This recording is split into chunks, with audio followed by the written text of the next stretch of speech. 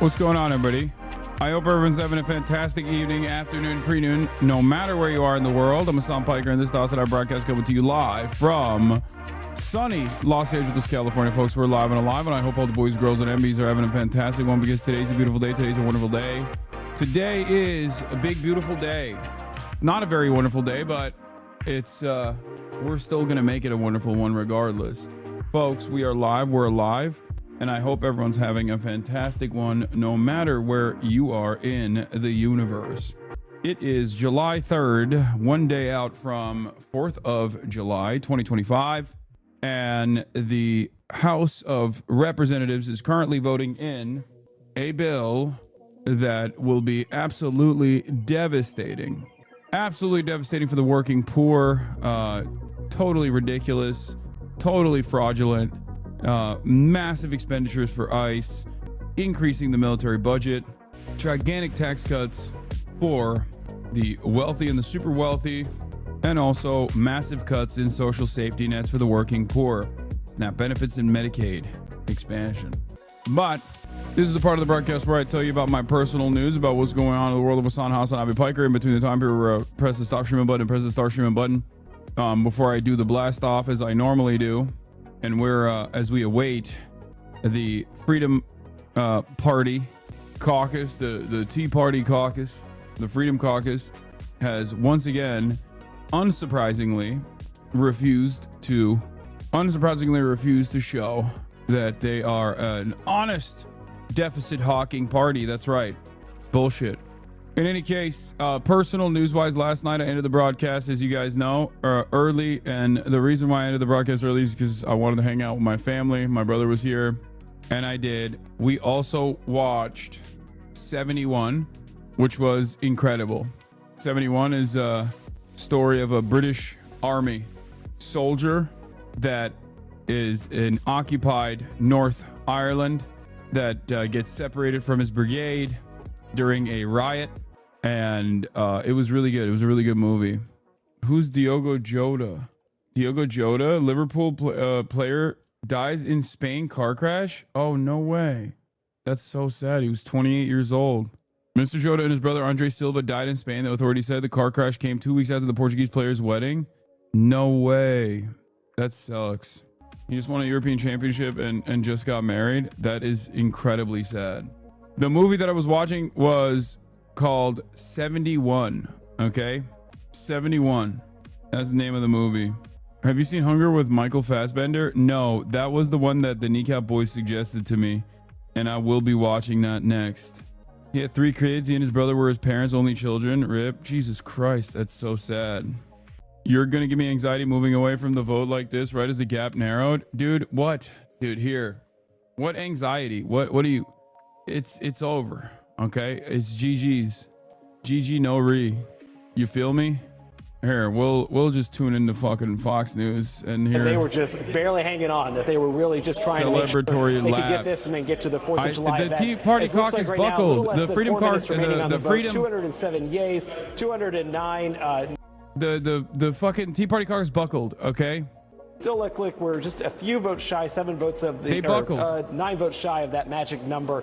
We're doing the math in real time. We go into journalism, so we don't have to do math. So I apologize if my counting is off. But the all indications here that Speaker Johnson is still on track for the victory. I saw a White House aide just a minute ago walk by, and I've been bugging this guy all day, and I've just said, Freedom Caucus is real. We'll see. All right, So you know what? Fuck it. I'm blasting it. As cautiously optimistic as they can, Sandra. But as Speaker Johnson made it very clear, he was going to get this to the president's desk and ready for the president's pen at any moment. Fair enough. We heard that confidence from him. We heard that confidence from Kevin Hassett, who advises the president on the economy at the White House, top of the hour. He said he's 100% sure that this will go through. Mark Meredith, we're watching the count. 208 yays now for the Republicans on the House floor. Couple minutes left in voting. Trey Gowdy, want to bring you back in here. Mark, jump back in if you get a lawmaker who walks by you fresh off their vote.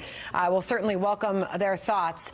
But as far as the promises made by the Republicans, including what you just heard from the House Speaker a few moments ago, the promises for economic growth and prosperity that they are promising Americans will result from this bill. It won't. It'll shrink the GDP is what they're saying. So it's ironically not even economic prosperity on that end. Do we have a blast off meme or what? Yeah, I think the thing that we may not see is that the revenue actually, I mean, there are two ways to reduce the deficit. You can cut spending or you can increase revenue. I don't know that you're going to see that much increased revenue. The president's trying to get manufacturing here. That's going to take a while. But in terms of your tax returns, the Republicans would be smart to send out a mailer and say, this is what your tax returns would have been had the Democrats prevailed. I fucking hate Trey Gowdy so much. So that's their best Look at this point. kooky ass motherfucker. Look at this haircut, bro. What's the value of your life? But they do need to talk about safety. The number that matters there is the 9, not voting 9. Now, they're in their offices, they're working their way over, or they're on the phone with James Blair and the White House, Susie Wiles, saying, okay, we lost this round. Can you help us with X in the future? But there's not a chance in the world Mike Johnson is going to put this bill on the floor if he doesn't have the votes. Yeah, these guys are great vote counters. You don't put a bill on the floor unless you know it's going to pass. That's the game on Capitol Hill. And, you know, Trey, you talked a little bit about I just realized? Donald Trump wanted to cut Medicare, or wanted to cut Medicaid and end Obamacare his first time around, and it literally didn't pass because of John McCain, and he hated John McCain every step of the way.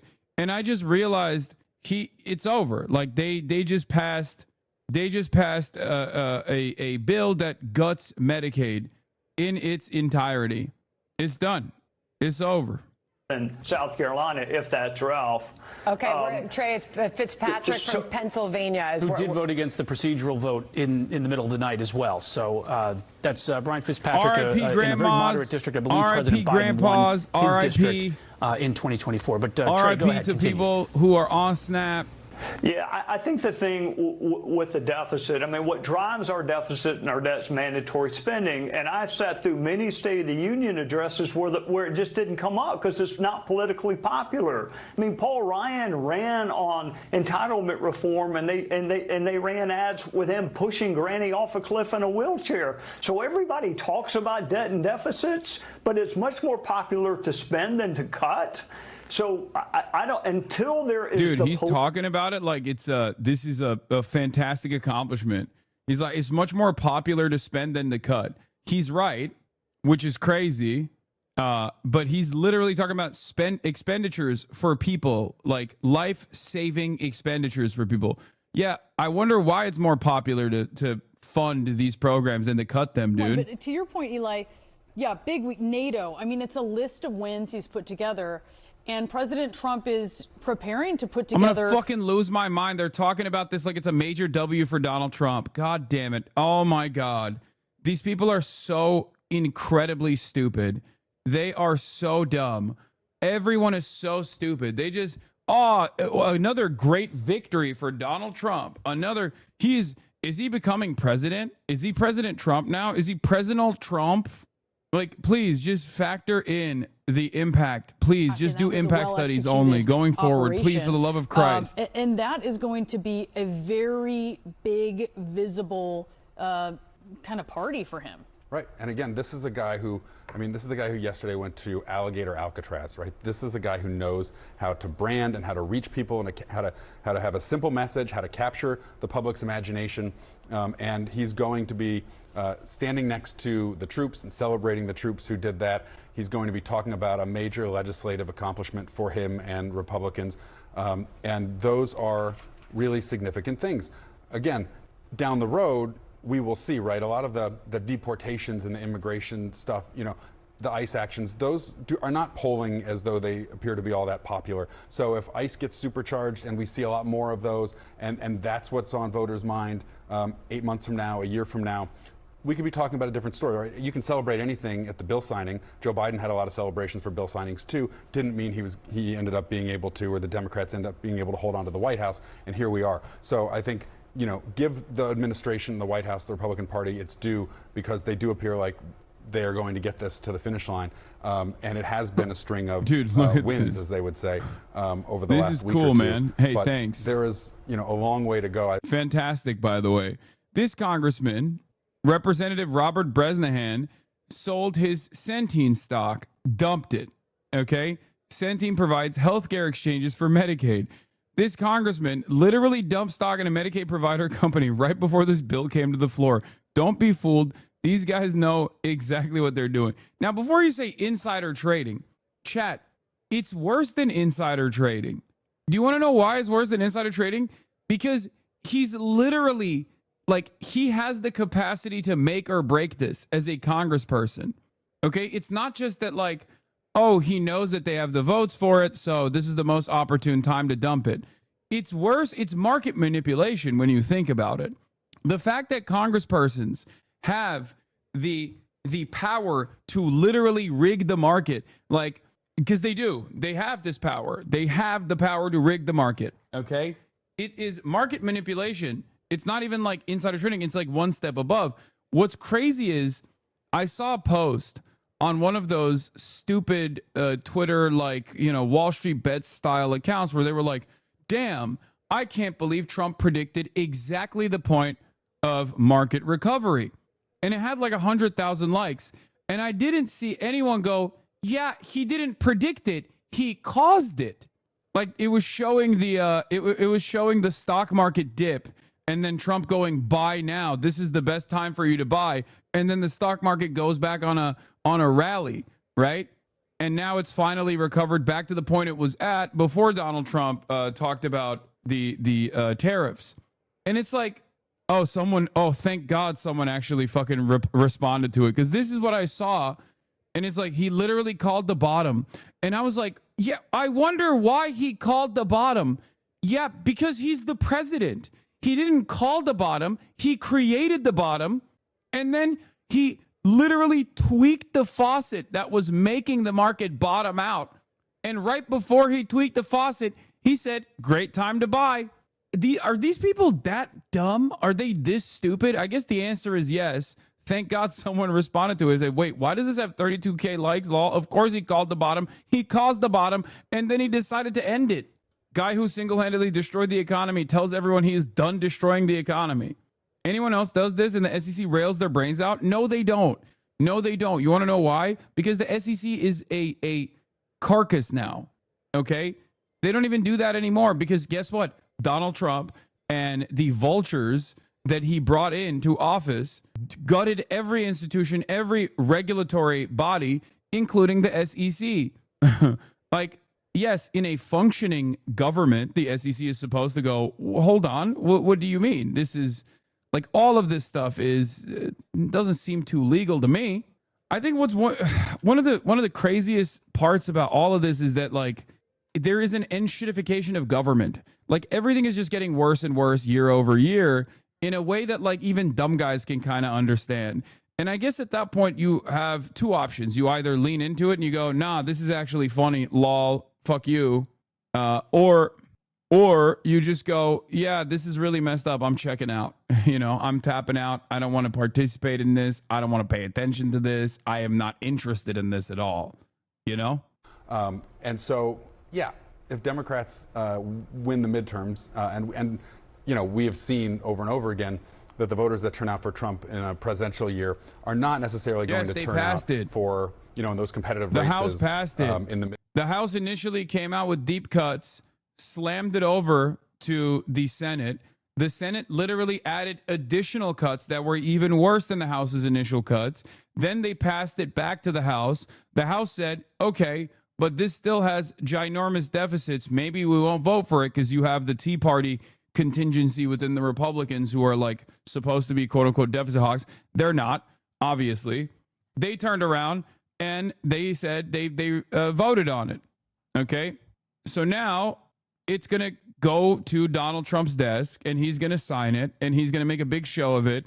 And every dumb guy, get ready for every fucking moron whose parents are going to die. Okay. Every stupid person that you know that is currently watching, like, tuning into, like, the Asmongold broadcast to be like, oh, what are the talking points? Like, every single person whose grandparents rely on Medicaid for long-term nursing home care, for example, like, their grandparents now have to, I guess, do additional paperwork once a month. And if they don't, they're kicked off that coverage. And what happens then? What happens to people that don't have Medicaid? It's already an insane process to qualify for this stuff. There are chatters in here who qualify for it. Good luck to the rural hospitals that rely on Medicaid to actually stay afloat, because all of the people that live in these areas, these red areas that voted for Donald Trump, that are on Medicaid, but they don't realize that they're on Medicaid because every state has a different name for it. Like, that's the other side of the story. People don't even realize that they're on Medicaid. They think, oh, I don't have Medicaid. I have, like, Arkansas Care or whatever the fuck it's called, right? So they, in their minds, they think, oh, that's a totally separate thing. I'm fine. It's like, no, dude, you're cooked. You're cooked. 3 Democrats who died this year would have sunk Trump's big, beautiful bill. The deaths of Jerry Connolly, Sylvester Turner, Raul Grijalva, and their impact on Trump's sprawling spending plan have reignited fears about an aging Democratic Party. President Donald Trump's big, beautiful bill spending squeaked through the House on Thursday morning in a 2015 and 2014 vote. 2 Republicans, Thomas Massie and Warren Davison, voted against it. GOP Rep Andy Harris of Maryland, chair of the hardline House Freedom Caucus, voted present, and 2 other Republican reps as well. Our Home is the name. Okay.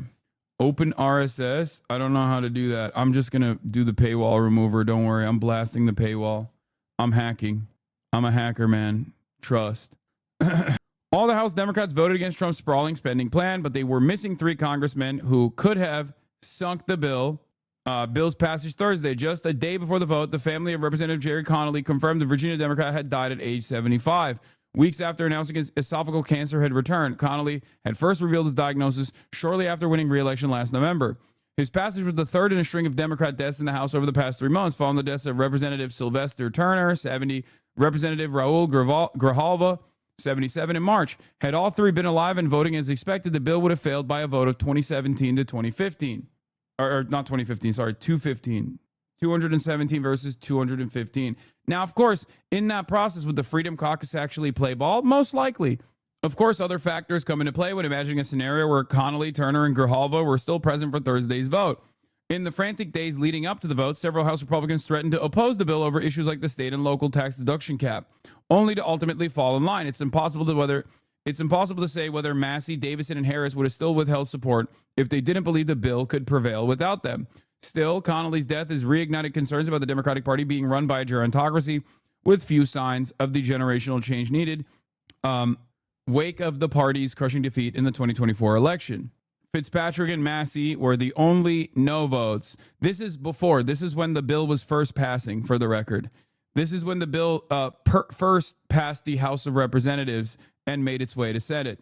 How many Republicans have died? Evil never dies. I mean, or I guess evil only dies if they're on the Democratic side, okay?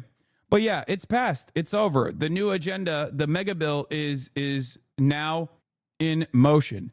Now, there are a lot of unique things that the Republicans did that a Democratic Party could potentially take advantage of, but I'm holding my breath. I'm not holding my breath on waiting for the Democrats to take advantage of that.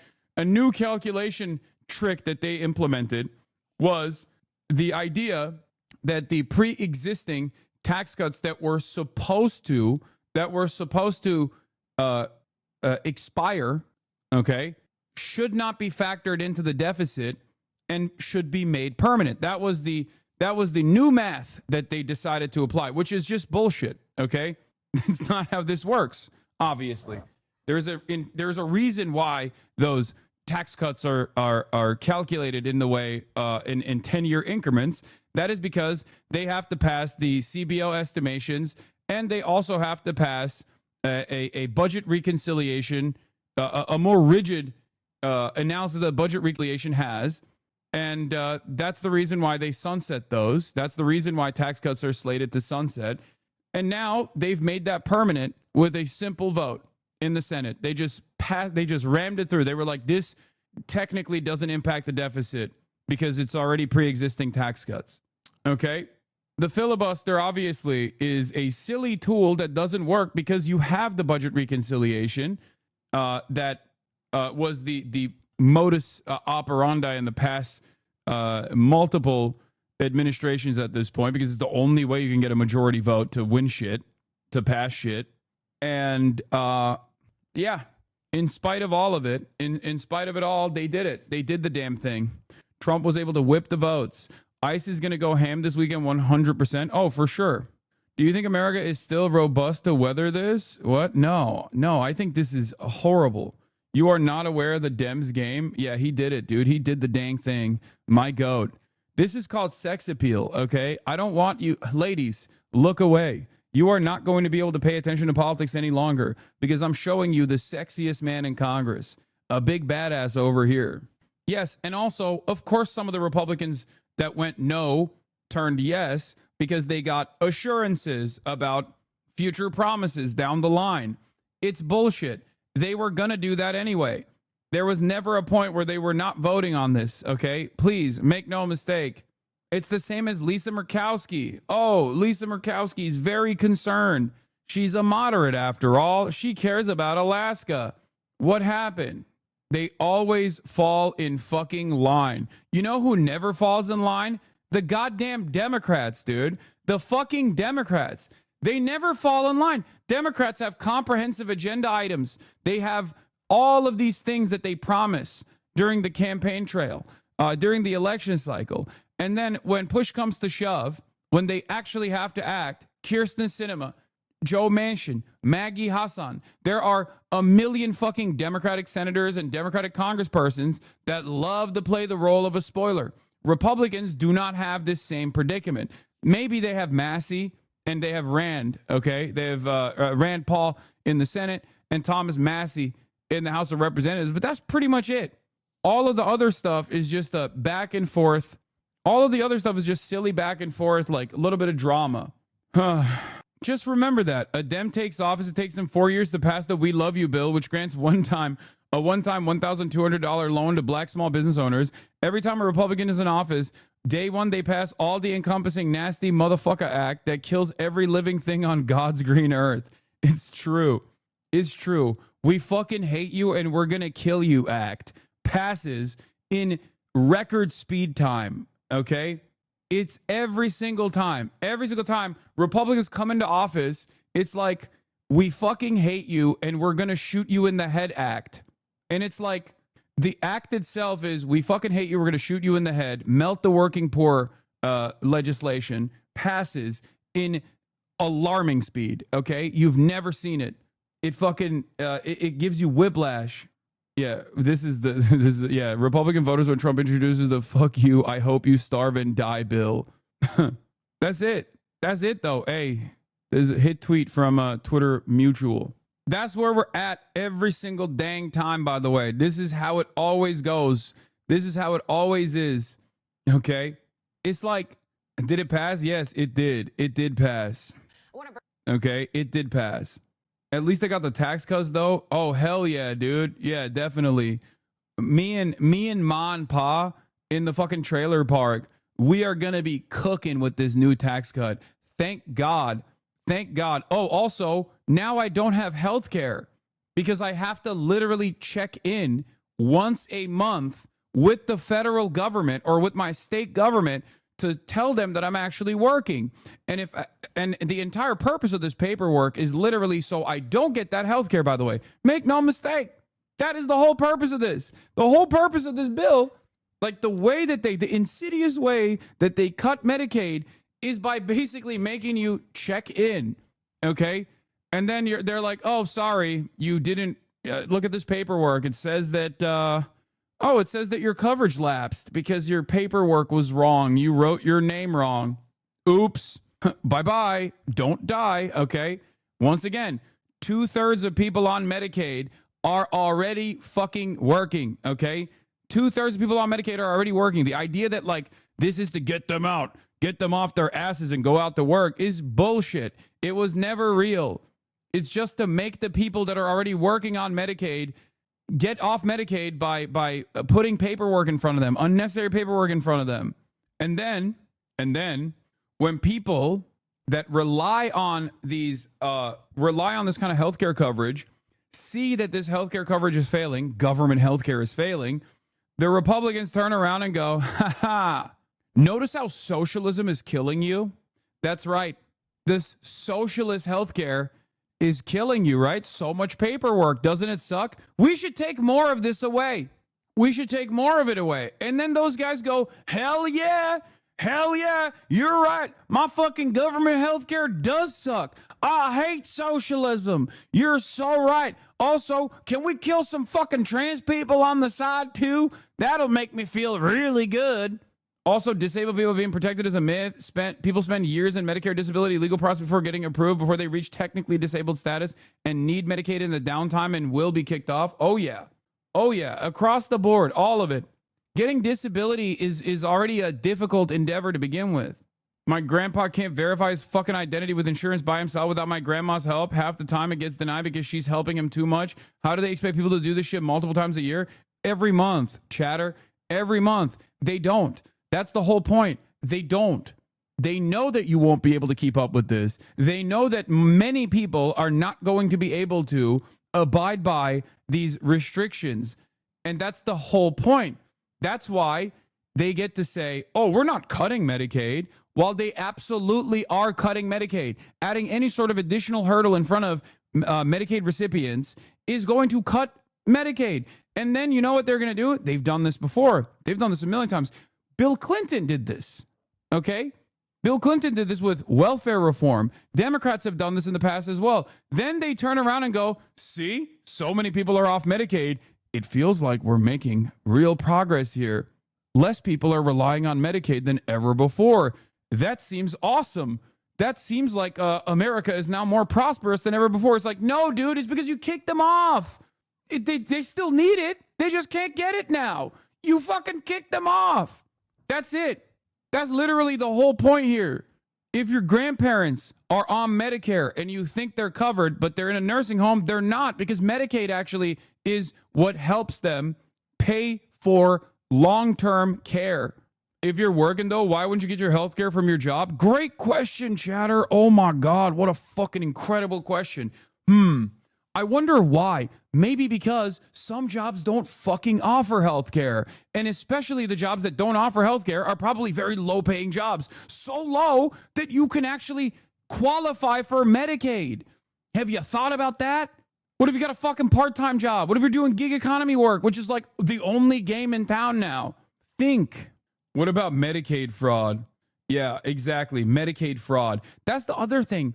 The way these guys talk about Medicaid, you would think that Medicaid was actually just like paying poor people to sit at home and fucking eat chips and play fucking Call of Duty. That's not how this works. It's just healthcare, you fucking animal. That's all this is. There is no like scheme here. Okay? They literally were. I saw so many fucking Republicans be like, and I even joked about this as well, saying like, oh, lol, this is like Asmongold's fan base or whatever. But like, I saw so many Republicans be like, oh, people are no longer going to be able to sit at home and play video games in their mommy's basement. They have to get a job. It's like, dude, that's not how this works. Like, Medicaid is not a fucking payment plan for unemployed people. It's just healthcare, you fucking demon. You have it when you got your dick shot off at the congressional baseball game. You got premium fucking healthcare so they could sew your cock back onto your fucking pants. Steve Scalise, that happened for you. Why? Because you're a fucking congressperson. So you have platinum healthcare. Fucking asshole.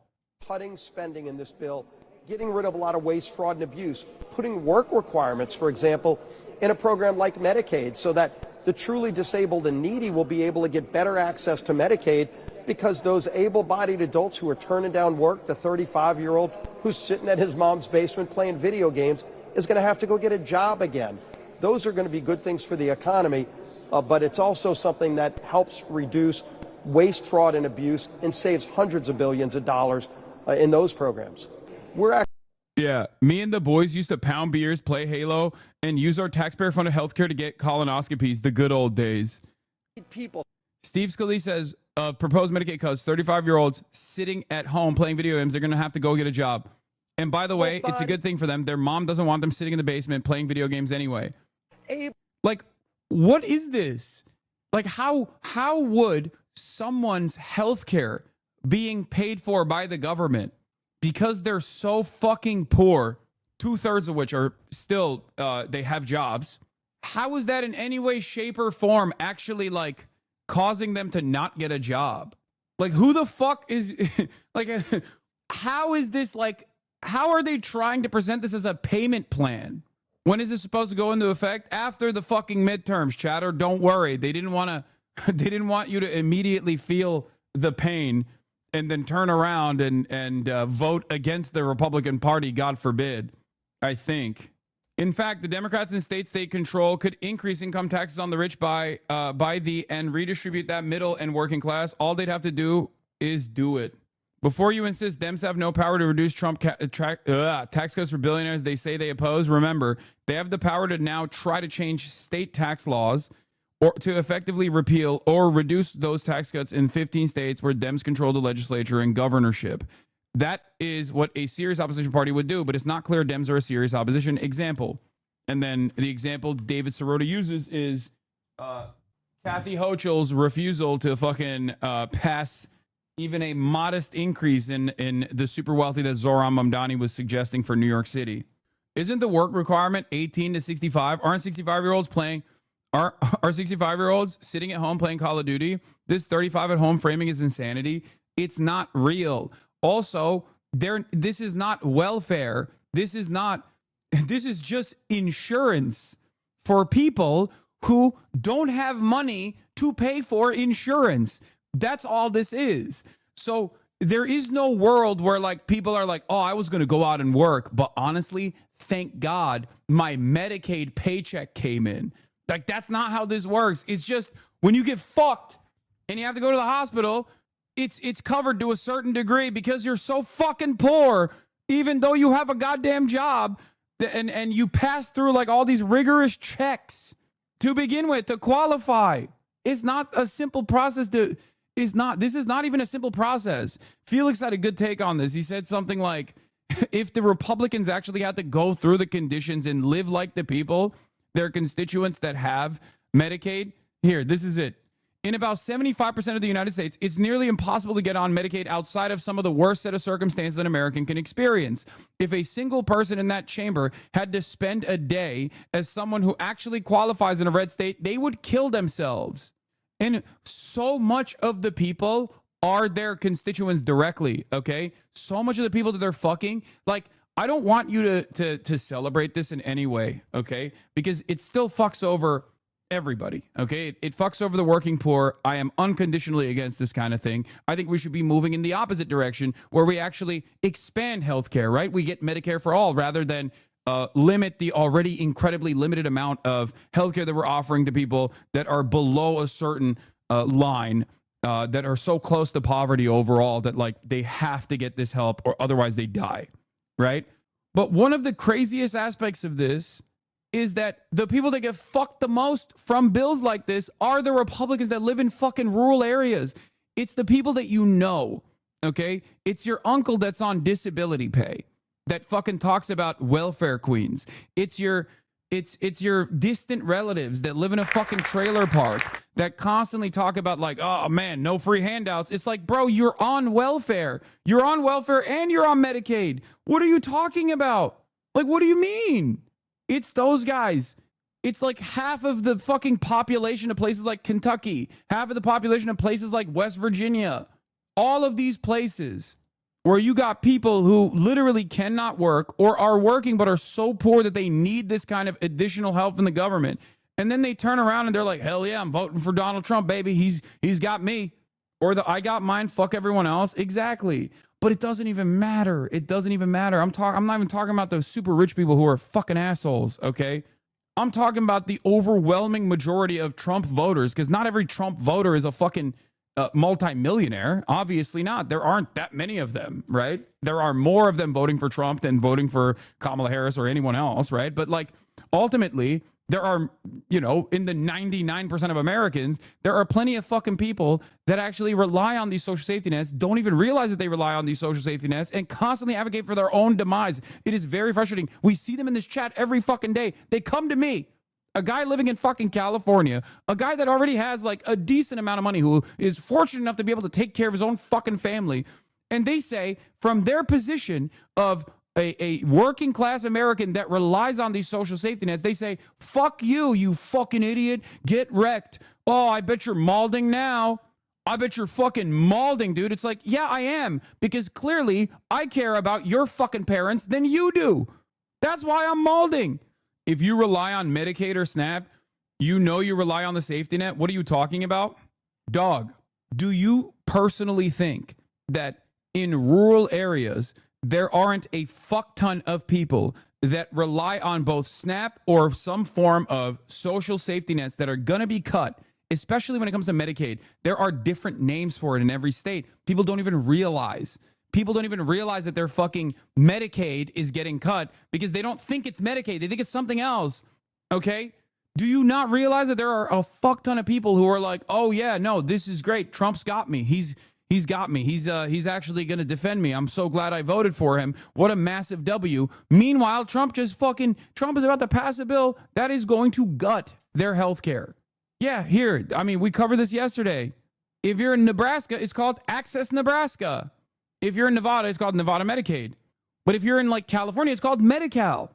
You don't know. That's not Medicaid. It's Medi-Cal. Connecticut is Husky Health. Don't worry. They'll be saved by the Trump 1000 and a new bank account. Do you understand? How many people do you think have, for example, in Oklahoma, are on Sooner Care and they have no idea? They have no idea. They're obviously, I mean, it's a deep red state. How many people do you think, or there's probably people in Ohio that don't realize that Ohio Medicaid is Medicaid, okay? 1 in 4 Oklahomans are on Sooner Care. Are they at least increasing quality of care? What? No. Look at American healthcare broadly. We fail on every metric. No, this is not about increasing quality of care. As a matter of fact, it's going to decrease quality of care. You want to know why? Because not only will people not be able to pay for healthcare, so they can't go to the fucking doctor because they don't have healthcare any longer, because they fucking can't keep up with the paperwork necessary to maintain their fucking life-saving healthcare. But also on top of that, when less people go to the fucking rural hospitals because they're already in a state of disrepair and they heavily rely on fucking Medicare or Medicaid payments, okay? Then those hospitals shut down. And then the existing hospitals that are now in a 100-mile vicinity that are in these big cities are now overwhelmed with the extra people that are using the emergency rooms for the most part. I mean, yeah, there's a whole letter that they sent to the United States Senate, the Honorable Donald Trump. Dear President Trump, Leader Thune, and Speaker Johnson, in May, Republicans of the U.S. House of Representatives passed a reconciliation package that, if enacted, will impose the largest cuts to health care in the United States history, slashing funding for Medicaid and Affordable Care Act by more than $1 trillion and triggering more than $500 billion in Medicare cuts. Republicans' cuts to Medicaid and the Affordable Care Act will cause 16 million people in the U.S. to lose health insurance coverage. A majority of adults living in rural areas are concerned that these health care cuts will negatively impact hospitals, nursing homes, and other healthcare providers in their community. They are right to be worried, as these cuts will have devastating consequences for health outcomes, costs, and jobs, and the economic success of rural communities. Today we write to you. Today we write to provide you with detailed information about rural hospitals that are uniquely at risk of financial distress and even closure, conversion, or service reductions because of the cuts in the House-passed reconciliation package. The information provided by Cecil G. Sheps, Center for Health Services, research at the University of North Carolina Sheps Center, illustrates that your party's reconciliation bill will mean what your party's reconciliation bill will mean for the health of Americans living in rural communities. Oh, there's also the private health insurance costing more as well overall. Medicaid, here, I have private insurance. Well, when uninsured people go to the hospital, they still... Here. Why would I care about Medicaid? I have private insurance. Well, when uninsured people go to the hospital, they still get treated, especially if it's an emergency. And if they can't pay for those treatments, the hospital has to. So if you imagine 20% of the services that a hospital is offering are not being paid for, they have to raise prices for everyone else to cover that 20%. So then my insurance gets charged more, and then they pass it off to me, so my prices go up too. Yeah, exactly. Sign this? Oh. Wait, but the 20% has to be paid no matter what. So either it comes out of higher insurance rates, or it comes out of Medicaid, which is paid from my taxes. I mean, I'm paying the same amount either way, right? Well, not quite. Because when people don't have Medicaid, the pool gets even bigger, which means that you pay more to make up for that. That doesn't make any sense. You said that hospitals have to cover lost income, not that their costs actually go up. Well, Medicaid gives people insurance, which is different than people not having insurance at all. Well, yeah, duh. Yeah, fair. What I meant is that when people have insurance, they're more likely to get preventative care. When they don't, they're probably waiting until it's an emergency. But Emergency rooms are already astronomically more expensive to operate than primary care. And on top of that, people are now coming in with more complicated problems that require more expensive services, which cost hospitals. By the way, the hospital system is already busted right now in this country, partially as a consequence of private healthcare and the way that we have refused to nationalize the healthcare system in general. Okay? Hospitals already rely on donations to begin with. They rely on government subsidies to begin with to even operate. But then also on top of that, they are for profit. Okay? There's only one aspect of the hospitals where they can't deny you some kind of health care, and that is emergency rooms. So the emergency rooms are basically fucking overcrowded all the time. It is a way, it's unironically a band-aid solution to long-term care. If people actually had the opportunity, if hospitals were free, if the healthcare system was nationalized, and people had an opportunity to go to the doctor more frequently, they would be less reliant on the emergency rooms. Okay?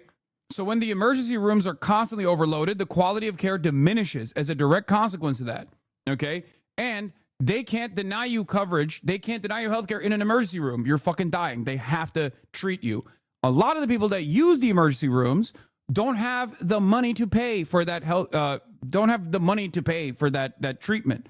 Okay, so then hospitals will take that treatment that they just gave away to this person who was too poor to fucking pay for it and slam that into other treatments that they can do to other people that have health care. This is how your fucking premiums go up for private insurance as well. The greatest way to diminish the stress that emergency rooms experience is, of course, long-term preventative care. Going to general practitioners, having a general practitioner to begin with, and being able to go and visit them frequently, and have your doctor give you advice on what to do and what not to do, so that you don't have these sorts of issues. But we don't do any of that. We don't do any of that shit in this country. Everything is so busted. But hey, guess what? It's fantastic for the GDP. Do you understand? It is fucking amazing for the GDP. It makes my dick hard how hard this entire sector that literally is just a expensive middleman that should not exist gets to exist and gets to get so much fucking government subsidies in the process. Oh, I love it, dude. I fucking love American GDP. Line goes up. Line goes up. Fuck yeah. It makes me so horny. I love when the line goes up. An entire fucking $1 trillion sector that literally should not exist. Even more money, so then the pool gets bigger. And then on top of that, you have to think about what happens when hospitals start closing. I have to drive further to get medical care. Maybe, but I mean, think about this. Even if you're in a nice area, some hospitals, especially in rural areas, have a higher percentage of patients that use Medicaid. And if they're not getting paid from Medicaid, they probably can't stay open. Then those hospitals probably shouldn't be open. If they need a government handout to be profitable, well, it's not a handout. Those hospitals are doing the exact same services as other hospitals. It's just due to who their patients are, the insurance that's Also, yeah, government handouts for hospitals. There's not a single hospital in the fucking nation that does not get a government handout, quote unquote. Okay? And they should. It should all be free. Every part of this should be dealt with through the government. Okay? There should be no fucking profit incentive in any part of this process. Healthcare is an inelastic demand service. Okay? Without it, you fucking die. This is literally Econ 101. It's not even, this is what you learn in the econ classes that you take. They don't pay a lot of attention to this concept after they just say inelastic demand and then they move on. And you're not supposed to think like, wait a minute, healthcare seems like that's an inelastic demand, which means that there needs to be severe government intervention, severe government regulation over this, because clearly if there's inelastic demand, that means that the people who are supplying could like set the prices to whatever they want to, and people still have to get it. Otherwise, they fucking die. Healthcare and pharmaceuticals and every part of the hospital system, every part of the healthcare system has to be not for profit. It's alarming that we have this concept and we're trying to eradicate this as well for the USPS, right? The United States Postal Service It's not supposed to be for profit. Everybody understands, or at least most people understand, that it's not supposed to be for profit. It's a service that needs to exist. Okay? You can apply that principle to healthcare as well, or should apply that principle to healthcare as well. But people seemingly don't do that. Reimbursing them is Medicaid. If they close, that means that there's more people in my emergency room the next time I fall off a ladder? A ladder did that to you. Oh, yeah, well, I fell on a pipe. Oh, okay. Well, I mean, it's everyone's emergency room. The thing is that those hospitals are competition. Hospitals want to make money too, and if they don't have competition, they're going to raise their prices. So even though I have private insurance, kicking people off Medicaid means that you're doing work that you're not being compensated for. So you need to raise your prices, which means passing that on to my insurance company, who then passes it on to me, which means I have less money. It also means that I drive further and wait longer for probably more rushed medical care. Yeah. Okay. And you just had to tell me about this before you could sew me back up? Right, yeah. So your insurance is saying that they are not going to cover what they consider an optional cosmetic operation? Oh, yeah, I can make that work. It's already happening. Curtis is a small town of 900 people in rural southwest Nebraska. The Curtis Medical Center announced yesterday it is closing after more than 30 years. It is the only healthcare provider in the community. They blame Trump's Medicaid cuts. And this just into our newsroom, a medical center in Curtis deciding to close. This after serving the community for more than 30 years. Now, the Nebraska Hospital Association claiming anticipated Medicaid cuts may have impacted the clinic's closure. We're told the transition to close will take place over the coming months. Related? Yeah, Donald J. Trump, 87% of the votes went in Curtis to Donald J. Trump. Plus 74 Trump district. Hell yeah, dude. This demonstrates the dilemma I went through this past winter. I had to get double jaw surgery. My insurance covered most of the surgery except the pre-op visit, which was $1K. This is because the general surgery said this was a dental procedure and dental said this was general surgery. Therefore, I had to pay the entire $1K out of pocket for unnecessary surgery. Yeah, this just causes a chain reaction is right. Rural hospitals close, influx into city hospitals can't keep up, and also eventually collapse. New York Times rep crying. The hope of winning future elections was little solace to some lawmakers. Representative Brittany Peterson, Democrat of Colorado, was sobbing as she left the vote. The amount of kids who are going to go without health care and food, people like my mom, are going to be left to die because they don't have access to health care, she said. It's just pretty unfathomable. Peterson's mother became addicted to heroin and then fentanyl when Peterson was a child. She overdosed more than 20 times. She recently celebrated 7 years in recovery. This is the one aspect where Democratic ineptitude certainly plays a role in Republicans dominating like this, but this is a clear case of the Republicans being overtly evil, okay? When it comes to domestic engineering, I talk about this all the fucking time. Like, we're not talking about foreign policy now. It's not like marginal differences or whichever fucking flavor of genocide you want. Is it homophobic genocide or is it pro-gay genocide?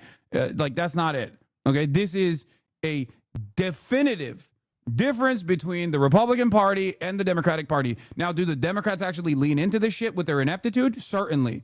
Okay. But this is the one area where Republicans are putting LeBron numbers up all the fucking time. When it comes down to killing the fucking working poor, the Republican Party is doing LeBron style Illuminati hand signals before the fucking game and then dumping fucking 40 points at the age of 40, okay? They're just with it. This is the one area where they are the best, okay? They are the fucking best. No comparison. Nothing comes close. How will this affect the Republican legacy? Well, now you got me talking shit about the Democrats again. It will not affect the Republican legacy unless the Democrats actually show what these fucking Republicans are doing. Because if the Democrats just like sit around and revel in their ineptitude and their weakness without actively presenting the damage that the Republicans are doing as class warfare, because they also benefit from the same corporate benefactors, and God forbid they speak out too much about this erosion of social safety nets, then people are left rudderless and they stay angry. And angry people are easy to manipulate. this is what happened in the last election cycle. Democrats don't come out with like a clear agenda that is going to improve people's lives, okay? Because they're fearful that they'll piss off the billionaire donors, right? So they don't say anything about healthcare. They don't even talk about healthcare at all. They barely talk about it. They barely talk about like, oh, we'll just do like more Medicaid expansion or something, maybe. Haha. It's not that big of a deal. Shut the fuck up. And then people are fucking mad about all of the economic problems that they're experiencing. And Republicans come in and go, yeah, you're mad. You know why you're mad? Because Democrats only care about gay shit. You hate gay shit, right? Democrats only care about trans people. They want to do bottom surgeries to Guatemalan migrants inside of prisons. Okay? Focus on that. Focus on that. Oh, yeah. And then people get fucking extra mad. They're like, you're right. I am angry. Why the fuck are the Democrats doing bottom surgeries to Guatemalan migrants inside of fucking detention centers? I'm so mad. I'm going to vote for the Republican Party. They take the fucking anger and resentment. Republicans take the anger and resentment and use it as a fucking weapon so effectively.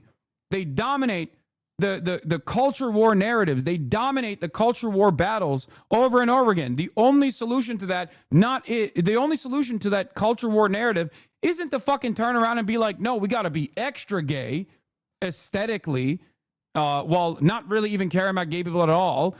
The solution to that is to focus on the kitchen table issues, dumbass. The solution to that is to go, you want to kill the working poor. Doesn't matter if they're gay, trans, black, white, doesn't fucking matter at all. You just want to kill them so that rich people can turn another fucking profitable quarter year over year. But if Democrats don't fucking grab on to a populist economic agenda, they're just going to keep getting dominated and people are going to be more and more mad. And then Republicans are going to use that anger to like redirect even more cruelty towards marginalized communities.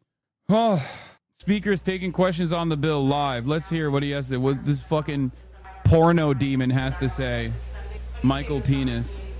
Look, I think a lot of the estimations about what this legislation would do in a negative manner to communities in my state or any other are far overblown. I can tell you that this bill is going to be a great thing for everybody around the country, my constituents especially. What's good for Louisiana is good for America. We've got great tax policy here.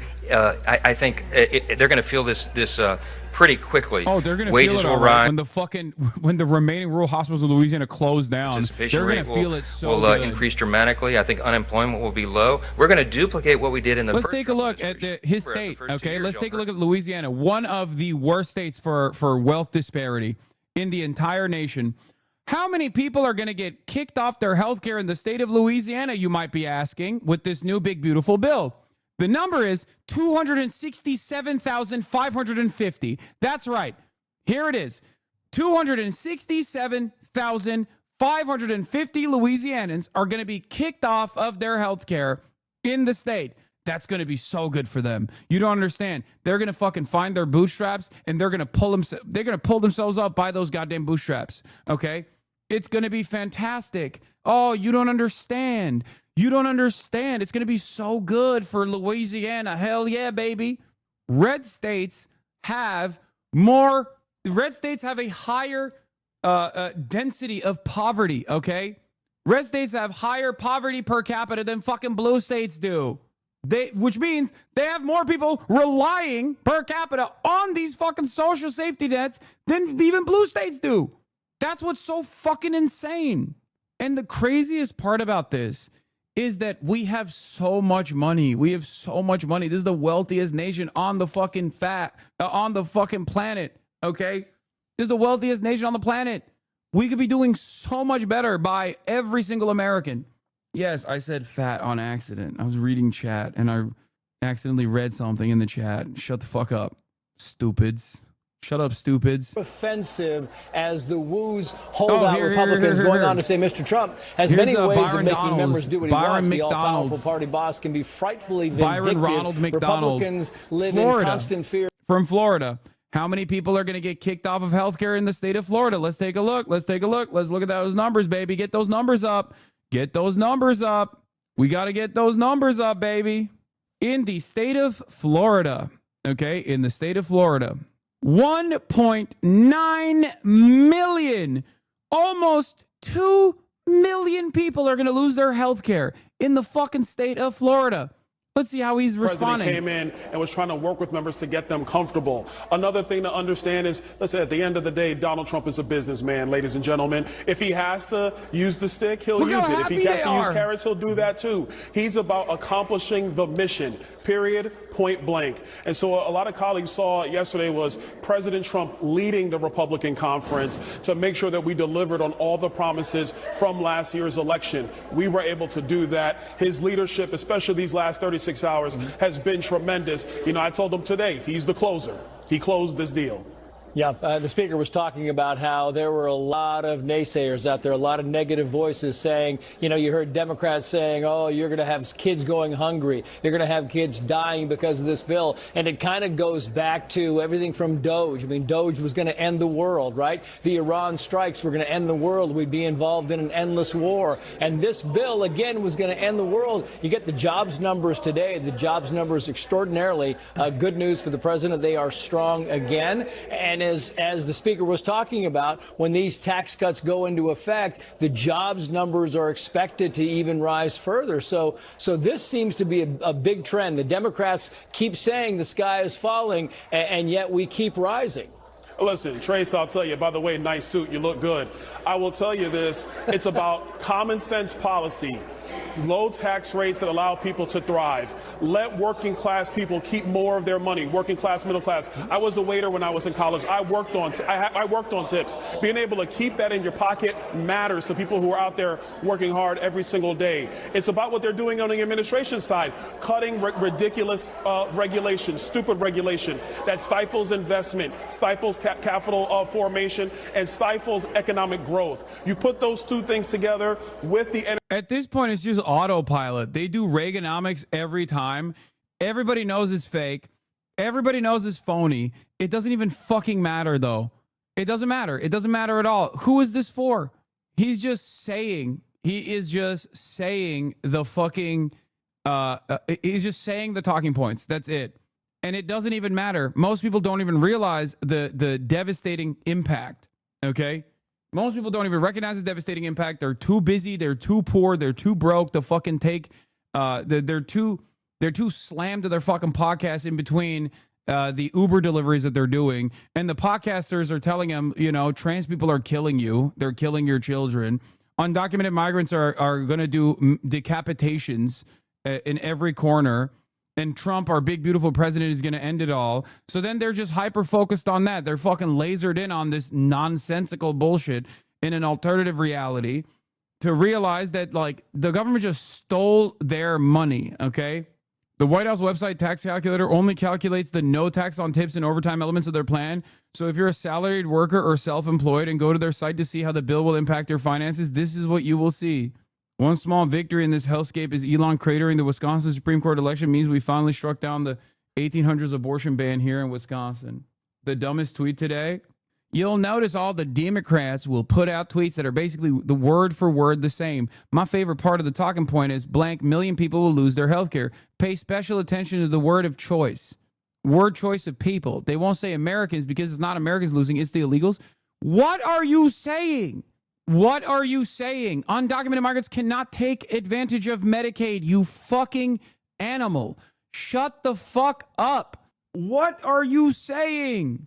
There are no migrants on Medicaid. They're just fucking lying.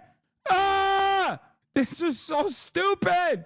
Last 5.5 months, that is a recipe for success to run on. And what are the Democrats going to do, really? They're going to talk about Mondani in New York? Are they going to go and push around ICE officers? Oh, I get it. They're going to curse in committee rooms and throw temper tantrums, but not have concrete solutions for the American people. We feel good about our chances in the midterm elections. The wind is at our back. We need to go home and deliver results for the American people. And as long as we do that, we will keep the House majority and the Senate majority, and we will build on these successes for all of America. Congressman Byron Donalds, sir, congratulations to you and your party. Best of luck. Enjoy the 4th of July. We appreciate your time. Thank you. Well, meantime, the big, beautiful bill now heads to the White House, where President Trump expected to sign it into law tomorrow. That will happen, we are told, at 5 p.m. Eastern Time on July 4th. A huge win to kick off the holiday, the 249th birthday of this country. David Asman is standing by with more on the jobs numbers. Don't worry, the rich people's tax cuts come out instantly. Oh, my Lord. Holy moly. All right, let's take a look. Who benefits from Trump's mega bill? The ultra-rich, Dem lawmaker says. Let's take a look. Bring in now Democratic Congressman Robert Garcia of California. He's the newly minted ranking member of the House Oversight Committee. Congratulations on that election, Congressman. I wonder if Leader Jeffries, as we continue watching him here on the floor, gave any of you a heads up about what this magic minute would actually become here. Yeah, I mean, look, first, we're incredibly, obviously, proud Corbyn is of the leader. I've been a new third party, a new party announcement came. Holy shit! Finally, in that chamber, we've all been with him there. He's been now at it, I think, for over 7 hours, and he's out there not just speaking against a horrific bill for the American public, but he's also giving and creating time for folks to flood these offices. Calls are going into members' offices. Hasan, you know it's not every single person getting kicked off Medicare. Of course, that's the Republicans' end goal, but that's not what's happening here. Don't you think that hinders the message against this bill? What are you fucking saying, dude? What are you saying? When the Republican Party was actively campaigning against Obamacare, okay, they said there were fucking death panels. That's entirely made up, okay? That's not a real thing at all. They said there were going to be death panels where they choose a bunch of gay libtards with MDs are going to choose which Republican grandparent gets murdered, okay? Gets euthanized, gets put down. That's what they were fucking saying. What do you mean? The goal here is to kick off as many people off of Medicaid coverage as possible. The fuck are you talking about? Saying that these people are directly in the crosshairs and using those numbers is not inappropriate at all. My man, how have you not lost your mind covering this shit every day? Because I don't know. New reporting reveals that Republican what? No, this is dumb shit. I don't know. The reason why I'm not losing my mind, I guess, is because I already know that this is devastating, and I already know my expectation is that Americans are going to be American politicians are always going to be absolute dog shit to the fucking working class. Maybe I have lost my mind though, honestly, and I have lost my mind. What am I saying? I've lost my mind. I think that there is a change that we could actually implement in this fucking stupid ass country. So I must be a little crazy. You got to be a little crazy to think that we can actually move this country in a fucking positive direction where we do right by others, or we do right by the working poor. So yeah, I'm a little fucking insane. I'll be real with you. You got to be a little fucking insane to hold out hope when things seem so fucking hopeless. We are eliminating the waste, fraud, and abuse in Medicaid. We want this program to be there for constituents like mine, like Emmeline and Parker, disabled children who need access to these benefits. They shouldn't be going to a 29-year-old guy who's living in his mom's basement, choosing not to work. These benefits will be preserved thanks to the work of President Trump and Republicans. We're continuing to stand up for hardworking families. Yeah, I think Medicaid was the biggest cause of fear for Americans across the country. My MAGA uncle went full Hitler on Facebook today, saying it didn't matter that 10 million people lost healthcare coverage because if they were on Medicaid to begin with, they didn't deserve to be here alive. Nice. I just don't understand what causes someone to unironically operate like that. Like, how do you arrive at this conclusion? How are you a fucking person that genuinely believes this? And it's also the exact same mentality that these guys have. First pick in the 2025 Alligator Alcatraz draft. Like, they're dumping alligators outside of the fucking concentration camp, the death camp that they're going to have for migrants. Hell yeah, baby. It's like, how do you look at that kind of transparent cruelty and you think to yourself, this is good? I don't get it. I don't understand. I don't understand how someone becomes so selfish and so resentful and awful as a human being. Yeah, well, I just think it's interesting that all of a sudden people voted for Thomas Massie. Like, I don't remember voting for Thomas Massie with this. I remember voting for Donald Trump to get this bill passed. And I feel like a lot of Americans who voted for Donald Trump feel the same way, especially not only with Thomas Massie, but a lot of the other Republicans who are kind of leaning towards no. They didn't vote for these Congress people. They voted for President Trump. They voted for this. I don't remember voting for Thomas Massie. Okay, I guess you're not from his district, you know? That's kind of how this works. I don't know if you know this. He is a Republican representative in the House of Representatives. That's just not how things work. Okay. This mandate. And if you're going to vote no on this, then you're voting along with Democrats, especially Democrats like Maxine Dexter, who was on the Hill today dressed in a white robe, who also visited El Salvador to go see Kilmar Abrego Garcia, who killed Americans. Who killed Americans? Kilmar Abrego Garcia killed Americans. I guess you could say whatever the fuck you want. Dude, you can say whatever the fuck you want about undocumented immigrants, okay? Or even if they have proper work clearance. Like, this guy's a literal fucking union worker, okay, in the state. But because he's brown, you can say whatever the fuck you want on TV. You could be like, oh, he's a murderer. Same with Zohran Mamdani, also brown, Muslim guy, socialist. He wants to kill all Jews. Maybe he has killed Jews. Maybe he has tasted the blood of Jewish children and he wants more. Who cares? No one's going to check me. I can say whatever the fuck I want. It's crazy. It's actually crazy. You can say whatever the fuck you want about black people, brown people. You can say whatever you want, dude. It's awesome. Great stuff. That a lot of people are passionate about passing. If you're not siding with Republicans, then unfortunately you're siding with Democrats, anti-American. Might be leaving. Over $1 trillion cut from a program that covers 40% of American children while simultaneously giving a blank check to Lockheed Martin for their all-time dumbest proposal. In most democracies, you'd at least have plans to leave the country after voting for this bill.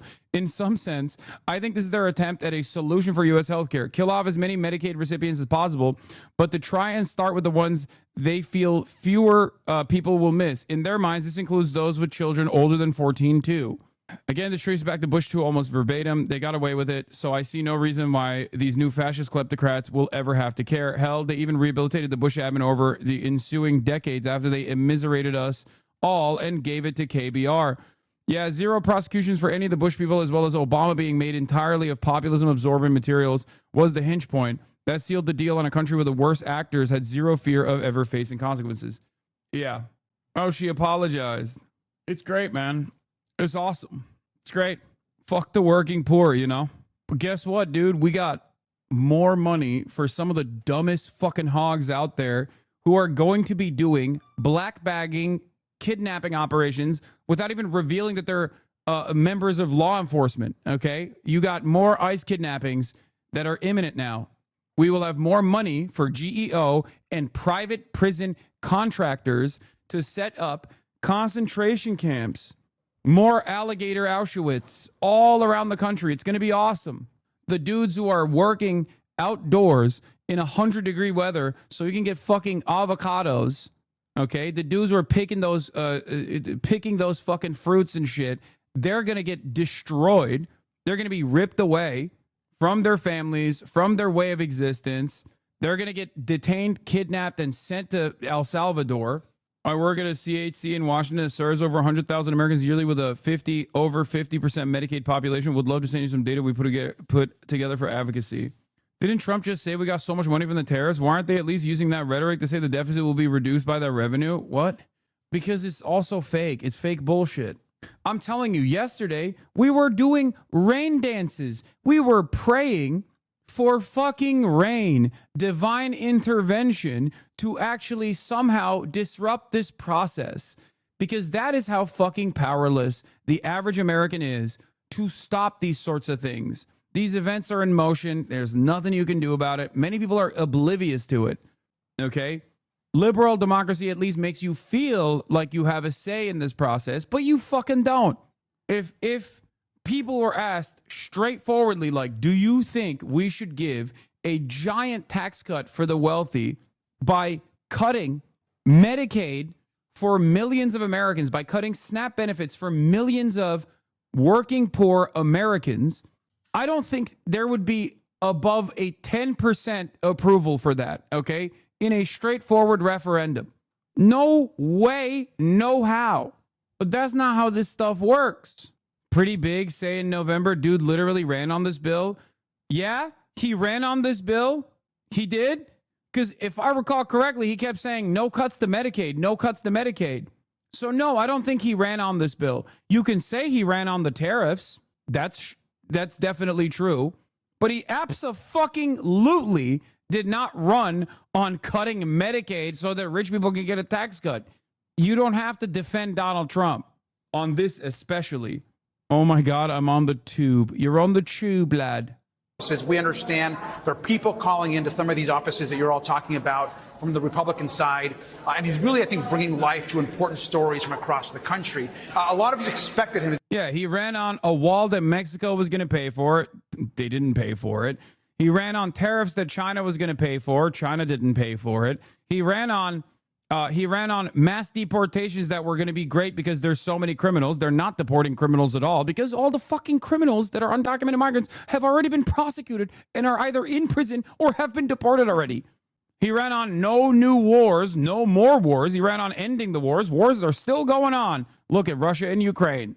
Russia is making new gains on the fucking battlefield. Israel has not even remotely stopped its fucking genocidal ambition in Gaza. Donald Trump has actually leaned into that. Then on top of that, we also fucking struck Iran, spending another $100 million to do that. Eggs are still fucking expensive. Milk is still fucking expensive. None of the prices came down. He lied about everything. And worst of all, you still got dumb fucks running around being like, nah, dog, we're winning so much. Why are we winning? Because the fucking libtards are mad. Brother, you're fucking stupid. Nothing in your life improved. You just have made up a villain in your mind to get angry at, okay? Are you tired of winning? So much winning. Mr. President, please, no more winning. We've won so much. To do something like this because he is that kind of a leader. But it's also really important for people to know that if this thing passes, 17 million people are going to likely lose their health care. Millions are going to lose their food assistance. ICE is going to be able to double the amount of detentions that they're doing across this country, targeting, as we all know, sometimes U.S. citizens and people with no due process, and all so that billionaires can get a massive tax cut. And so, I mean, we're incredibly proud of the leader. It may be that he breaks actually a record here in doing this, and it's a righteous cause to oppose this bill.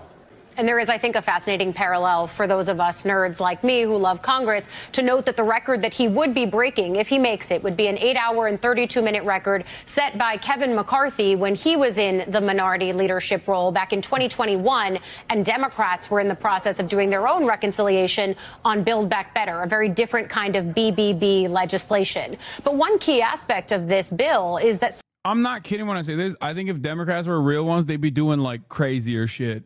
Like illegal things, okay?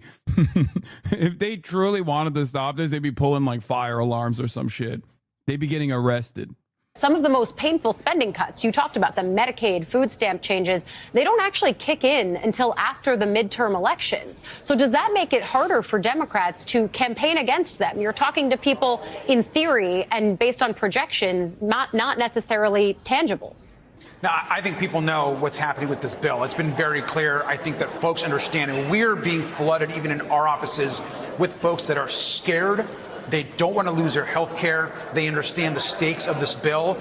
And so it's going to be very clear. Obviously, these will kick in a couple of years, the actual cuts themselves. But people know and are going to expect that their health care and American health care is going to move backwards, not forward. Less people will have coverage in this country, not more. And that is going to impact every single state across the country.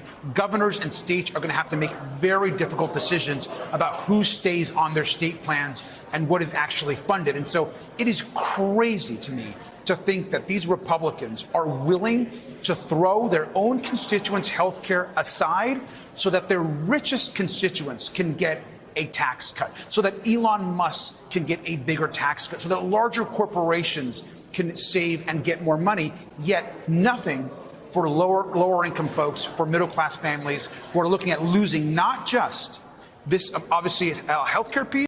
Like the ICE expansions are so crazy. ICE expansion in the interim, in the immediate, is a 20x increase from 2.2 billion to 45 billion.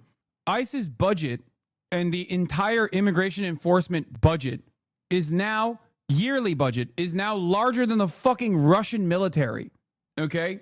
ICE becomes the highest funded federal law enforcement agency in history with more money per year at its disposal over the next 4 years in the budget of the FBI, DEA, ATF, U.S. Marshals, and Bureau of Prisons combined.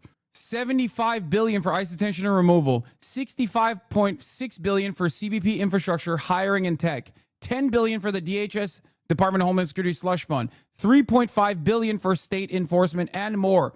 The total number that they gave immigration enforcement is $175 billion with a B dollars. $175 billion. Why is Donald Trump spending so much money on immigration enforcement? Well, let's take a look at what Donald Trump has been doing so far as immigration enforcement. Doesn't like when someone says something mean about Israel, boom, that's immigration enforcement. Look at Mahmoud Khalil. Okay? When this administration doesn't like someone, they use immigration enforcement as a tool. I've been fucking detained by Customs and Border Patrol as a political dissident. I've been fucking detained at the point of entry into the country because it is the immigration enforcement is the one aspect that has no legal control mechanisms in it. Okay, it is the way that Donald Trump can open up the floodgates of fascist control, fascist repression. 68% of Americans live in what the ACLU calls Constitution-free zones, okay? These are areas where BORTAC, which is like the SWAT team for ICE, and ICE agents and Customs and Border Patrol agents, and now, depending on how the Trump administration utilizes, even like HSI and numerous other federal agents, can basically operate without any sort of constitutional protections afforded to both the citizens and non-citizens alike. They can fucking detain you, they can arrest you, and if the Trump administration moves on with their initiative of eroding due process, they can even fucking ship your ass to another country and say, oops, can't return them, sorry, we don't know what happened. Once you build a massive deportation machine, an industry really, it will not stop with one category of immigrants or immigrants at all. It will self-perpetuate new classes of people to detain, to fill the detention beds and meet removal quotas. It will create a meal to feast on. Look no further than the defense spending or the prison complex we built to sustain the war on drugs. The idea of creating a totalitarian police state with masked Stasi that disappears tens of millions of people, whoever the regime finds disfavorable at a given moment, is really unpopular, and the only people who actually want that are worthless rump of people like this. America's a white country, whatever it takes to get back to that. Hopefully, American blacks. Good. Let's do socialists and communists next. Here's a pic of he and I. I'm 5'11", and he's at least 3 inches taller, so you're not telling the truth. Breaking. The Desden father charged with child cruelty and animal abuse after security cameras captured him threatening his daughter, now has custody again of the 15-year-old girl. This is the guy. This is exactly the type of person that the Trump administration is lasering in on when they do this kind of fucking removal proceedings. Okay? Some of the worst scumbags of all time, just like animals, worthless fucking animals, is always the worst piece of shit in your fucking hometown that never left the hometown, that's doing child cruelty, pedophilia, and the like, that is excited at the prospect of undocumented immigrants getting fucking shipped out, or even black people and brown people that are documented U.S. citizens getting shipped out of the fucking country. How do you design a future for this nation state by looking at some of the cruelest, most inconsequential psychopathic individuals? It's fucking insane. Here's another example of people just like this. Alligator lives matter. The good news is alligators are guaranteed at least 65 million meals if we get started now. The number of undocumented migrants in this country is not 65 million. The number of the Hispanic and Latino population in this country, however, is 65 million, saying the quiet part out loud. Now, if you were to say, come on, Laura Loomer is some edge case. She's been banned off of every social media application. She has no power in the Republican Party. Maybe you were right at a certain point in time, but Donald Trump has called her a fucking free spirit after people were asking, why the fuck is Laura Loomer in your airplane, in your private jet, flying around and giving you advice? Laura Loomer herself has taken credit for all of the firings that took place in the Department of Homeland, not even the Department of Homeland Security, sorry, the national security apparatus in this country. She has Trump's ear. These are the kinds of fucking animals that are actually convincing Trump to do shit. There are 65 million illegal aliens in the United States. Nice try, though. There aren't. Trump estimations that are bullshit says 20 million. The official estimation is 12 million. Millions of Americans set to lose health insurance as Trump bill passes the House. Millions of illegals, that is. These people are so fucking stupid, man. They are so dumb. Oh my God. They will never understand what is destroying their lives. That's all it takes for these guys to be like back in the day, before the meta was blaming undocumented migrants for everything, was black people. Okay? That's what it was. You just say, well, black people are taking advantage of this, and the dumbest motherfuckers on the planet would be like, oh, I don't want it then. It's like, bro, you're using it. You're using welfare. What do you mean? Like, you're ready to cut out an eye if black people lose too? Is that what it is? Are you that fucking stupid and racist? Some are. Some are. That's what the welfare queen mentality was about. Gutting social safety nets in this fucking country that give people a leg up in their most desperate times, okay, that allow them to survive, was picked apart because, you know, welfare queens. A black woman was taking advantage of the social safety net, so we have to take them away. I'm confused. Why are you surprised? Americans have always been this stupid. I'm not surprised. I'm just mad, dude. I'm mad. I'm angry. I'm angry at the ineptitude from the Democrats. I'm angry at the vicious nature of the Republicans. They are vultures, all of them. And then I'm mad about the fact that people still get duped by the shit when they're getting fucked over. Oh, and you should be mad too. Oh, it is devastating. Yeah, the New Republic wrote an article. Trump apparently didn't know his own bill's extreme Medicaid plan. There's like information coming out that like he might not have even known that the additional provisions that they added on were gutting Medicaid. Which, once again, doesn't fucking matter because he knows now he can't play dumb any longer, but he's still pushing it through. So, obviously, he doesn't give a shit. But also those that are on food assistance and so much else. I will note that Musk has tweeted or posted, rather, multiple times against this bill. But I take your point about who could benefit based on these tax cuts. I also think the other piece of it that you touch on there is I've talked to several governors over the course of the last few days who say that it would be near impossible for their states to make up the lack of federal funding that would flow out of their state programs if this bill were to pass. But I also would challenge you, in the 900 some odd pages, Congressman, do you see any silver linings there? Does it make sense to you at all when Republicans say, well, we're stopping taxes from going up, noting the fact that it's their bill from 2017 in the first place expiring that would cause those tax rates to go up? But is there anything in here that you see as potentially good, even as you warn of all of the bad pieces? No, because at the end of the day, even the things where there could be some agreement, for example, on taxing of tips, which is there's been some bipartisan support. It's not set up to be permanent. It goes away. It's complex for people to be able to report it. So even the pieces where Republicans are trying to actually create something where there could have been bipartisan support, they didn't work with Democrats. They did nothing to actually reach across the aisle. And at the end of the day, middle-income people get absolutely nothing in this bill. All of the benefit goes to the ultra-rich. It's the largest transfer of wealth from middle-class Americans to the ultra-rich in modern congressional history. Any bill that takes away health care from 17 million Americans should be dead on arrival, and yet it's going to sail through this Congress because Donald Trump wants it that way. He's interested only in enriching himself, his family, and his billionaire friends. And so I think this is actually a sad and shameful way to celebrate the 4th of July. I don't understand Trump's obsession with having the rich only get more. Congressman Robert Garcia, thank you for joining us. I'm sure we'll see you on the floor in the background of those shots of Hakeem Jeffries continuing throughout the day. Thank you. The Republican-controlled Senate today passed the president's massive tax cut and spending bill. According to the nonpartisan Congressional Budget Office, the plan would add $3.3 trillion to the federal deficit over the next 10 years. Because spending... The fact that so many people do not know what's in this bill screams it was written with AI to drown substance with volume. No, it's just lobbyists.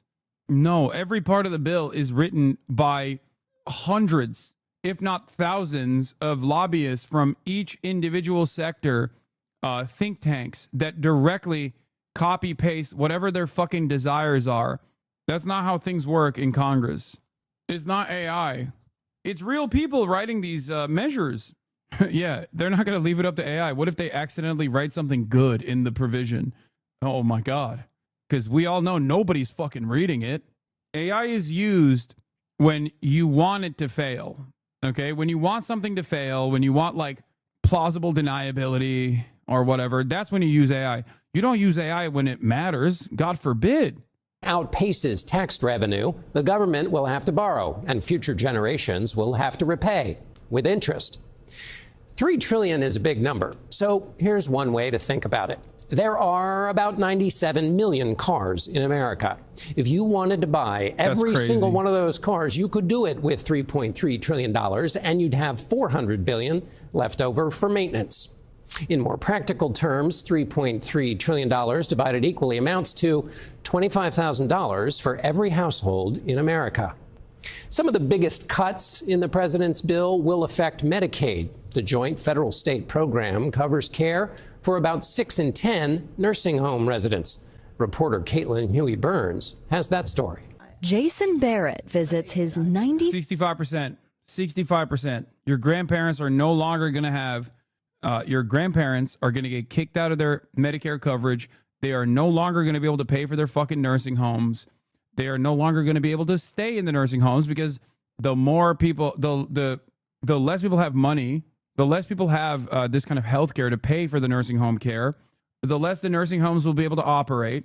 What is this? Upside, downside? Downside is much worse for the country. 12 million people lose their health insurance. They cut $1 trillion from Medicaid to give a people to give $1 trillion people making over 500K. Upside is 99 GOP. You just cost yourself about 6 million votes. I think he's wrong. This is just like liberal. This is just like liberal fantasy.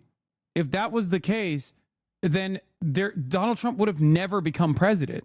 Okay, he would have never become president again because Donald Trump already did this. He did this last time. Like, there is no turning point. Okay. Unless the Democrats actually figure out that they have to be a real, true left populist party, there is no turning point.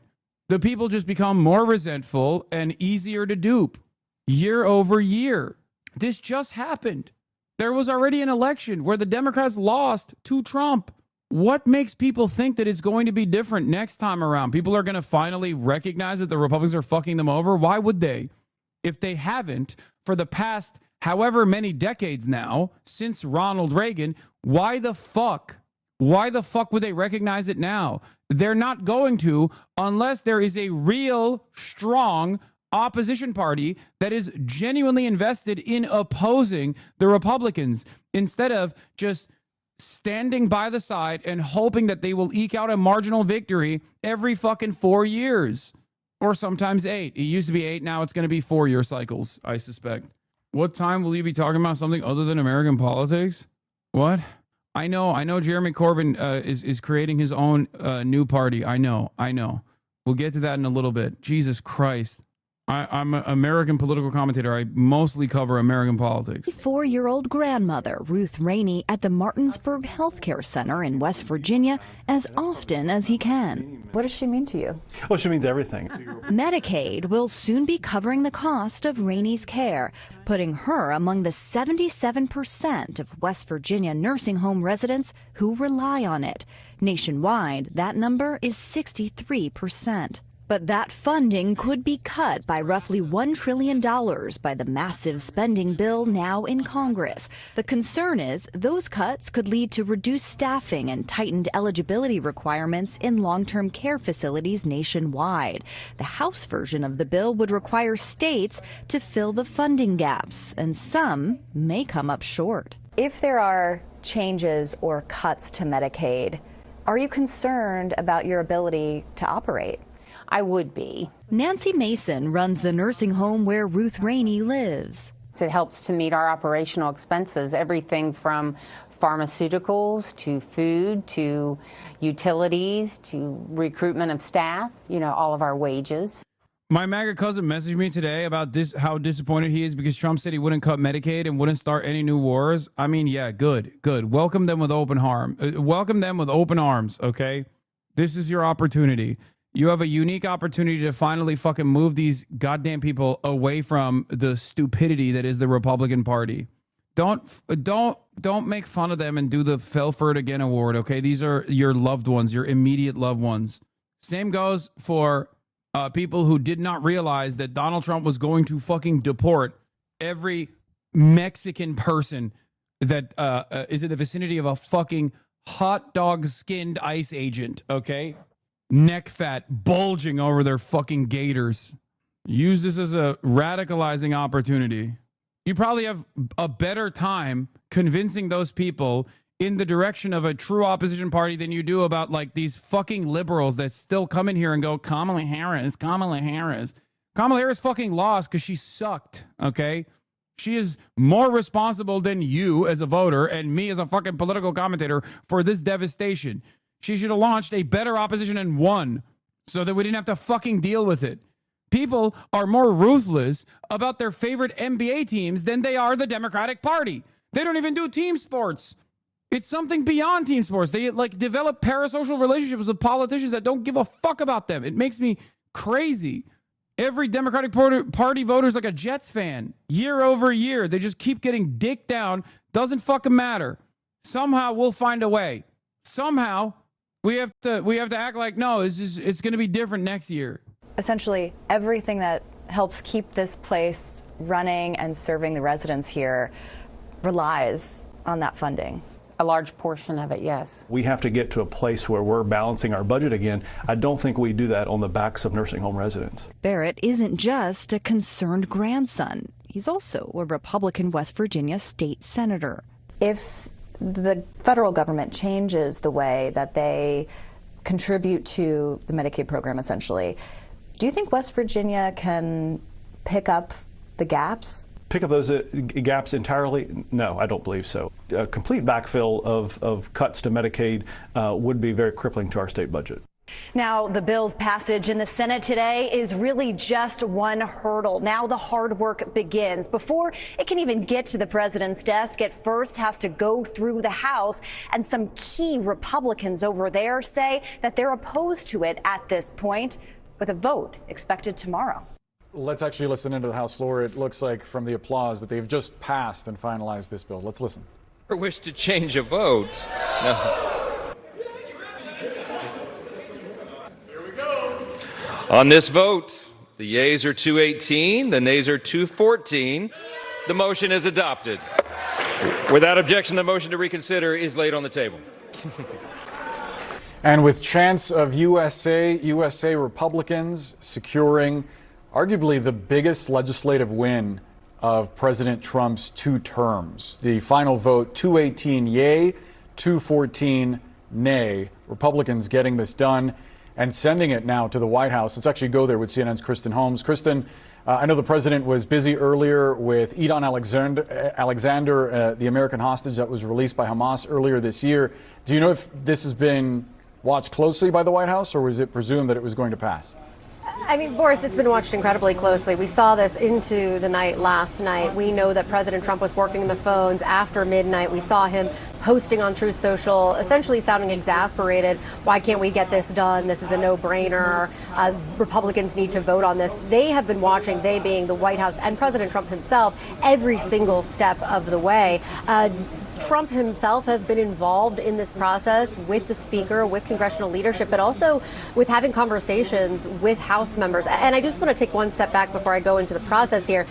This could not be a bigger deal for President Trump and for this administration. They believe that this bill really encapsulates everything President Trump wants to do. Christians paying for the passage of a bill that will hurt the poor, sick, and children to help the rich. We live in hell, man. We live in hell. We live in hell. This is why I always say, or used to say this a lot more frequently, but I'm going to bring this old school Noam Chomsky take back. Republicans are the #1 terrorists on the planet. There is no greater terrorist entity than the Republican Party. One might say, well, the Democrats, Hassan, when it comes to foreign policy, certainly, okay? When it comes to their ineptitude, certainly. They're following along. But this is the one area where the Republicans are the fucking best, okay? They are 1 million Al-Qaedas, okay? They are doing a 9/11 like weekly. I know I said it yesterday, but I used to say it a lot more frequently back in the day. The Republican Party is the number one anti-American terrorist entity on the fucking planet. The number one terrorist entity on the planet in general, but like certainly an anti-American one too. Incredible stuff. I mean, you've called the Republican Party the most dangerous organization on earth. In human history. There has never, it's an outrageous statement, and when I said it, I said, look, this is a very outrageous statement, but is it true? But you're rating them worse than the Kim Jong-un of North Korea or ISIS, who are very... Is ISIS dedicated to trying to destroy the prospects for organized human existence? Right, is that bad, the Republican What Party? does it mean to say, not only we're not doing anything about climate change, but we're trying to accelerate the race? Yes. Worse. What do you mean Kim Jong-un? Are you fucking kidding me? It's not even a question, dude. It's not even a fucking question. Yes. Far worse than fucking Kim Jong-un. Hasan, you're a loser. Wave your gun around again. Don't worry. I will eventually. How many fucking Iraqis did Kim Jong-un kill? Said Kim Jong-un is only terrorizing the bakeries. Yeah, and the cheese factory. To the precipice. And you don't entertain the possibility that they may be genuine in their belief that this is... Doesn't matter whether they genuinely believe it or not. The people who genuinely believe that Christ is coming in their lifetimes do genuinely believe it. But if the consequence of that is, let's use more fossil fuels, let's refuse to subsidize developing countries. Bad timing. The day North Korea sent 30,000 soldiers to Ukraine. Dude, even with that, let's say every single North Korean killed a Ukrainian person. This is devastating. This is completely unacceptable, okay? Do you think it even reaches the Republican Party's death and destruction at the global stage? What are we talking about? Those are not even rookie numbers. That's incomprehensible. We're talking about 17 million Americans getting kicked off of healthcare in the wealthiest country on the planet so that rich people can have fat tax cuts. What are we? This is not even on the same planet, dude. It's not even close. And that's just domestic policy. People say, oh, Kim is like fucking killing his own political dissidents. Sure, okay. The Trump administration just gave ICE $175 billion for immigration enforcement. What do you think that is going to be used for? It is going to make the Kim Jong-un dynastic prison state look like a kindergarten.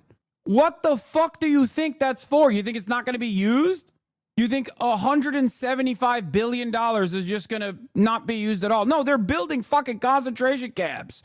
They're funding the Gestapo, chatter. Wake the fuck up. Jesus Christ. The cognitive dissonance of the Democrats is deafening. Governor Hochul rips Mamdani's proposed tax on the rich. I know.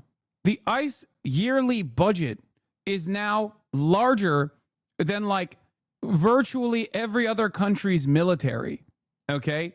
There's like 9 militaries that have a larger budget than ICE. That's one law enforcement entity in the country. One. Hasan was right about this since before the election. He called every step from the mass deportation to the camps. Yes, every step of the way. And it's not even just before this election cycle. I've been warning about this for a long ass time, dude. It's not even new. Not to be the liberal in chat, I'm not, but if you're earnest and your compass is the plight of the worker and laborer looking to run for something and run for something local politics determines so much of our daily life, and yet it's the most overlooked race. No, I don't think you're being a lib when you say that. I say that all the fucking time. Do with his agenda, that his legacy is going to be sealed in some of the items that are in this bill. And that's why it was so important to President Trump to get this across the finish line. It has been something that has been weighing on the White House as they have been negotiating, having conversations, courting House members for months. I mean, I was told 2 days ago that they felt like they had these month-long relationships with House members that they've been trying to address their problems for some time now. Now, the other problems with the bill, just to be clear, one of the other parts of this that I think might go unnoticed is how much this second term for President Trump is different than the first term. They have figured out in that 4 years that President Trump was not in office how to work the system in their favor. That was not something we saw during the chaotic first term. And, in the last couple of days, we've been talking about this nonstop, this idea that, is the bill on the verge of collapse? And every time I spoke to White House officials, they said they like their odds. They think that they are feeling optimistic. And when I ask why, they just point me to what we've seen for the past 6 months, which was anytime President Trump has wanted to get something done in Congress, even with people opposing it, almost every time he has been able to strong arm something through the Senate, through the House that he wanted to get done in terms of his agenda. Now, part of that is there is a fear that President Trump, his team, will primary some of these House members. We saw that last night when he was posting online. He was kind of tapping into that fear. We also heard him directly say it when it came to Representative Thomas Massie or Senator Tom Tillis.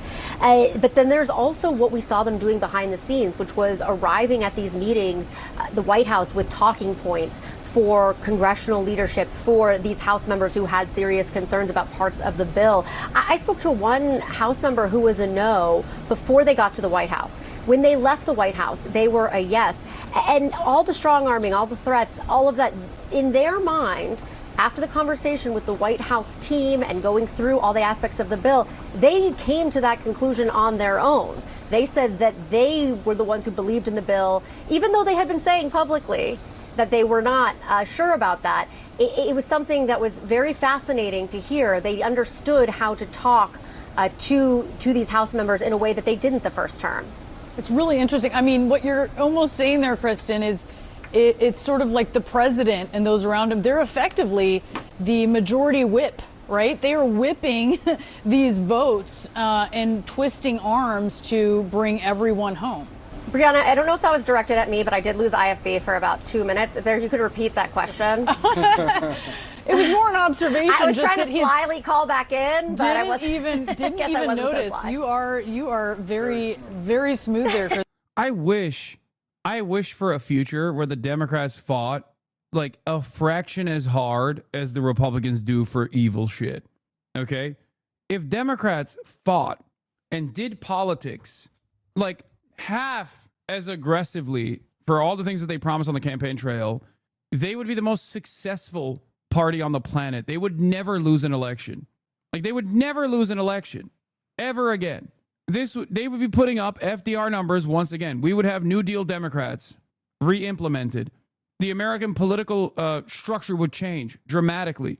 It would most likely breathe back life into the empire too, for the record, if you're more predisposed with that sort of thing as well. Ironically enough, Republicans are accelerating the demise because there was a time when the Democrats did actually work to do right by their constituents, the working class. I mean, they were still racist. There were still plenty of issues, right? But broadly, there was this concept of New Deal Democrats post-FDR that created a wave of social welfare that was so unimaginably successful that it caused the Republicans to concede on this framing. It was a given, okay? It was a given that every Republican had to capitulate to this kind of pro-labor framework. Pro-working class American politics was the norm. Post-Ronald Reagan, what you have seen in the neoliberal era, late-stage capitalism, is the exact opposite of that. Imagine a world where it wasn't the Republicans and their culture war narratives dominating politics, and it's a constant sequence of deregulation and a constant sequence of tax cuts for the super wealthy, super profits, and the working poor, and their material conditions diminish year over year. Okay? Think about that. The way that Democrats follow the lead of the Republicans now, that used to be the exact opposite.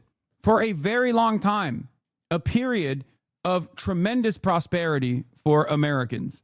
It could happen again, but not with the way that the Democratic Party is operating currently.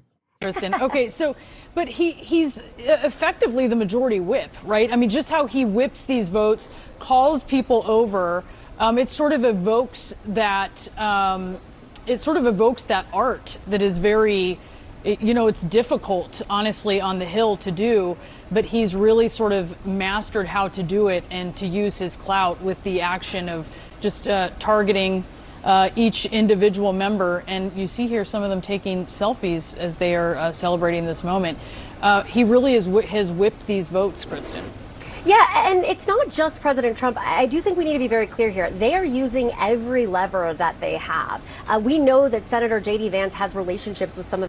Do you think the downfall of America might be good for the global left? No, I don't think so. Because there is no downfall of America, at least in our lifetime. What we will experience is unprecedented violence and chaos and mechanisms of stability in the form of fascism. You're already experiencing that. You're already seeing that. And there is already a network of pro-capitalist fascists all around the planet, in the Western world especially, that are taking advantage of this erosion of social safety nets and increasingly gearing up their own populations, their own respective populations, to be more and more ruthless and more angry towards the most vulnerable people. So accelerationism doesn't move in the direction of socialism unless there is already an existing socialist force that is unavoidable. And we certainly do not have that here in the United States of America. Accelerationism in America leads to fascism. That's it. And the super lame version of fascism that you're experiencing, like this clown-ass fascist nonsense, T-shirts for fat Hitlerites to wear that say alligator Alcatraz on them. That's what we're getting. T-shirts that are ironically made in fucking China too. Of these senators. That is how the bill got through the Senate as well. He was having one-on-one meetings with Rand Paul, who again didn't vote for it, but also he was the last person who met with Lisa Murkowski before her critical yes vote. He was working every relationship he had, and it wasn't just him. It was all of the administration, all of the White House, their team up there every single day. And when it comes to the end game here, which of course for some of these House members is getting reelected, for others it's getting this bill passed, it's their agenda, their legacy. I do want to read you one thing that someone told me this morning, and I wrote it down because it goes to show you where his power is. And this was from a lawmaker who told me, Trump is in the strongest position of anyone in generations, probably ever, in terms of impacting primary. I heard you talk today about reps' effectiveness and their use of anger people have, in contrast with the Dems, but there's also that they actually use their supermajority to pass whatever they want. They don't have a supermajority. Look, there are structural limitations to the Democrats getting their wishes across as well. Structural limitations such as it's harder to build things as opposed to break them. It's much easier to break shit. This is a 40, 50-year project at this point, which is why it's much easier for the Republicans to, quote-unquote, starve the beast since the Ronald Reagan era. Because the worse amenities get, the worse government sponsor programs get, the easier it is to justify destroying them entirely and privatizing them for profit. Okay? It's much, much more difficult, even if there was a willing, true opposition party in the form of the Democratic Party, and they were backed by the people. It is still already a tremendous hurdle to clear to get people to believe in the government, to get people to have confidence in government programs again. You understand? But then on top of that, because the Democrats are slaves of the same capital owners that the Republicans are, they're also unwilling to even do this thing. They're unwilling to even demonstrate the to be the fighters that they have to be. So there are structural limitations already, but then there's also a lack of interest. That's why you have this controlled opposition structure in the Democratic Party. Primaries for Congress, so anyone coming from a hard right district, which is most or likely most of this conference, will have to deal with that. And he's just not going to tolerate people going against his agenda. And that was in the back of the minds of a lot of these members when they were casting this vote. We saw there was this whole scramble last night, I believe it was like midnight or 11, where they were saying, okay, we're not going to vote until tomorrow. We've decided, we're telling them we're not voting until tomorrow. Trump posts on Truth Social, we have the votes, we're going to vote now. Next thing we know, it's going into a vote. I mean, he's... What's the starving the beast angle for Medicaid? I can't understand what type of moneyed interest would oppose it. It's people who would not be a part of the private insurance market, so it's not them. The hospitals and their investors like it. Who benefits from cutting Medicaid? Is it just cruelty? any kind of government sponsored healthcare, any kind of subsidies given to private insurers that or any kind of government subsidies given to healthcare that is considered government healthcare is ultimately bad. It's the same principle behind austerity measures that are implemented in places with socialized healthcare systems so that you can brick the once robust medical coverage that was afforded to every single citizen unconditionally, like in the NHS. Also, making poor people more desperate is good in both the short term and the long term for capital owners, because now they are more desperate to work jobs that they previously wouldn't work. They're so desperate that they'll take on any kind of meager wages that are offered to them with no benefits whatsoever. Part of the reason why we don't have free healthcare and free college education is because if we had free healthcare and free college education, who the fuck would join the military? Who would join the military? Why do people join the military right now? They join because they want upward social mobility. They recognize the only way they can get it is through getting a college education. And the only way that they can pay for this incredibly costly endeavor is by selling your fucking body, mind, and soul to the state, to the Pentagon. Same principle behind why people stay at their shitty-ass jobs. There's no lateral movement because if you lose your job, your healthcare coverage is tied to your job. You no longer have healthcare. It makes it incredibly difficult to leave your job and seek out employment elsewhere. You understand? So there are tremendous benefits for capital owners in the short term when you make poor people even more desperate, especially when you know that there is no opposing force that is going to use the pain that they are seeing, that they're experiencing, and move them in the direction of anti-capitalist sentiment. This is the problem with the duopoly that we have, where both parties, the Democrats and the Republicans alike, are pro-capital. They're pro-capital, they're capitalists, they like the current system that exists, and they work simultaneously, side by side, to maintain the current system. That's why the Democrats have endless smoke for those who stray away from the pro-capitalist message. Look at the way they're treating Zoran right now, as opposed to how they loved Eric Adams. I'm not even saying that the Democrats need to be a socialist party, okay? They don't even want to be a social democratic party because that requires socialization. Socialization initiatives are inherently against the interests of capital. My dad is a conservative libertarian. Lol, even was like, it's getting to a point where he would vote Democrats because of Trump wrecking everything, but he's like, they're giving me nothing to vote for.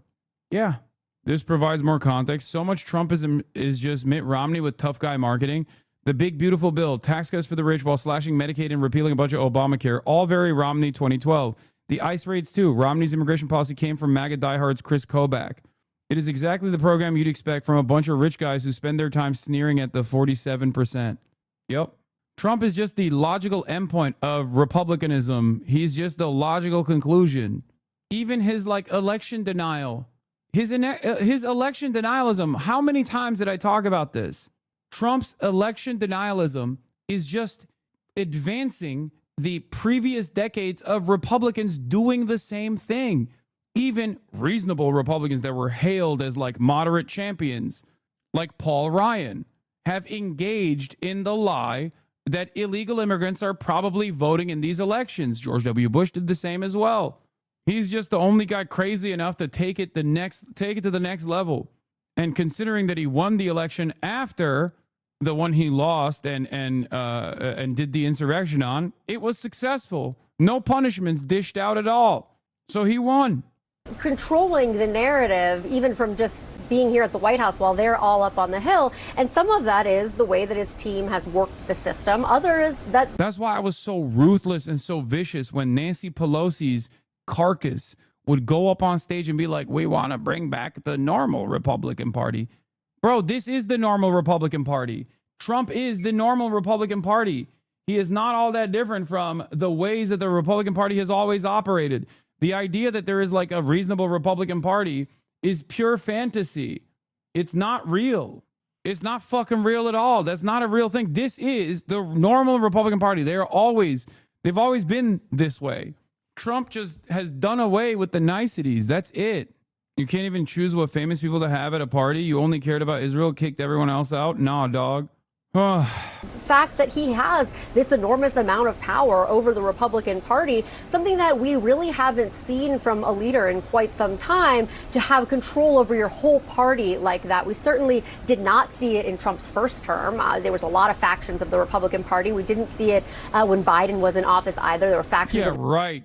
Trump's fucking JCPOA, the first big beautiful bill also passed. It was a resounding success, and it passed expeditiously in the same fucking fashion. The Democratic Party, he has this umbrella power over his conference right now. That is partially the reason that he was able to get this through.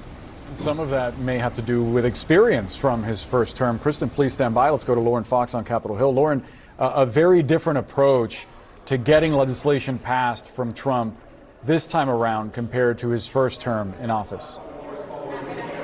Yeah, I mean, I just remember the effort to try to repeal and replace Obamacare back in 2017, and there was sort of so many iterations of it on the House side. Obviously, it ultimately failed over in the Senate, but there were so many last-minute requests that came in from the president at the 11th hour during that entire negotiation that members on Capitol Hill would get to kind of a tentative place of agreement, and then all of a sudden something would change with what the administration wanted, and they'd go back and forth and back and forth. I do think one of the most interesting pieces of this is it seemed like from the beginning to the end, the administration was very clear about what their objectives were. They were very clear about what they needed in this bill. And they did give a lot of latitude to both tax writing committees in the Senate and in the House to work their will as well. Obviously, there are pieces of this bill that Donald Trump promised on the campaign trail,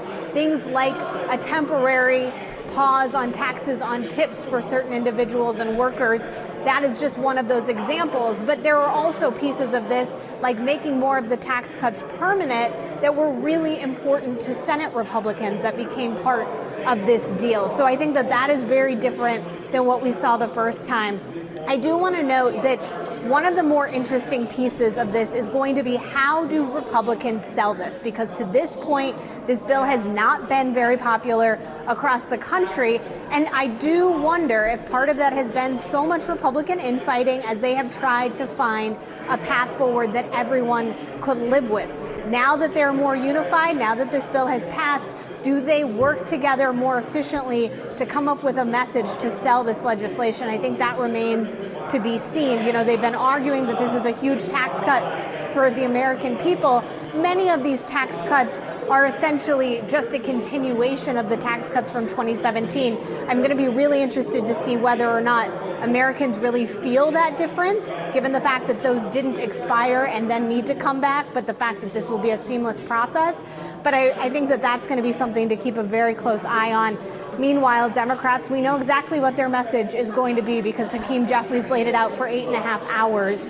And I think that those two messages, now we're going to see which one is going to win out in the... Okay. Yeah, how we got the holdouts, let me tell you. They promised to kill more poor people down in the long run. That's how they got the extra votes from the fucking supposed Freedom Caucus. The supposed Tea Party holdouts that were ideologically pure and hate government waste. So strange.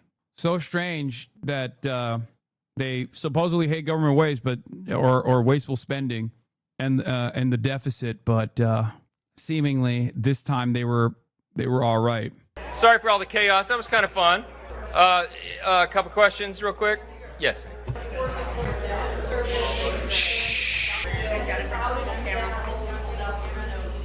Yeah, so the question, you didn't hear it, it's kind of loud in here. The question was, how did we get the... It's not June 3rd, it's July 3rd, okay? The fucking date is wrong. Calm down. The holdouts to yes. Here's the...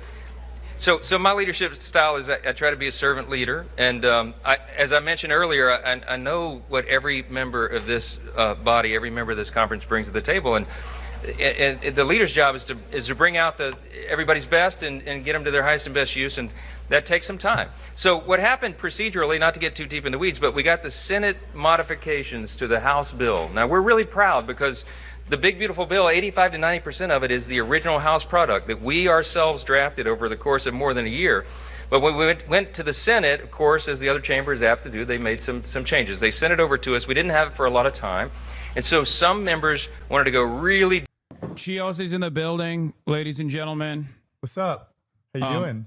I'm doing all right. How about yourself? I'm doing well. It's beautiful out here. It is nice. It's the weather's nice. Much better than New York, I feel like. New York is like, I heard it's 90 degrees right now, sweaty as shit. But yeah, it's beautiful out here in LA. Yeah. First time in the studio. Yeah, the stew. The stew. This is my base of operations. I like the suit jacket. You dressed up for me today. Oh yeah, thank you. No, I yeah. Exactly. I'm also wearing my merch as well. The new merch is going to be coming out soon, chat, which is, I didn't even plan austerity abroad, austerity at home, and it's got the IMF logo, which ironically enough, we are experiencing the shock doctrine being implemented on American soil right now. I didn't even actually like time the merchandise for that, but this isn't live right now, right? No, that's from earlier. Okay, here I'll make this. I'll do a blast off meme. That's a good blast off meme. Okay. Yeah, terrible things happening in this country right now. Yeah. I didn't think they were going to be able to stop it at all. I had a little element of hope within me that the Tea Party would do the right thing. Maybe the Tea Party, just like they did with Obama. But they did not. Yeah, I was in the car going, "Tea Party, save us." Who made that? Did you make that? Someone in the chat made it. Yeah. Tea Party, save us, and then they didn't, and then they towed the line as always. Yeah. Are you familiar with some of the details of this? I know that I was following Senator Murphy's updates, and I know Bernie has been doing some decent updates too. I know 17 million Americans are going to lose their health care. I know they deeply stripped, clean water and clean energy, out of this bill, and also gave tax incentives to coal companies. I know that I read this statistic that the budget for ICE is like bigger than budgets for many militaries of different countries. $175 billion. It's so insane. And like, what are they getting with that money? Like, with already how they're operating in terms of being this like Secret Service Gestapo type arm of the government. With that type of money, how are they going to operate? They're going to be disappearing people without anyone noticing, right? Yeah, that's the goal. Because like that's the largest hurdle to clear for this administration in terms of like all of the immigration enforcement activities was the logistics of it. Yeah. They don't have enough manpower. They don't have enough facilities. They don't have enough lawyers. They don't have enough judges to expedite these processes. And now they are, now they have that. Now they have that budget. Yeah. And it's very obvious that this administration has utilized, immigration enforcement to like basically take care of whatever they think is unfavorable. Like they use immigration enforcement as a tool to shut people the fuck up about Israel. Right. Like and even as an American citizen, I myself have like seen one much more limited experience of this, like with my detention at the border. But there are far more severe cases, far more consequential cases like Mahmoud Khalil, of course, Mohsen Madawi, things that are leading to some limited success in the courts, but this is precisely, this will expand. Yeah. Like this kind of repression is going to only expand from this point on. I mean, even in terms of how ICE has been operating thus far during this year, right? You see them wearing like these bandanas and a lot of like plain clothes now. Yeah. There's going to be an extreme upgrade in terms of how they operate. This will be a full, Secret Service arm of Donald Trump that is going to get away with so much. That's one of the most shocking parts about it, right? It's not obviously like the tax incentives for billionaires is like fucking ridiculous. Millions of Americans losing money, but I think one of the aspects of this that is so dangerous is there going to be any checks and balances for what this new ICE is going to look like? Probably not. Is there going to be any oversight that Democrats are going to be able to put in place over Kristi Noem and how this is operated? Maybe a little bit, but we're not going to get any answers into what this money is going to be allocated for, which is really, really scary.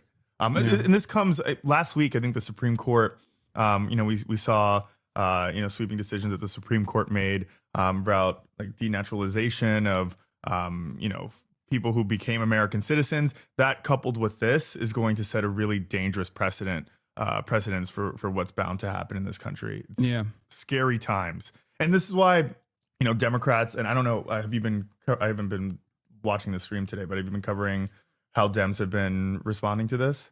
A little bit. I mean, I try to stay away from showing Hakeem Jeffries on stream because like everyone gets too horny. Right. Like they're like, he's too hot. I can't pay attention. He's so dynamic. Is that the response that's the response he gets? No, people are always like, he's too sexy. My panties, I need new ones. I've already replaced them 3 times. Why is he so sick? Why is he like so cool and so hot in terms of like fighting against the Trump administration? That's what they're saying all the time. I'm overcome with desire. Why are they being? My constituents have a very similar feeling about Hakeem. They get turned on too when they see him. Is that what it is? And then I can't even say Chuck Schumer. Like everyone starts going crazy. Like they love Chuck. Chuck too. Like what is going on? It's like they throw their bras on stage. No, Chuck has to go. I'm being sarcastic. Okay. I think you understand that, right? I hope. My autism makes it hard for me to be sarcastic. I'm saying such insane I actually things. really did believe you. I'm That's sorry, crazy. I did. I didn't know if there was like I know that's insulting, honestly, to the chat. But we got Dr. Pepper. Is Dr. Pepper off the BDS list? It's not on the BDS list. Okay. Diet Dr. Pepper. Zero sugar cream Diet soda. Coke is on the BDS the BDS list. Yeah. Just crazy. We need a Tea Party in the Democratic Party for sure. And I think now is like a really, I know that Dems are the minority right now, but in terms of how we communicate what is happening is the most important piece of this puzzle. We really need to win midterms next week. They can't next even year. hear you now. They're horny. They're horny. This is the most horny they've ever been because I'm showing both Chuck and Hakeem. This is the face of dynamism. Okay, this is what a dynamic opposition party looks like. I can't speak to Chuck has lost a lot of love in New York, like even from like libs and folks in the center, but Hakeem still has like a in the district that he represents, and we have some overlap. People love him. A lot of people do like him. I think there is a sizable amount of folks who have their issues, but older black folks in Bed-Stuy and Canarsie love him. Yeah, I'm truly shocked. I'm more so shocked at Nancy Pelosi because Hakeem Jeffries was groomed by Nancy Pelosi to be this person, right? Like he is Nancy Pelosi's hand-selected. He's Nancy Pelosi's like hand-selected speaker, and it is actually surprising because like as much as I despise Nancy Pelosi, like he lacks everything that she had, whether it be whipping power or whether it be like behind closed doors, deal making. Like, I don't like Nancy Pelosi, but I don't like her because of ideological differences, ideological disagreements. But like, I would never, ball. But I would never say that she is not like a good politician. Like, knows. How do you think she would be navigating this right now, though? I think given her age, she would have a very hard time even doing anything beyond what Hakeem Jeffries is doing. Okay, so how about Nancy? Hypothetically speaking, how about Nancy circa Trump's first term? How would she be navigating this right now? I think that they would have. I think Nancy Pelosi, a younger Nancy Pelosi, would have went on national television, would have brought forward some of the best communicators in the party on national television and rallied against some of the most damaging aspects of this bill for the month leading up to the bill. The entire process of like going from the House of Representatives to the Senate and back to the House of Representatives again would have had as much like opposition messaging that they would try to dominate the conversation to the best of their ability and make as many people recognize as possible that like this bill is devastating. Yeah. Because guys, as much as like as much as I criticize the Democratic Party, like this is one of the areas where like the Republicans are definitely worse. Okay. And I think even like a competent Democrat would do more than what this current Democratic Party has done. I think, and then I agree that right now Dems need to completely be in every single airwave describing this bill as the worst thing that this country has ever seen, as it being a tax cut for the rich, as it I loved how Bernie was talking about how, I think he said like 51,000 Americans are projected to die every year because of this bill. Yeah. I think just dominating our airwaves and what we hear about this bill, and doing so, weeks in advance prior to it passing, today should have been the strategy. Your phone is not in the shot. Oh, my bad. They can see it. They can see text messages. Oh. Yeah, it's all good. I'm not getting crazy texts. I don't think I get texts from Chuck Schumer. Yeah. Stop talking about me. Yeah. I'm sexy. I'm hot. Tell Hasan wasn't being sarcastic. Hasan wasn't. Someone said that. Yeah. I thought you were serious for a little bit. That's crazy. You've watched enough of my content to know I'm being sarcastic. But it's sometimes I think it's being in the studio, the sarcasm maybe. He's getting nudes from Chuck. That's what's going on right now. That's crazy. But yeah, I think they would have been more competent. Like another thing, I think Nancy Pelosi, old Nancy Pelosi, would have done what she did, done something similar to what she had done. Kaya, no, Kaya. Hold on, sorry, she's eating Fiona's food. You're so fat. Get over here. Come here, place. That's crazy. Didn't you have a different dog before? I had a pit bull back in the day. Yeah. His name was Fish. He passed away many years ago, though. Kaya, place. Okay, good girl. She doesn't eat her own food, but then she eats Fiona's food. It's crazy. Anyway, she is very fat. Mad at you. Oh yeah, she's mad. What? She's giving me the side eye. She's giving you a side eye just now. Yeah, she's upset. So like she would do what she did with AOC. Like AOC delivered a major blow to the Democratic establishment. And what did Nancy Pelosi do? He got her to play ball. Like he immediately was like, all right, this is the new wave. I don't like it. And if I have any sort of impact in terms of like squashing any sort of like progressive momentum from happening, I will obviously lend my support like she did with Henry Cuellar. But once she was established as a Democratic Party representative, Nancy Pelosi did not shy away from even giving uplifting her, even giving cabinet positions to, or not cabinet positions, committee positions to like all of the young progressive Democrats. My issue that I have with how Dems are responding to this ugly bill is like there's a lot of Democrats who seem powerless in responding to Trump right now, especially on the messaging front, but then are doing everything in their power to like not support Zoran as being the Democratic nominee for mayor, right? And I think we're seeing that dichotomy that juxtaposition that we talk about all the time, as progressives or as the left in this country, where like centrist Dems are putting more effort in stopping progressives or leftists or Democratic socialists than they are Republicans. And we're seeing that in real time with the lack of support that these Dems are giving Zoran when he is so clearly our Democratic nominee and is so clearly showing what the fight looks like against Donald Trump with the powers that we currently have. It's complete bullshit. They're way stronger and they're way more militant to their left flank than they are to the Republicans. Yeah. It's very frustrating. And this is precisely what happened with Kamala Harris as well. It is what it is. Like, it's just, this is how the modern Democratic Party is.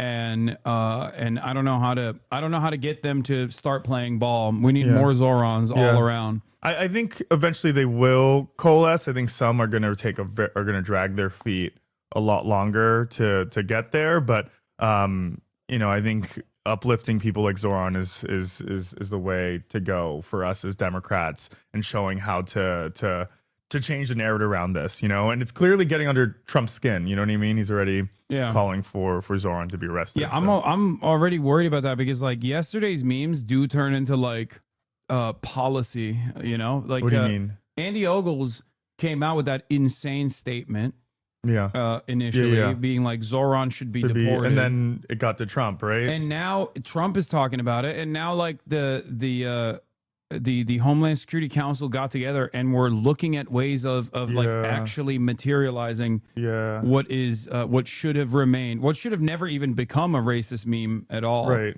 I mean, I think at the same time that that's happening, like Republicans are going to be racist pieces of shit all the time. But like at the same, when they're doing that, we need New York Democrats to defend Zoran in those efforts, right? If we're quiet about Kirsten Gillibrand, you know, it's not just her either. You know what I mean? It's not just Kirsten, and you know, she got a lot of heat, you know, for sure, and I think she felt it. But there's a lot of others who are just like who are quiet about it. You know what I mean? Yeah.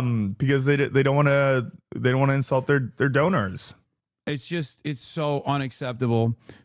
There was I think it was, I can't run against Richie Torres. I don't live in the Bronx. Yeah. Wait, hold on. Oh, there was the ICE arrest of professional Mexican boxer Julio Cesar Chavez Jr. in California after he fought. Yeah, after he fought Jake.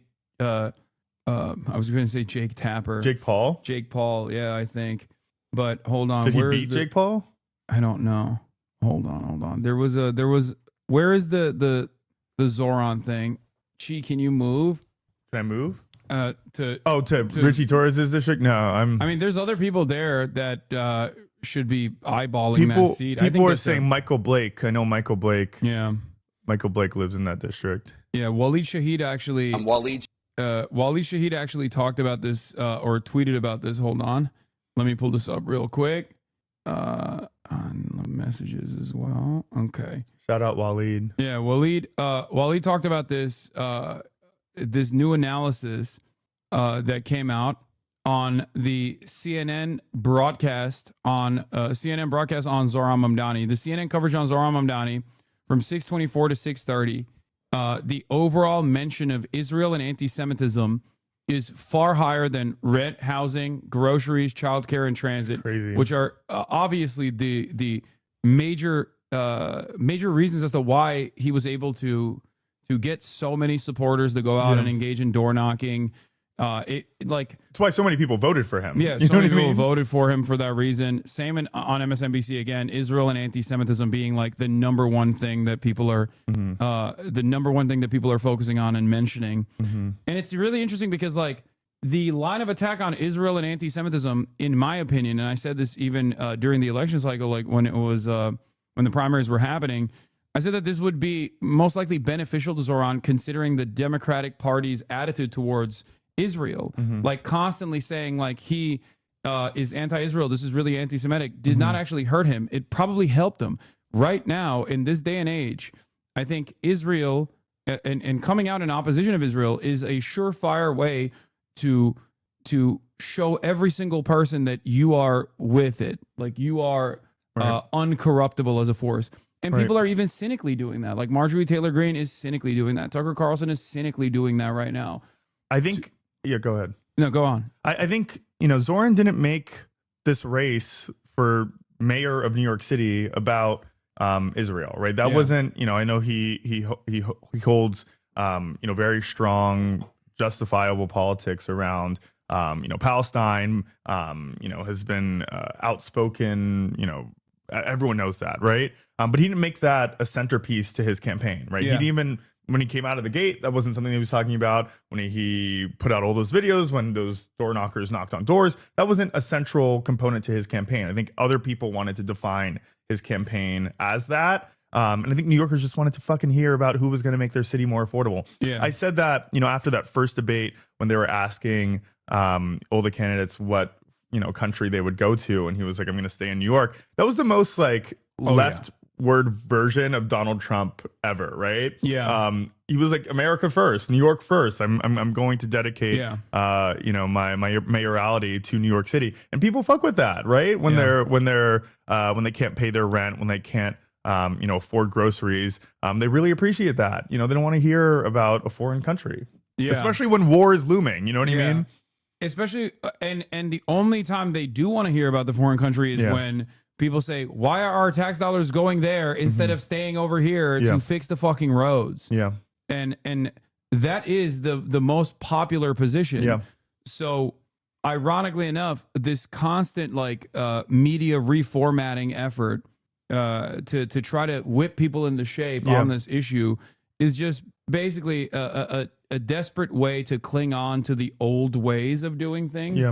Because back in the day, if you said someone is anti-Semitic because of their opinions on Israel, that was it. You're done. Okay, no progressive would ever even take dare you to seriously. or even dare to like run for something like this. You know what I mean? There was a Ryan Grimm post that I refer back to showcase like the ways in which, I mean, it's going to be hard to find it. Maybe Chad can help me. But in 2014, there was a post, I believe by, hold on. You searching for the tweet from 2014? No. He showed like a Facebook, in order to showcase like how much things have changed on the issue of Israel. It was considered like a third rail when Jessica Ramos posted a Facebook post saying Palestine heart. Smiley, In July 2014, Jessica Ramos posted a simple message on Facebook as Israel invaded Gaza. Palestine heart. All hell broke loose. No, Fiona. Okay, you want to come in as well? Okay. Come on. Crazy. This is a real doghouse over here. All hell broke loose. This was the local coverage of the scandal. Dem official expresses sympathy with Gaza. Yeah, I saw this. Yeah. Like that is how dramatically different the media environment was back then. Yeah. And look at it now, where it's like there's a massive swing in the opposite direction. Yeah. As a direct consequence of how much violence people have seen. Right. I mean, I think that a lot of people knew that over the last year, especially in this year's New York City mayoral race, that a lot of Democrats were shifting their views on Israel, on Palestine. But even with a lot of the ads that were being spent against Zoran, they weren't speaking about Israel or anti-Semitism, right? They were saying he wanted to defund the police, raise people's taxes. It's never necessarily always about. Well, I think that's what Andrew Cuomo fucked up on, because I think he genuinely thought that this would be like, these people I think believe their own lies is what I mean. Like they truly think this will put an end to anyone's campaign. If you just like imply someone is anti-Semitic because of their anti-Israel positions, then it's over. Yeah. You know what I mean? It's done. You're cooked. Because why else would Andrew Cuomo spend so much time talking about this? Yeah. Ironically enough, you know who knows that Israel is not exactly the most popular thing to care about, nor is like cynically claiming people are anti-Semitic? AIPAC. When AIPAC went after even Jamal Bowman and certainly with Cory Bush, when they dumped millions, tens of millions of dollars into those primary races, they never once actually mentioned Israel. They only talked about how little these guys were playing ball with the Democratic Party, knowing that the Democratic primary, voters would care about that more than anything else. Yeah. So even they understood that reality, and yet for some weird reason, Andrew Cuomo and the like did not, and it actually ended up harming his chances of winning. Do you think any of the, and maybe it's too early to tell, but do you think any of the squad members or squad adjacent folks are under threat next year? The squad members? Yeah.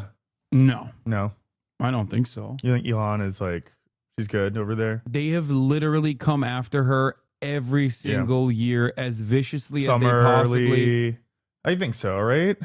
Every single year they do this. I just get a little worried. Someone just said, "Why did you threaten a YouTuber with a gun?" Dog, that YouTuber literally said, "I should be hanged," and I said, "What? Good luck." When did this happen? And I just showed this. I said, "Good luck with that." Why did you threaten a YouTuber with a gun? That YouTuber literally said, "Me and Zoran Mamdani should be hanged." Who was this guy? Some random fucking crypto dickhead. And then they got subsequently banned immediately too. That's a toy gun. Yeah, it's also not a real gun. Right. Don't worry. What do Dems do now after this big ugly budget? Going back to the big ugly budget, I don't think the Democrats are going to do anything. I think that they are going to basically do everything in their power to sit idly by the side and hope that people will recognize that the Republicans are cruel on their own, and maybe they'll get a marginal victory. Yeah, that's not enough. That's not enough. We need people to be, we need our Dems to be making so much fucking noise right now on every single platform, channel, talk about how devastating this will be for future generations of Americans to come. But maybe they will, maybe they won't. You know? You think they will? I dream of a future Democratic Party that is a real opposition party comprised of socialists, where like AOC is the centrist Democrat. Yeah. AOC is like the representative of like the establishment version of the Democratic Party. Yeah. And you have far more radical, outspoken leftist, socialist, trade unionists alike. Yeah. That are consistently fighting for bettering work conditions, giving, expanding the social safety nets that exist rather than allowing it to fall apart. Yeah. But I don't know. I don't know if that's ever going to happen. Who knows? Yeah. It's just, it doesn't seem like it at all. I mean, but people say that, right? And then like, look who we just elected as mayor of New York, right? Like if there has to be an appetite for that, at least a little appetite for that. And like, I think over these next couple of years when Zoran is our mayor and we see how he operates, leading the biggest city in this country, maybe that could yield to more people wanting to see leadership like that in federal positions. But maybe that's the optimist in me. But I don't. But the problem is, I don't think they want to win, because if they did, who wants to win? I don't think the Democrats want to win. Yeah, that's the problem. Like, because if they did, they would at least be like doing things differently right now. If they did, they would be jumping on the Zoran bandwagon. I think I disagree with you. I agree and disagree with you. I think some Democrats, maybe the majority of Democrats, don't want to win because they can't accept the views from someone like a Zoran because of whomever got them elected, right? But I think there's a large portion within our party that is filled with people who are excited about a Zoran, who are still excited about an AOC, who will take this opportunity as a chance to run for office themselves, and be able to beat the big money that is keeping in power the Dems that don't want to win. I'll say like this. I think the Democrats want to win, but they want to win on their own terms. And I think this past election cycle basically proved that point once again, where there is this 75-25 issue with Israel, and Kamala Harris did not separate herself from Joe Biden in any meaningful capacity. Yeah. And Kamala Harris did not try to chart a new path, knowing full well that this new path would most likely help her out. Yeah. Like, I think when Democrats say, oh, we're fearful of speaking out against Israel because like our constituents are going to get mad, I don't think that was the case. I think that they wanted to try and win in the ways that they want to by like implementing the Chuck Schumer method of winning over voters in the, white collar voters in the suburbs and losing out the blue collar voters in the process. Like that is how they wanted to win. And that was a failure. And now they're like, how do we get people back on board with our version of the Democratic Party, rather than do we listen to the masses? Do we listen to the voters?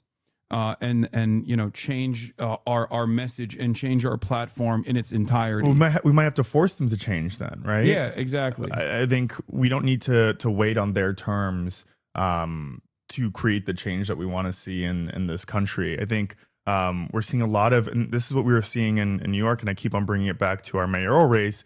Like, that wasn't just like far left people who were voting for Zoran, right? This was like Park Slope moms, folks across the city, that don't traditionally vote for a Democratic Socialist, candidate for anything, who are pissed at Trump, who are pissed at the response that, traditional Democrats are giving to Trump. So they chose to go with something new and something exciting and something different, right? Yeah. And of course, New York City is different than many places in this country, but we do have, we do have a lot of liberals, you know what I mean, who do vote, like folks in Michigan and Wisconsin, who did end up voting for Zoran and are excited about Zoran and are like standing him, which is a great precedent for how things could potentially change. Yeah. In other states. I see the positives for sure. Yeah.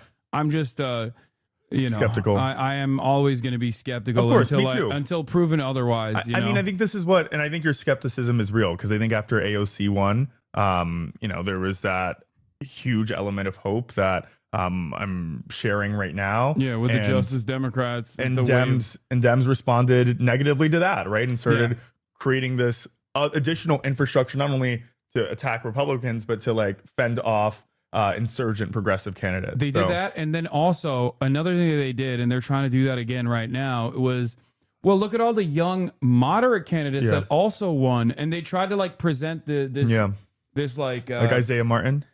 Yeah, I think there was, then there's the CIA lady as well. I think that was another one. Is that Slotkin? No, Slotkin's this time around. Okay.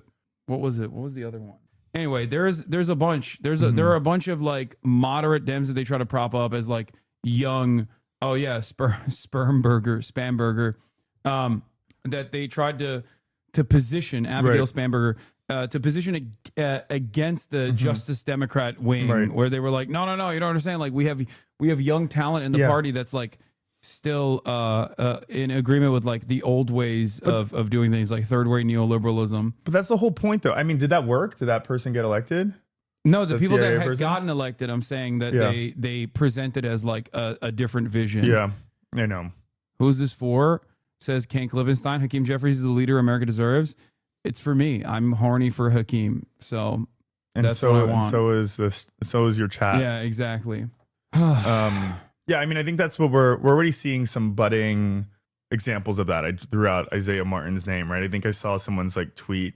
Someone tweeted right after Zoran won that was like, "This is the pathway to win, having good social media," and like that was just like their entire take of it, which is not the point, right? You can't be a moderate centrist Dem who's a corporate shill and have social media of you like walking and talking at a fast pace with quick cuts and think that that's like the way to. That was Harry Sasson. That's the one who said it. Terrible take, right? By the way, who's like he has literally been doing the social media thing, but for the old decrepit. I didn't know it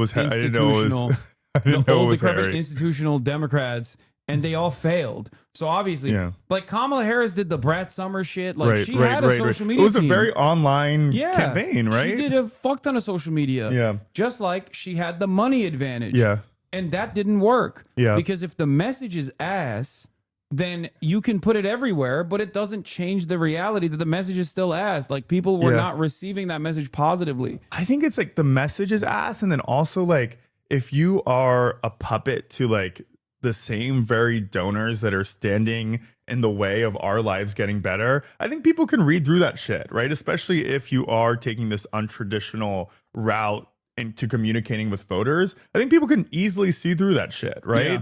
Like you clearly can't say things like freeze the rent when you are like bought out by the real estate industry. Lobby, you know what I mean? You can't, talk against the genocide in Gaza if like AIPAC is funding your campaign. So like those issues that a lot of maybe this new wave of candidates are going to hold or not hold. Like you can't communicate that just through social media if you're not, if you can't stand on business because of those who are funding your campaigns. Yeah. All right. Let's get back to this demon. Yeah, I didn't even watch this. Me and my son hold each other accountable for watching porn. Yeah. Michael Johnson.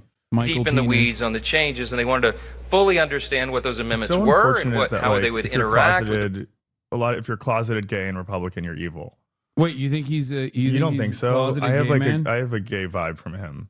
I feel like him. No, I think. Lindsey Graham's the obvious one. Lindsey Graham, Mike. Wait, who else? I don't think I should say that. No, say it. I don't think I should. I think Mike Lawler is a hidden gay man too. Mike Lawler. Okay. I just think his I think I said this on the stream last time, but the way he dressed in black, blackface as Michael Jackson was like the one black dude who didn't have to dress in blackface for. But he was It was. I swear, look up that picture of Mike Lawler and blackface on the New York Times. It's the fruitiest picture you've ever seen of someone in your life. But that's my only take on it. the Josh Hawley is another one. Yeah, for sure. Yeah. Have you ever seen Josh Hawley kiss his wife? No. Oh my god. Okay, I have to show. Is that this fucked to you. up to say? I think there's like. Well, I don't know if you're able to. Maybe I can say that. Is it fair to say that if you're closeted and gay, then you end up, especially in this day and age, as a Republican, you end up doing some really cruel shit to other people because you're afraid of being yourself or can't be? That's crazy. That's crazy. This is a gay man. That's crazy. Sorry. There is no he has sheer disgust kissing his wife. Not only is this like a crazy picture because of that, but I've never seen two people with no lips kissing each other. Yeah. No, he kisses his wife like he's in a K-drama. Okay? This is like no shot. That's shot. Crazy. He also is the most in shape man in the state Really? of Missouri. I think that's a sign. There's another, that's a gay sign. There's a photo. When I think of like Josh Hawley being a gay man, I think of like him with Someone said that's ableism. with his pecs at fucking Whole Foods in the middle of the day purchasing wine. Josh Hawley? Yeah. No, he wow. is like he was caught like at Whole Foods like buying wine or something. Really? Like someone took a photo of him, and I was like, that's a gay guy. Yeah. Like, that's just like he is in. It's sad. I mean, remarkable I bet, shape. I bet if they were out, then they wouldn't be Republicans or wouldn't be evil. Maybe right? Come on. Yeah. This photo of Josh Hawley wine shopping at 2:30 on a work day pretty much sums up everything on this one. Yeah. Look at his pecs. He's getting the Josh wine. Look at his pecs. Yeah. No one in Missouri has this body fat percentage. Okay, get the fuck out of here. Maybe I don't. Yeah, he wasn't on my gaydar. No, he's. Really? I mean, come on. Really? On. These two images is all you need to know. Isn't there that? Who's that guy? Brian Johnson. Who's that? He's like a Republican. Florida? No, not. He's not an elected official. He's that. Maybe I'm getting the name wrong. He's that Republican. Byron Donalds is the Florida representative. He's like a right wing Twitch streamer or maybe like Twitter Benny guy. Johnson? Benny Johnson. Oh, Benny That's Johnson's like, gay. Yeah. Benny Johnson. I know for a fact his wife doesn't allow him to go. Oh, he has a wife. He is a. The Republicans call him gay, right? Like Benny Johnson is not allowed to go on work trips without his wife anymore. Really? I wonder why. Wow. She doesn't let him, or like his agency doesn't let him? Okay. She doesn't let him. Oh my God. She does not let Benny Johnson. Remember when he he has a lavender marriage. Remember when he was posting about where AOC is from? No. He was posting about like how there's like all these gay cruise asses on the ads on the military website, like military.com. And it was like, those are your targeted ads. Yeah, what is this? He was doing the onion meme of like, why are all these gay guys sucking my dick everywhere I go? Him and the Casey kicker who said women should stay in the kitchen of the graduation speech look like a gay wedding announcement. Oh, this is This was. There's also a photo of him looking at Harrison Buttkiss. Harrison Buttkiss? Yeah, who's that? His name is Harrison Butt something, but Harrison Butker. Yeah. Yeah, that looks like there's a photo Midwestern of, gay couple. There is a photo of Josh Hawley staring longingly at Harrison. Like, and I've never seen him show that kind of emotion towards his wife ever. Okay, go back to the Mike Johnson clip. I interrupted you and we went on a gay tangent. investigating. No, so what I was gonna say is like you have the obvious like clearly in the closet gay men in the Republican Party. Mm-hmm. But then you also have like a different type of sociopath where I think like Mike Johnson fits the second category. Mm-hmm.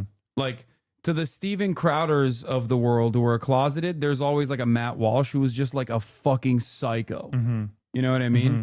And I think Mike Johnson is like, I think he's just like a straightforward, only have sex to reproduce.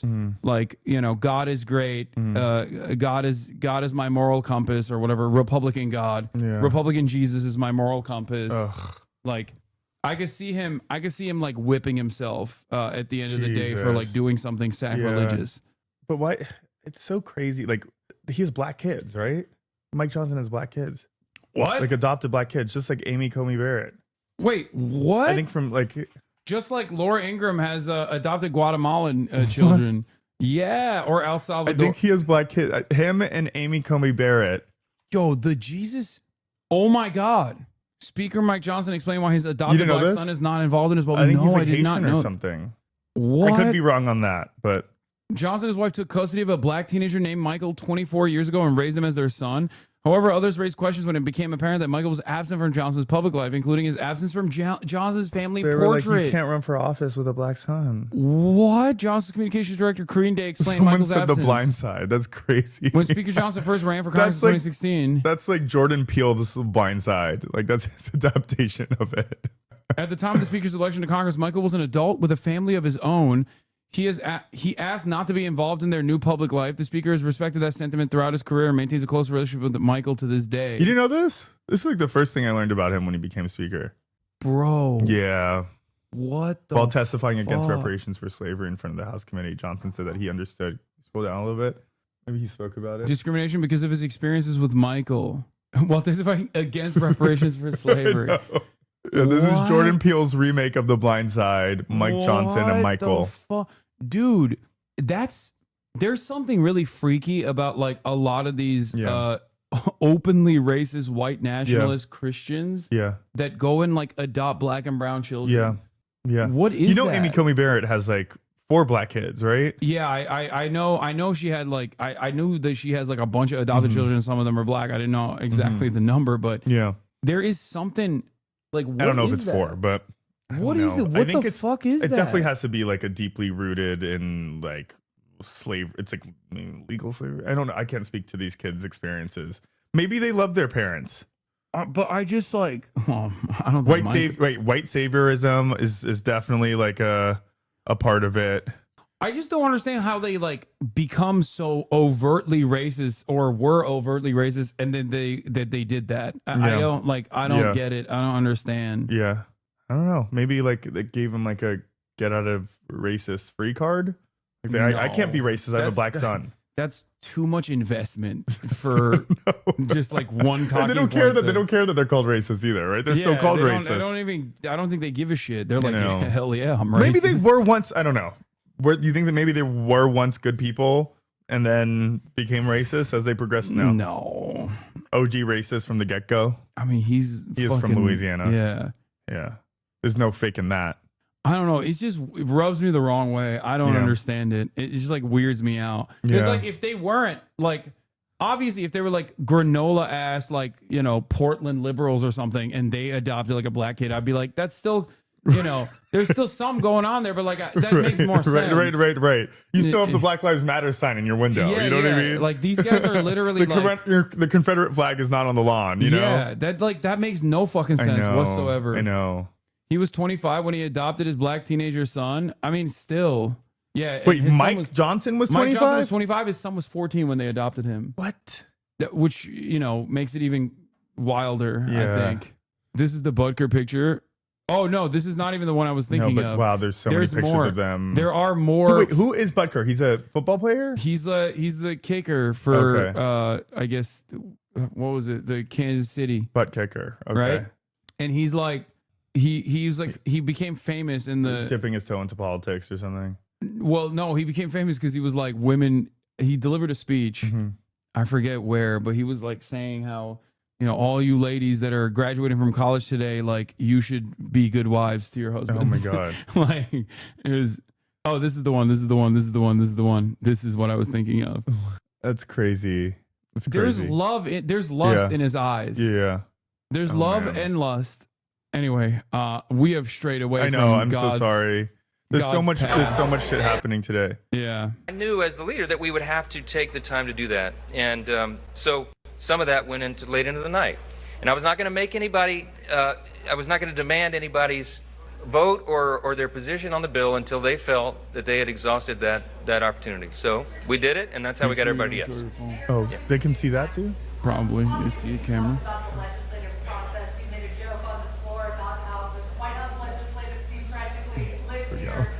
I'm just making sure you don't leak anything.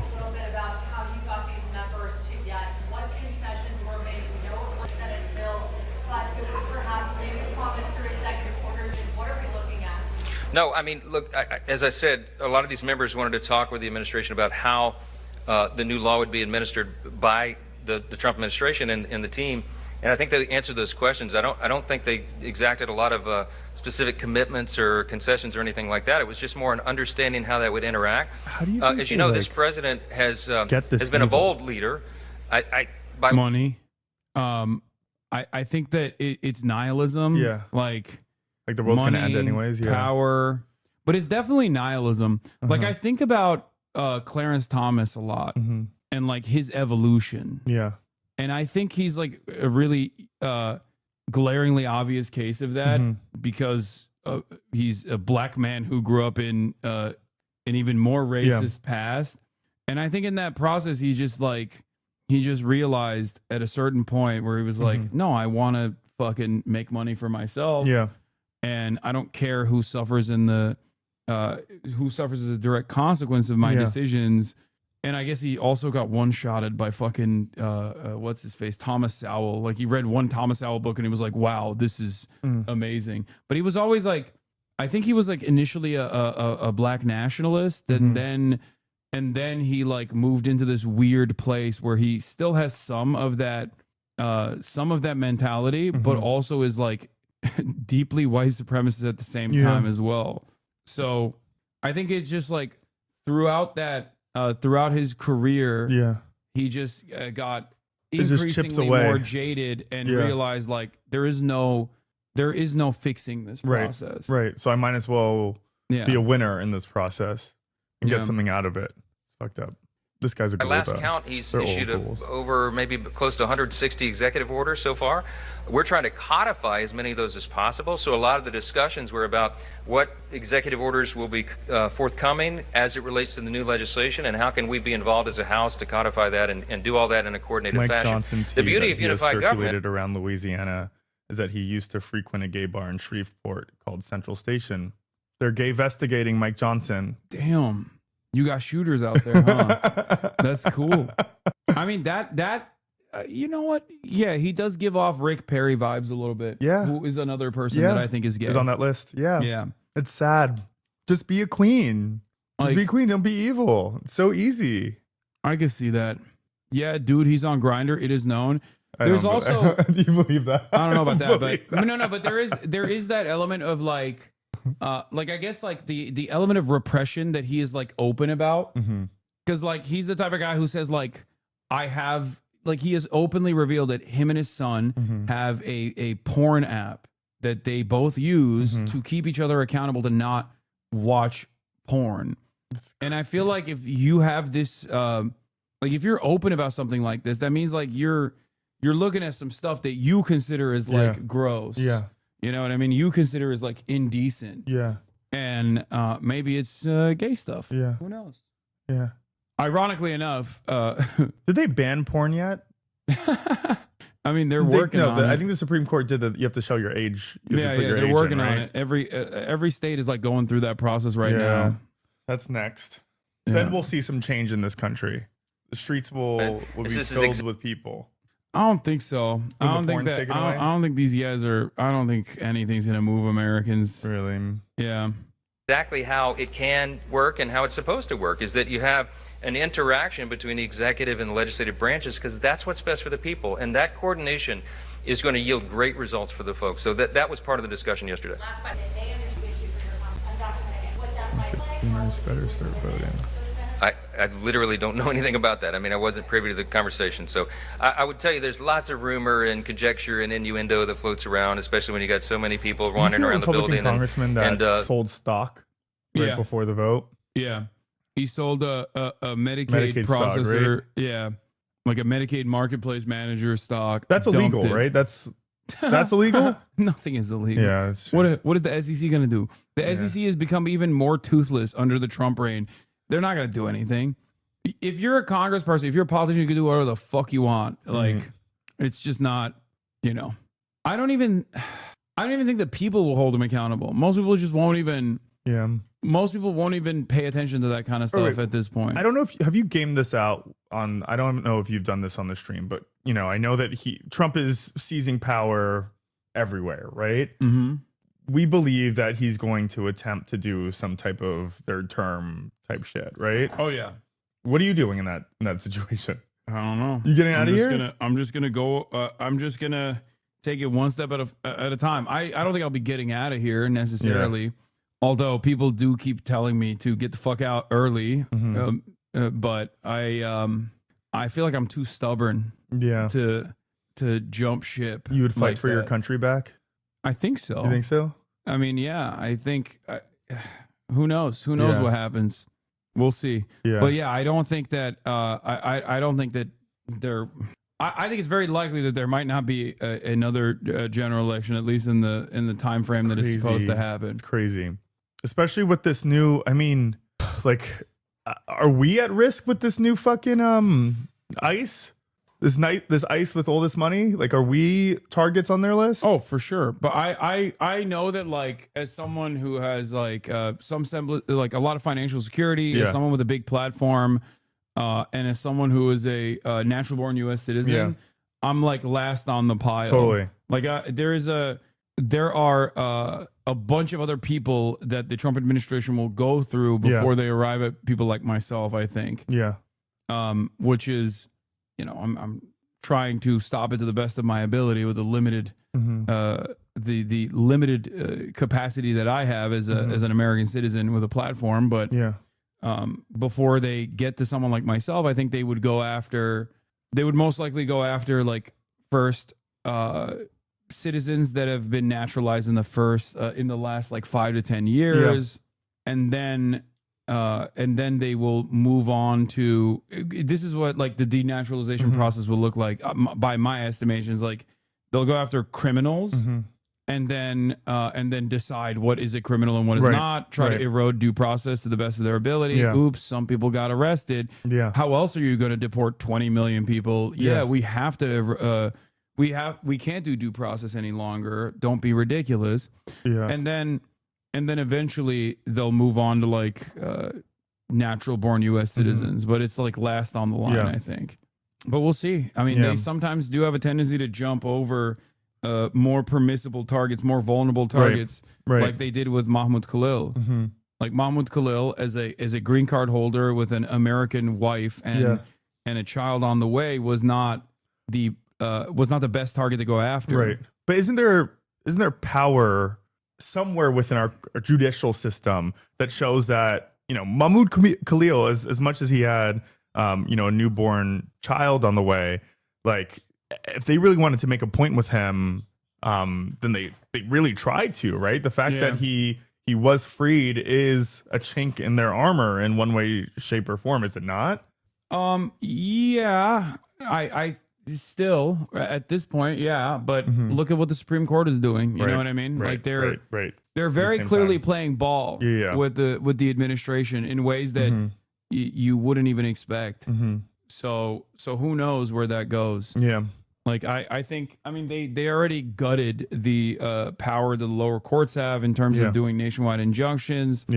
So I think that they're gearing up for either no repercussions whatsoever, or even if Democrats were to win somehow in the future, that they wouldn't use the new additional clearance that they have to push for whatever agenda they're pushing for. You're not priority right now, but you're 1,000% on the list. It almost feels like you're the example he's thinking of when he says people who hate our country, even though that's just Israel anchor baby shit.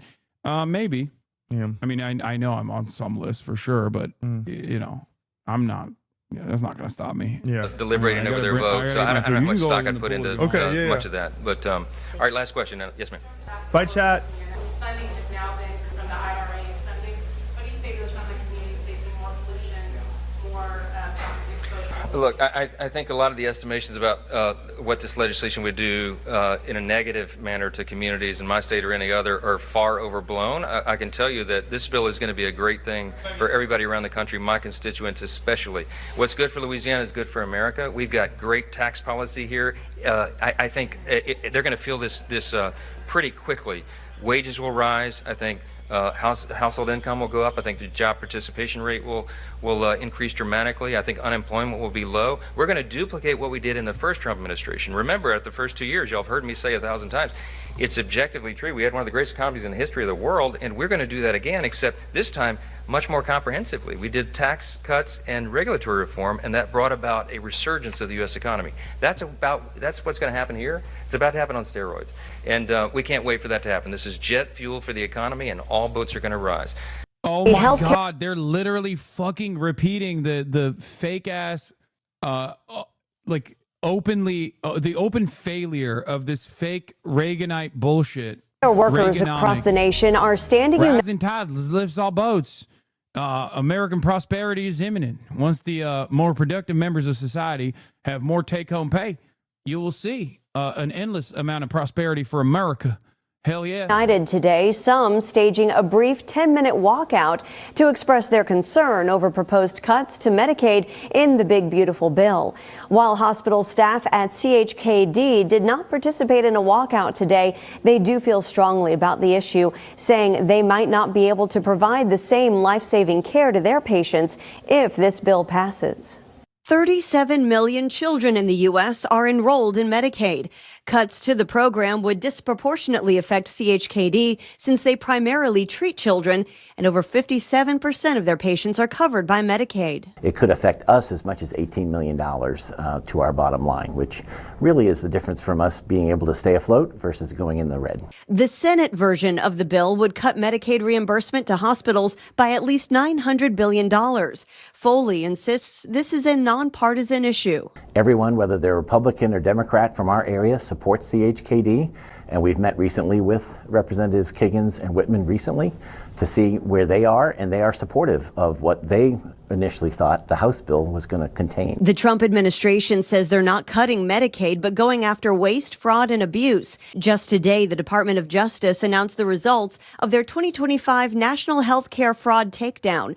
According to their website, the initiative resulted in charges against more than 320 licensed medical professionals for health care fraud schemes, totaling more than $14.6 billion in losses. We recognize that people are trying to get at fraud and abuse, and that's really not what we're against. And from our standpoint, there is no fraud and abuse taking care of children who need Medicaid coverage. Foley says the most comfortable compromise would be to go back to the House version of the bill, which proposed over $800 billion in cuts. In general, taking care of a Medicaid patient means you take care of patients at a discount. It often doesn't even cover our costs. But to cut that further makes it even harder to survive. Of course, he says the ideal outcome would be to see no cuts made at all to Medicaid. You can learn more about this issue over at wavy.com. President Trump's signature and massive piece of legislation is not quite a finished deal. The House taking another crack at this moment and could be added late into the night or even into tomorrow morning, leaving Americans anticipating how it will affect their daily lives for better or worse. I'm Ryan Gamboa, and I cover topics in rural Cass County, Missouri. Congressional cuts to Medicaid can potentially leave rural hospitals and their patients vulnerable. I'm amplifying the voices of rural America and delving deeper into the potential impacts of the cuts. Dinner time in Harrisonville draws a crowd. Willie Ogden drove from Garden City, Missouri. 10-15 minutes. What he really came to do was pick up his mom from Cass Regional Medical Center. She just had some stomach issues, we'll put it like that. Jessica Thomas is eating for two. She's expecting a new baby in November. We are very excited. We prayed for this one. Thomas tells me she's a Medicaid recipient. It did pass. Access to It's her older, local hospital sometimes isn't enough. Older video. She's a high-risk pregnancy, and in her first delivery, Kansas City was her only option. An hour drive can definitely change a lot of things. The GOP-led Big Beautiful Bill that passed the Senate on Tuesday would cut over $1 trillion in Medicaid benefits. The Kaiser Family Foundation reported in May that 2 in 7 Missouri Medicaid recipients live in a rural area. Half of those recipients are children. The Missouri Hospital Association tells me changes to Medicaid will impact hospital service reimbursements, meaning some rural hospitals may need to cut services. We could be looking at a fairly large crisis relative to overall funding for hospitals through Medicaid and then the structure of our rural health delivery system. Dinner might look different for Thomas, as she could be forced to pay for health care out of pocket. Lucky right now that we're able to have access to that. Ogden, he worries about his neighbors and the food taken from their plates. Put yourself in our shoes. Rural communities don't have a lot of money. We work hand to mouth. Put yourself in our shoes that don't make a lot of money and maybe you'll understand something. In Harrisonville, Missouri, Ryan Gamboa, KSHB 41 News. There's no shortage of food here in the Feeding Tampa Bay market. You got fresh produce, you have frozen items, anything that you could want. But for individuals on SNAP, the allowance is just $6.12 per day. The shelves at Feeding Tampa Bay are stocked. For children that want to learn, for seniors that want to stay healthy, for families to be active, we want them to have access to the best food there is. Even with the help of a food bank, some need additional assistance. More than 250,000 households in the 10-county Tampa Bay region rely on SNAP benefits. Leaders at Feeding Tampa Bay say proposed cuts to the federal program could be disastrous. So right now for SNAP, it's looking like a 30% cut overall. For a program. So when you look at numbers here in the state of Florida, we have about 3 million individuals that are on SNAP benefits. You have to imagine that there's going to be a reduction in a benefit and or a loss in benefit. To sell their point, they put me to the test. Try to buy a day's worth of food with the average SNAP allowance, just $6.12. Don't think I'm going to need a cart. I'm pretty sure that everything's going to be able to fit right in one basket. I immediately picked up peanut butter, my favorite. This is $3.99. Got protein, pretty good. I quickly broke the bank with bread. $3.99 and $4.99. We're over. So not that. My second attempt was more successful. Frozen pizza, $4.29. It's got pepperoni. It's got cheese, it's got carbs, and I can have a slice for breakfast, lunch, and dinner. Add an orange, and my budget was maxed out, and that's without any other essentials. Scout's not getting fed, not doing my laundry. And going without is the only option for many in our area. We all have to be a voice for those that can't or just don't know how to speak up for themselves. So how do you think you could do? Feeding Tampa Bay wants you to try the SNAP Challenge. We have the links and information posted for you on WFLA.com. Welcome back, everyone. Guys, that's before the cuts. That's what they took away from hundreds of thousands of Americans. That's how fucked up this situation is. As Mary Bruce reported earlier tonight, the Senate is still working through a marathon series of votes on President Trump's so-called One Big Beautiful Bill. His signature legislation that he's demanded be passed out of both chambers of Congress and on his desk by the 4th of July. The mega bill slashes federal programs and will impact the tax bills of millions of Americans. It's been in the headlines for months now, but so many still have questions about the nearly 1,000-page legislation. In tonight's Prime Focus, our Jay O'Brien met some of those people combing through this bill to determine how their lives might change. Here's what they had to tell him. The bill that Mike and Jason and all the people are working on is going to be, I think, amazing. It's President Trump's biggest legislative gamble of his second term, his so-called Big Beautiful Bill, putting a laundry list of campaign promises on the line. But beyond the drama on Capitol Hill, we found many average Americans poring over the bill's more than 1,000 pages. It's definitely going to help our firefighters. Do you feel heard by the politicians who represent you? No. Trying to figure out how it could change their lives. That's what Tanya's been doing. Zoe. Alongside her loyal service dog, Zoe. Despite living just a state away from D.C. in Virginia, she's never paid attention to politics quite like this before. I'm sorry. 12 years ago, Tanya, who asked that we not use her last name, had 2 strokes that put her in this wheelchair. I went from a normal life to nothing, to being a bother in someone's family room, and I didn't know what to do. Do you sometimes think about the life you had? Every day. Tanya used to describe herself as a workaholic. She now lives off disability, government-subsidized health care, and SNAP, the Supplemental Nutrition Assistance Program, what used to be called food stamps. A federal initiative administered by each individual state, SNAP gives Tanya about $30 a month. She takes that money here to her local grocery store. I'm paying with EBT. To stock up on fresh fruits and vegetables her doctors say she needs to stay well. Could you afford that diet without SNAP? Not really, no. Not as healthy. There is not a lot left over in my monthly allowance for anything. But that GOP mega bill currently cuts roughly $186 billion from agriculture programs over the next decade, most of it coming from SNAP. And for the first time in the program's history, it forces most states to pick up part of the tab for food assistance benefits. Republicans say they're making SNAP more viable and cutting down on waste, but all of it leading to concerns that support for those like Tanya could be squeezed even more. How closely have you followed this bill? So very close at the beginning, and then I stopped because it is so scary. Had you ever followed a bill that closely before? No. Between the 911 calls, like the one that came over the loudspeakers right when we arrived, firefighters here in Englewood, New Jersey, and across the country are also keeping a close eye on Congress. That's because this GOP mega bill includes a key Trump campaign promise: no federal income taxes on tips and overtime. And first responders work a lot of overtime. Last year I put in about 500 hours of overtime. 500 hours of overtime. Now, what if that overtime wasn't taxed? It certainly lightens the burden for your family, pays for things like childcare and some rest, some vacations. So this is a ladder truck, tower ladder. Each department's a little bit different. The National Firefighters Union has endorsed the tips and overtime sections of the bill.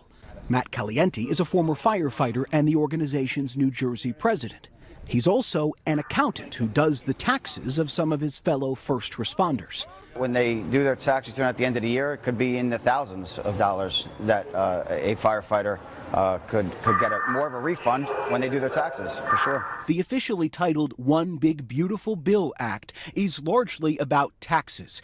It makes Trump's 2017 tax cuts permanent, meaning most Americans won't see a major change on their yearly filings, but also won't pay more. The most recent estimate from the nonpartisan Congressional Budget Office finds the bill will add about $3.3 trillion to the federal deficit over 10 years, largely because of Trump's tax cuts. Some Republican spending hawks pushing to pay for those tax breaks with steeper cuts to programs like Medicaid, health insurance for low-income Americans and those with disabilities.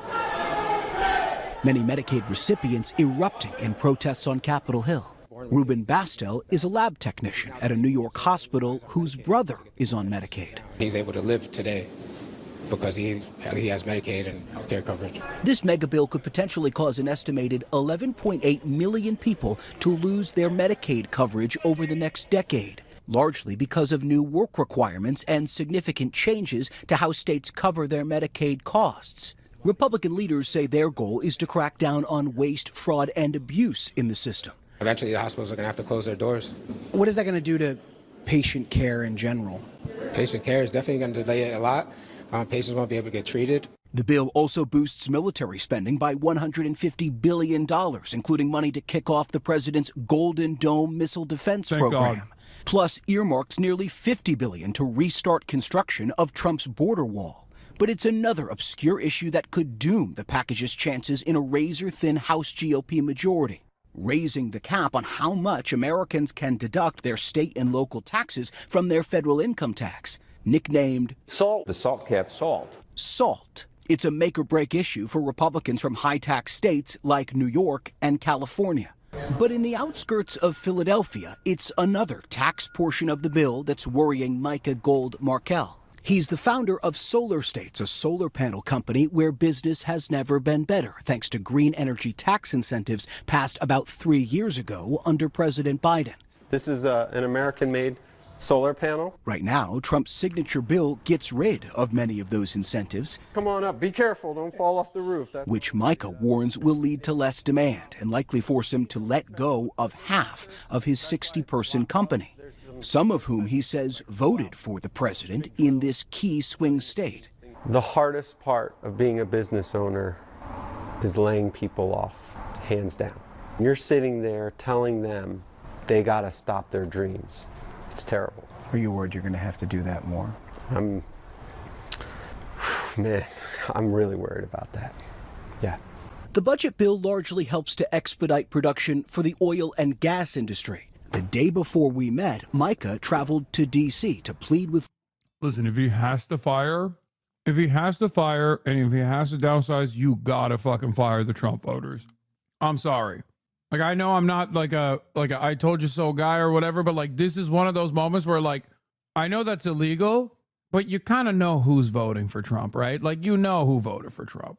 If you literally have to fire someone and you're in fucking Pennsylvania operating a goddamn solar power company, this is one of the few instances where I think it's like, if someone's got to go in the office and you got to move some numbers around, let's just say I would be looking closely at who came into work right after the election with a smile on their fucking face.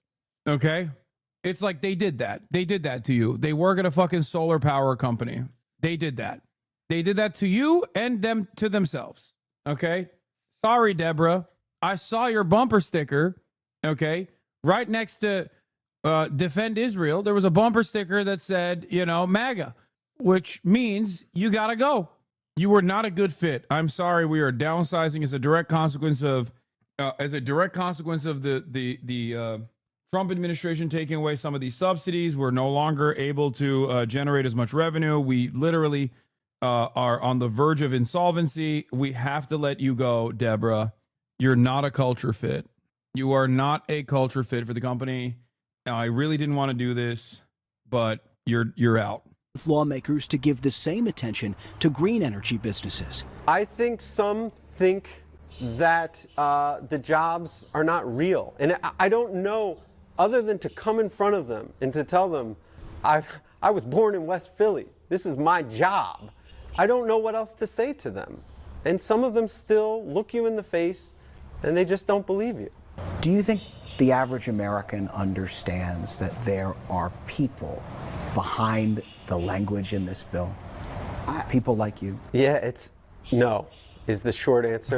No. Back on Capitol Hill, the political pressure is on.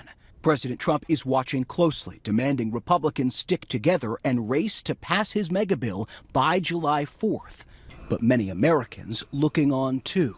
From this cozy apartment to a firehouse to a warehouse and all the other places across this country where politics becomes about people. So many will feel it one way or another. Our thanks to Jay O'Brien for that. 5 Georgians working in the restaurant industry are divided over one provision in the so-called Big Beautiful Bill. Well, President Trump wants to slash taxes on tips, but officials in the hospitality industry say it may not have the impact that he's hoping for. Atlanta News First reporter Abby Kastouris explains what's causing the divide. 1 in 10 Georgians work in the food service or hospitality industry. In the Senate's version of the no tax on tips bill, it would create a federal income tax deduction of up to $25,000 for workers. Some experts warn the bill before Congress will only benefit high earners and complicate tax enforcement, all while punching a billion-dollar hole in federal tax revenue. The Independent Restaurant Coalition, made up of more than 500 owners and restaurant workers, sent this letter to congressional leadership. They argue the proposal is unfair and, quote, will do more harm than good to the industry. More than a dozen Georgia restaurant owners signed on. Let's do something that's a long-lasting solution as opposed to just a campaign slogan. Rosa Thurner owns El Ponce and several other restaurants in Atlanta. She would like to see the no tax on tips provision applied to the service charge model, which divvies up a server's tips to all workers. Federal law states that only workers in customer-facing roles can receive the tips, favoring front-of-house work. Oh my God. Are they fucking mad because they can't get a cut of the tips this way? Because they say it's tip share, which is the claim that like Backhouse gets some of the share of the tips. But I'm pretty sure they mean like they also get, like the restaurant ends up taking the tip, right? Like they take a percentage, right? Which is so psychotic. Workers like servers, but not the support staff, like dishwashers and cooks. No tax on tips sounds like a really great idea, but a lot of things. I work in a, where is it? I work in a deli in Boston. My boss just says the jar is his because motherfucker named after the place. Not the restaurant owner's dummy, the chefs and the dishwasher. We do it in Europe. Dog, if you're European, see yourself out of this fucking conversation because you have no idea what I'm talking about. Not only am I right, tip sharing is sold as an idea that like dishwashers get a percentage of the tips, but in the United States of America, it absolutely goes back to the fucking restaurant too. Also, who tips in European restaurants? I didn't even realize that was like, Americucks do. Most people really, just quite a bit less. I thought there wasn't tipping culture in the EU. That's like part of the thing that Europeans always get mad about. Sound great until you implement policy. Tax expert Jonathan Levins with Moore Coulson says whether or not this will help workers is a mixed bag. According to researchers at the Brookings Institute, 37% of tipped workers earned so little that they pay no federal income tax. The policy favors higher paid workers. It really just comes down to their overall income level. Workers in tip jobs across Georgia excited about the proposal. Tips are one way to get them to a livable, stable wage. I do feel like we need to revisit how we're paid, especially in the service industry. The measure would last for 3 years. The president of the Independent Restaurant Coalition tells me that restaurants need consistency, not instability. If Congress passes the measure and then doesn't reinstate it, restaurants like Thurner's would have to change their payroll model again. In Atlanta, I'm Abby Casores. Like many restaurants during the lunch rush, workers at Central and Highland Park Another Paloma? take orders. So 3. Yeah, most tipped workers, their overall take-home pay is so little that they don't even get taxed anyway. That's the point. That like the tips themselves are not even taxable because your take-home pay is so low that it's below the level that it would get even with the tips. It's below the level that it get taxed regardless. 3 checks total. Relying on tips. Thanks, guys. For extra income. It's all on our pay stub. We get all of our tips on our check at the end of the pay period. And if the big beautiful bill is signed into law, There's something for everyone. every dollar made in tips would no longer be taxed. Any more money on our checks is going to be better. The no tax on tips, I think, is a really good idea. Linda Mose is a tax expert of 54 years. I think that it's going to help a lot of the low to mid taxpayers. She says when it comes to the no overtime tax, it's too early to tell how it would be implemented. Are they going to have the employers still be able to deduct the overtime that they paid their employees? I worked as a waitress before they raised the tipped wage to $213. And I can tell you, never once did I itemize my taxes. Because when you're making that kind of money, you don't itemize your taxes, you take the standard deduction. So all this no tax on tips, it really doesn't work for normal people who use the standard deduction. So it's just a talking point. And my constituents, the constituents who are going to lose their jobs in my rural communities, who are working on the wind farms, who are working on the infrastructure projects that just got canceled, who work in tourism, because tourism has really gone downhill because of tariffs and because international visitors are afraid to come to the United States. So our tourism industry is being crushed. All of those people can't eat a talking point. They can't pay their rent with a talking point. They can't buy birthday presents for their kids with a talking point. That's all this is a talking point. But still, we got the richest 1% that are going to get. They're going to make bank. I think trickle-down cruelty is probably the best way I've ever heard to describe it. And we all know it has been proven over and over again. Trickle-down economics doesn't work for working people. Trump just eliminated taxes on tips. The idea is to provide relief for millions of struggling service workers, and they need it. Some say it's not enough, and it's glossing over a much bigger problem. So here's what's happening. The US government is making tipped income tax-free for up to $25,000 as long as workers made less than $150,000 or $300,000 when filing jointly in 2025. They'll have 90 days to publish a list of tipped jobs that are likely to include waiters, baristas, bartenders, and many more. Critics say hedge fund managers, it's expensive. Twitch streamers. And the impact isn't going to be that significant. Why? Okay, so imagine this is the total US workforce. just 2.5% work in tipped jobs like baristas or bartenders. And within this group, these are the people who earn enough to pay taxes on their tips. To be clear, these workers would see an average saving of about $1,700 per year on their tax returns. But some think there's a better way. Hello. This is my colleague Enrique, who lives in Berlin, Germany. Germany is good at a lot of Socialism. things. Beer. Oh no, they're gonna advocate for higher base pay for these fucking workers. How dare they? How dare they? That would be the collapse of society.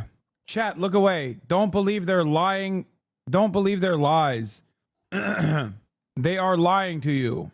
Surprise, this is AFD propaganda? Cars. Okay, good. Thank God. But one study shows that it's also a great place to be a waiter. Germans tip very often, almost always in cash, although that's changing slowly, and waiters do not have to pay taxes on the tips. Yes, Germany did it first. But one of the most important factors is that here in Germany, waiters earn almost 13 euros per hour as a base wage. That's what? Wait, excuse me. That's unacceptable. The base pay should not be livable. The base pay should not exist. For those of you who don't know, in the United States of America, for tipped workers, in many states, your hourly rate can be as low as $2. Okay? It used to be even lower. You get like $2.13 an hour, and then your entire salary revolves around the tips that you're receiving. That's right. A lot of Americans don't know that there is a minimum wage beyond the regular minimum wage, the federal minimum wage. There is an even lower minimum wage out there in many states for tipped service sector employees. Twice the national minimum wage in the US. And tipping is more of a bonus. This is the case across. But he's wrong when he said, oh, it's $7.25 in the minimum wage. It's not $7.25 for tip workers. As a Hooters girl, I was paid $2.46 plus tips. If you made under federal minimum wage, they would pay you the difference on your paycheck. Yeah. Our minimum wage is even higher in Australia. Yes, but if you don't make the equivalent of $7.25 an hour in tips, the employer has to make up the difference. I think it's fucking insane that tipping is a price offsetting measure that capital owners love because they don't have to pay for their employees. It improves their performance because now their performance is what will determine what kind of percentage they will get as a wage, because that's what tips are. And on top of that, they can justify lower prices on the menu because the 20% tip that you choose to give to your wage slave that's serving you the steak, that's up to you. As opposed to having to put that extra 20% into the menu and then pay a living wage to your to your employees. Is legally obligated to, big distinction, because they're most likely going to fire you if you're not making enough tips that they have to pay you more. To be honest, if you're an asshole owning class person, it's a genius scheme. It is. It's evil. It is truly evil. Across the continent, where tipping varies widely. Swedish restaurant goers, for example, tend to tip 4 times more than French ones. And Norwegians are the least cash friendly. I'm often helpless when it comes to tipping, what the standard might be in a different country. My name is Stefan Gosling. Sometimes I do the odd study that's in my personal interest. This guy's a professor of tipping tips. Study is one of these. Most European waiters earn less than their American counterparts, but it matters less here because of the minimum wage. Advocates say that a higher minimum wage protects them when crises hit. Think about the COVID pandemic, where people couldn't eat out. All of a sudden you are without a job, without employment, but also without Social Security. In Europe, at the very least, employers still have to pay the minimum wage, and then that also provides Social Security to service workers. Some US states are already on board with this, and they've set minimum wages that are higher than the federal one, which has been $7.25 per hour since 2009. But it can go as low as $2.13 an hour in what is known as the tipped wage, which is when employers are allowed to pay less than the minimum wage if servers earn enough in tips during their shifts, which in this case comes out to about $5 and 12 cents an hour. Critics say that this whole system just makes service work precarious and unstable. In terms of stability, I think it's a better system when you have higher minimum wage and a lower tipping rate. There's a bill in Congress that's trying to do just that, making the As a bartender / server, I tell all the new people that come in that serving's a gamble. You can make a lot, but if you're in the wrong place, you'll be overworked for almost no money or any benefits. Yeah, I mean, there are people who make really good wages. There are people who make really good wages by by bartending in like or you know, high profile restaurants where they're like working as like professional waiters. That's for sure a thing. You can be ballin' as a waiter or a bartender. However, that is not the norm. If you're cute, you'll make money. Most won't. The catch is you need to be conventionally attractive or extremely charismatic. minimum wage higher for everybody, called the Raise the Wage Act. But if past performance is any indication, the bill probably won't pass. And the no tax on tip law is moving on. Thanks for watching our video. Do you think tips should be tax-free? I think this is one of the saddest days in modern American history. This is the largest withdrawal and ending of healthcare in American history. 17 million people in our country, 17 million Americans in our country are going to lose their Medicaid. They're going to lose their ACA insurance. Small business owners are going to have their healthcare costs skyrocket, and people are going to have their SNAP and WIC cut back. People are going to go hungry. People are going to get sick on a scale unlike anything we've ever seen. And all of it is just to finance tax cuts for billionaires and the wealthiest corporations who don't even need it.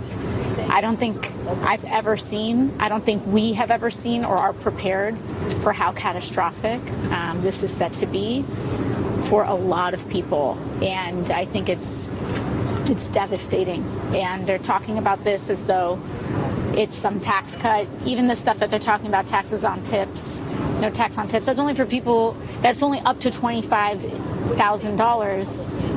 And if you're making less than that, you're already kind of exempt from a lot of these things in the first place. So they're giving people crumbs and they're taking away the whole loaf. And it's just a genuinely really sad day for our country. What about Leader Jeffrey's final message, looking ahead to 2026, 2028? Well, you know, to Leader Jeffries' message, he's right. The best thing that we can do right now is press on. And in order for us to salvage what we have and to build through, we have to chart a new course and a new path to our future. And we have to make sure that there are consequences. If you're on Medicaid, if you're on ACA, if you are on Medicare and rely on Medicaid to help with your long-term care, there has to be consequences to these votes. And we have to decide if this is just a joke or just for TV or if this is our real lives. And I hope people vote like it's our real lives. Meanwhile, an Iranian woman detained by It's really messed up. Yeah, think about the billionaires is correct. AOC consistently shows time and time again that she does not care about POC, people of capital. She does not care about POWs, people of wealth. Okay? That is, what is 1% if not the ultimate minority? What is the 1% of the 1% if not statistically the most minority you can get? Really messed up. Coming from a person who seemingly cares about minorities or POCs. Really, really messed up. Do billionaires have a right to exist? Yeah, it's terrifying that this is a question that we even have to ask nowadays. Do billionaires have a right to exist? Does New York City have a right to exist as a billionaire ethno-state? A lot of people are saying no. You're being quite, what's the, I'm thinking, anti-Semitic, but for capital. What would that look like? Because that's just anti-capitalist.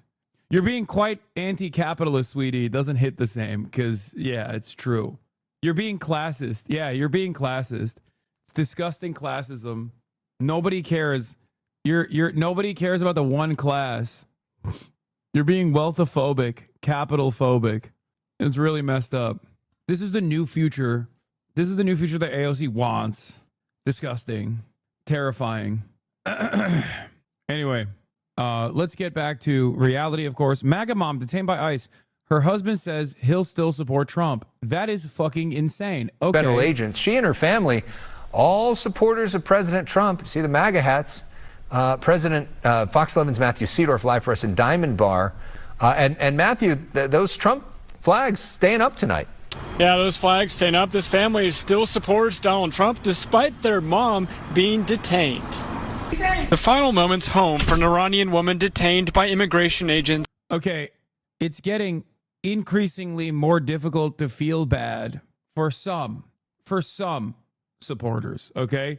Like, it's getting increasingly harder to, like, every day I'm like, no, we must oppose this unconditionally. We must be loud in our opposition to this, okay? But when I see stuff like this, it becomes so hard. Thank you.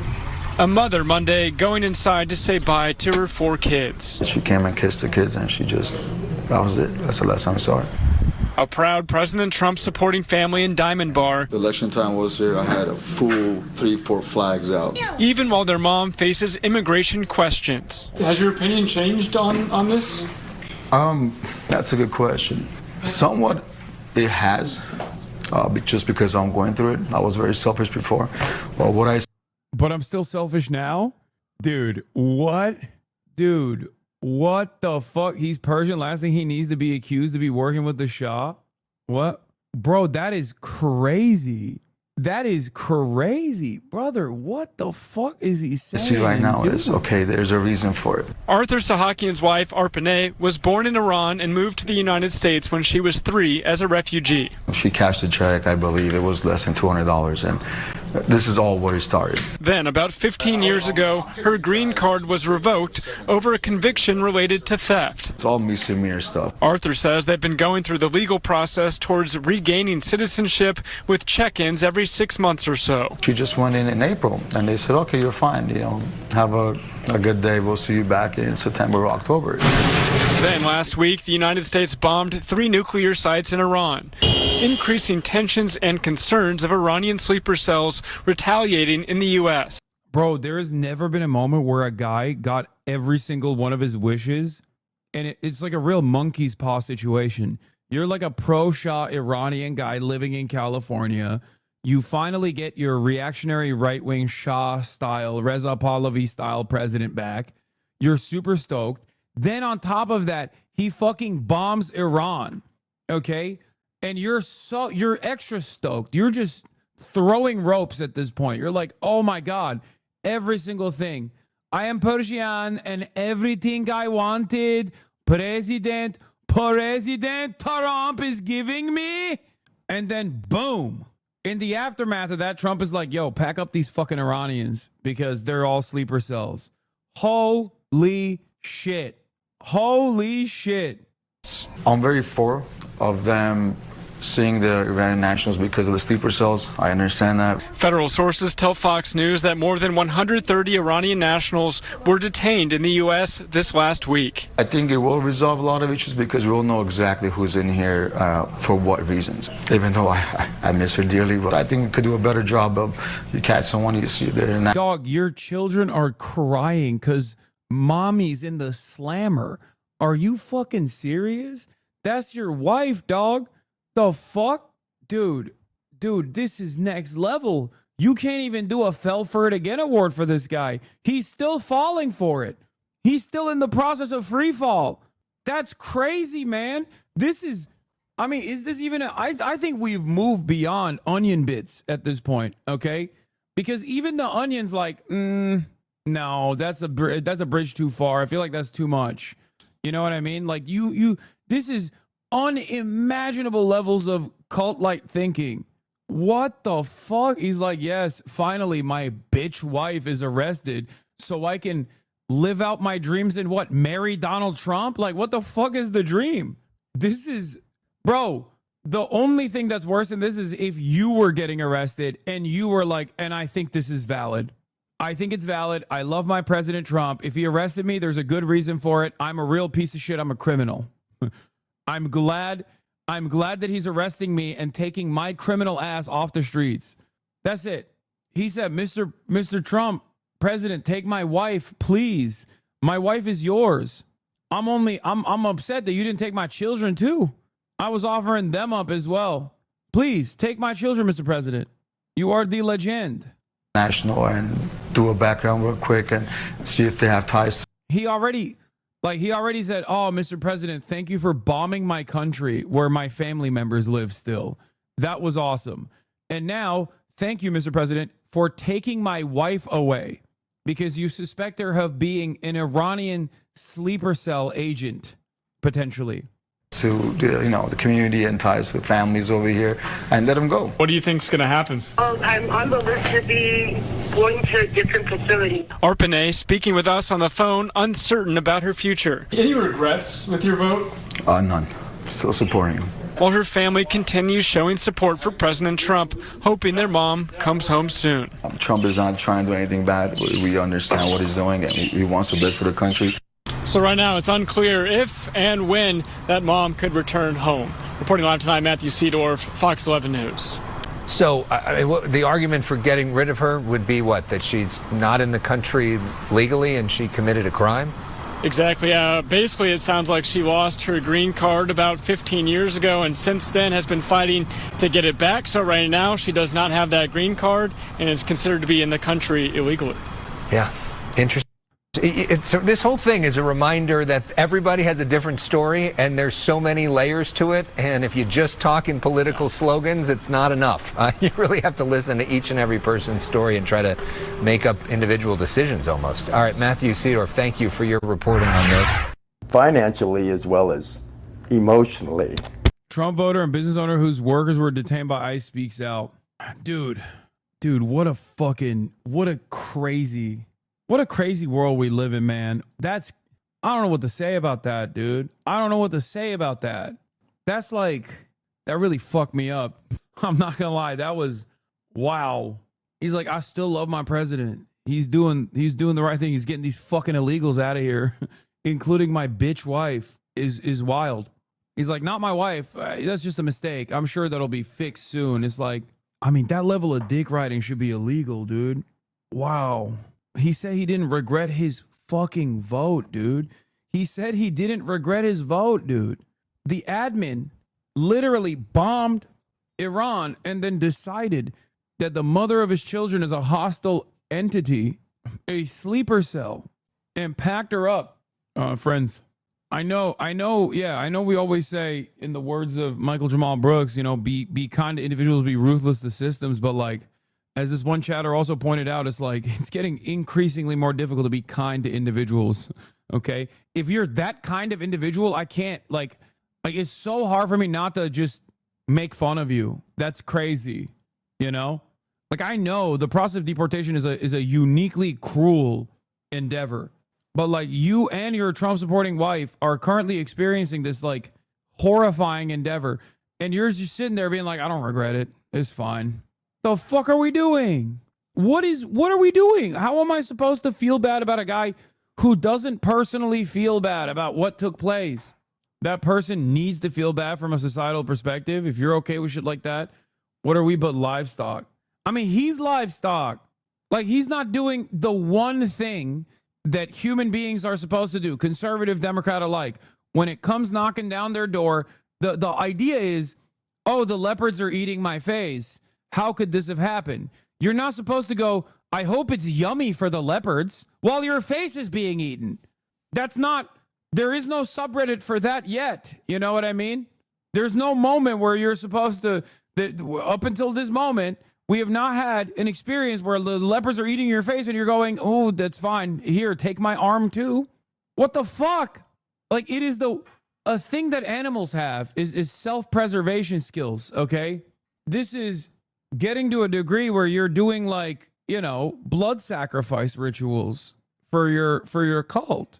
And if you have that level of loyalty to a person who fucks you over deliberately, okay, in broad daylight, and you still defend it while you're in the process of getting fucked over, at that point, there is no saving that person. You know what I mean? There's no amount of cruelty that person can experience that will shake him away from his position. At least, like, there are Trump supporters who are like, I didn't think my undocumented relatives were going to get fucking apprehended. And they very quickly realize, like, okay, we were duped. This fucking sucks. I'm going out in the streets and I'm going to protest. You know, great, fine. You know, it sucks that this happened to you. It sucks that it happened to your immediate family members. I'm right there by your side. But when a motherfucker's like, oh, my family members got deported, but I hated them. Honestly, they were fucking criminals, actually. That's good. Hopefully they arrest me too next. What am I supposed to do? I can't help you if you can't help yourself. This is like a person on Medicaid whose Medicaid just got removed, okay? And they're fucking running around being like, well, at least billionaires who are the most productive members of society are getting a tax break. That's fine. You know, I'm sure things will be better. It's like, okay, good luck. Good luck then. You're in a death cult. You're a fucking psycho. This is beyond, like, beyond absurd. It's not normal. Every night I go to sleep and I think to myself, I hope the Walton family is getting a higher return on their initial investment this quarter. Like, I hope that they had a productive quarter. I'm working at Walmart. I need fucking SNAP benefits because Walmart's not paying me enough. That's annoying.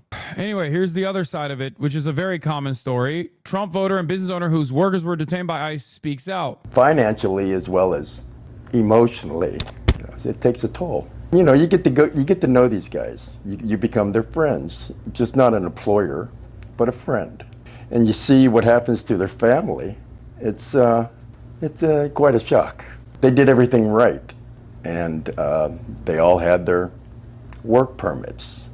They all, a couple and few of them have driver's licenses. They worked with me on the Navy base, which had to go through intense security, and they found out all about their past. And no, this is good for you guys to hear, because a lot of people don't understand. Like, there are a fuck ton of migrant workers, okay? There are a fuck ton of migrant workers in this country that have the proper authorization, that have gone through rigorous background checks. Their immigration status is in limbo, like the lady that we just saw. For something so marginal, so inconsequential, she cashed a $200 fake check, okay? And then had her green card taken away in the process. That's a cruel ass system, man. That is a ruthless and cruel ass system. And it's the lack of care that we have as a society for some of these most marginalized people, some of the most vulnerable people that are simply just making ends meet. You know, they're here, they're working. They are going to ICE facilities with regular frequency to check in routinely. They have their court dates. They have their paperwork. They're trying to put pennies together so that they can get a lawyer to help them out throughout this process. And they're making pennies on the dollar on top of this. And then they're being called fucking criminals and getting deported, ripped away from their families, ripped away from their neighborhoods, ripped away from their lives that they've developed here, that they've built here. Like, dudes who have been working here in this country for multiple decades. You know what I mean? White people don't give a shit. You're talking to a wall. I don't think that's true. I think that there are plenty of white people who do give a shit. But there are certain kinds of white people that don't, the racist kind. And Trump, and that number is much smaller than you think. That's my point. I mean, here's a white person who does give a shit now, because this is the leopards ate my face moment for him. You become connected with them and more than just a boss employee. You voted for Donald Trump? Yes, I did. If you had a chance to sit across the president like you do now with me, what would you say to him? Well, you know, the buck stops there, right? I did not understand his wishes to go after people who are legally here and trying to do right by them and their families. What's up? And I didn't understand that that's what he was trying to do. From what I understood, from what he has said, and from what ICE officials have said, that is not at all what they're doing. And then all the representatives of them are stating the same thing. That's not what we're doing. We're going after the criminals. Well, what happened here?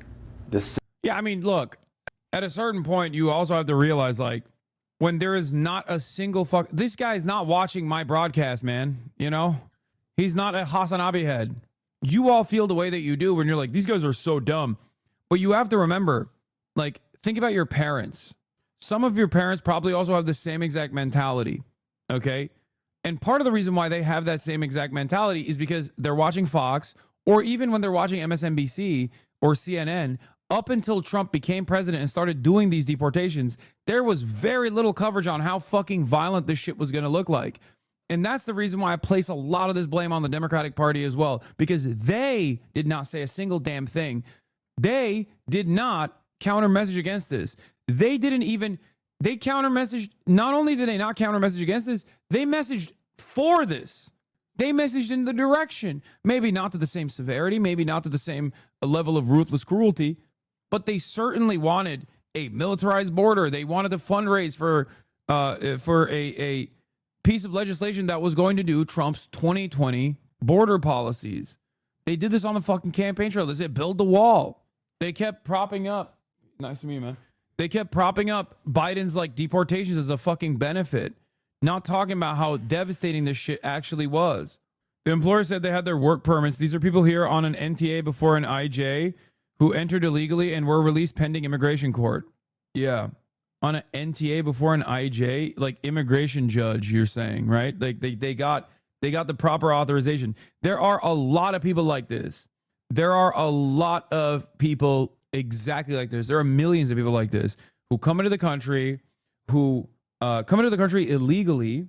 Yeah, notice to appear. NTA is notice to appear before an immigration judge, who entered illegally and were released pending immigration court. Yeah.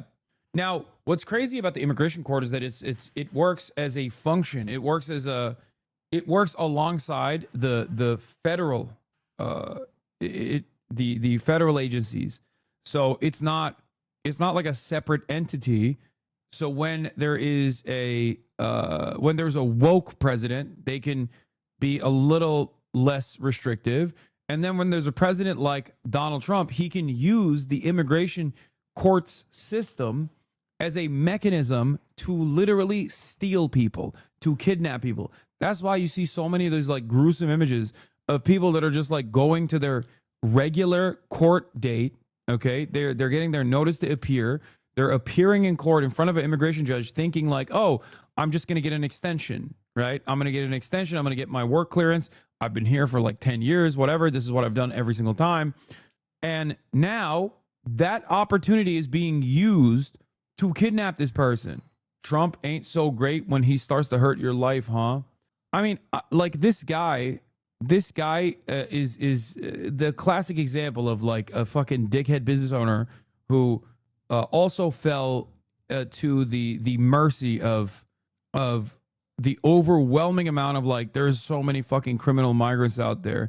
Immigration court system within the DOJ, so a part of the executive branch. Yes.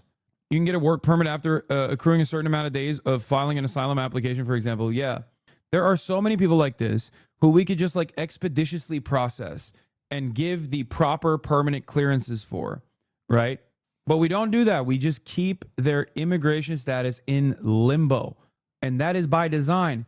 Same with the fucking DACA. Same with the DACA recipients. Deferred action on childhood arrival. 90% approval for amnesty for this program. The program itself is crazy. It is crazy rigid. You can't even fucking fly out of the country and shit. You know what I mean? If you're on DACA, it's ridiculous. You have to have an unvarnished record, no crimes whatsoever. You have to go to college. You have to have a job, like all this shit. It is so rigid. And the fact that we don't give these people proper amnesty is insane. Dreamers is who I'm talking about. Yes. DACA, deferred action on childhood arrival. Remember, these are people who came into the country alongside their parents when they were a child. Okay, when they were a fucking minor. They had no say in this process. And this country is all they know. They don't know any other country. They grew up here. This is their country. It's functionally no different than birthright citizenship. Can you report both sides and show ICE removing criminals as well? I can't. You want to know why I can't? Because the fucking criminals that ICE is removing are already in jail because they're criminals. They've already been processed through the criminal justice system. That's why I can't show you both sides of this equation, because the people that they are removing right now, the people that they're deporting right now, the ones that have a criminal record are for incredibly minor shit. They're not like rapist decapitators or some shit that ICE is like bravely taking out of this country. Birth certificate says otherwise, says My Lottery. My Lottery is a great name for you. Yeah, you did hit the lottery, I guess. That makes you feel like you're better than these people. Chew My Bullets 1 says, can you report both sides and show ICE removing criminals as well? ICE is not removing criminals. That's why so many people turn around and say, well, they're criminals because they entered the country illegally. You know? That's why. That's why people have to do the classic goalpost shift. Trump didn't say he was going to remove everyone that fucking crossed the border, okay? He said he was going to go after these like rapist, drug dealer, vicious, violent types. They're deporting people that have been here for 20 years who have been checking in with ICE on a monthly basis since the agency even made these sorts of checks a requirement. They have the proper clearance and the authorization to work, okay? And they're removing people that have like a trespass from like 15 years ago. You think that's a fucking rabid criminal that you have to get out of this country ASAP? Yeah, 65% of the detainments have no criminal record, and 93% had no violent convictions. Oh. And the 7% that I'm willing to bet, if we looked into it, the 7% that have violent convictions are either like got in a fucking bar fight, or the ones that actually have the heinous crimes on their record were already in prison and they're being removed from prison and being deported instead of going through the entire fucking sentence. Understand that. Because in an effort to justify why they're doing this, like for example, one of the things that they did was park ICE into Rikers Island in New York City. Why did they do that? Because they want to get people who have actually done any crimes whatsoever that are migrants to be deported so they can fucking beef up the numbers of criminals that they're apprehending and deporting. Okay? But even with all of that, because they have this ridiculous quota for, remember, a problem that doesn't exist, even with all of that, they have 7% violent convictions in the deportations. 7%. 7 fucking percent. And even before these numbers came out, this is what my suspicion was. I told you that the majority of these people are not going to have any convictions whatsoever, and that the ones that do have some kind of conviction will be for like mail fraud or wire fraud or like trespassing or something minor, and that a very tiny number, a very, very tiny number will be people that actually have like kind of like a violent felony on their record. And those people are already in those people are already inside of these detention facilities to begin with.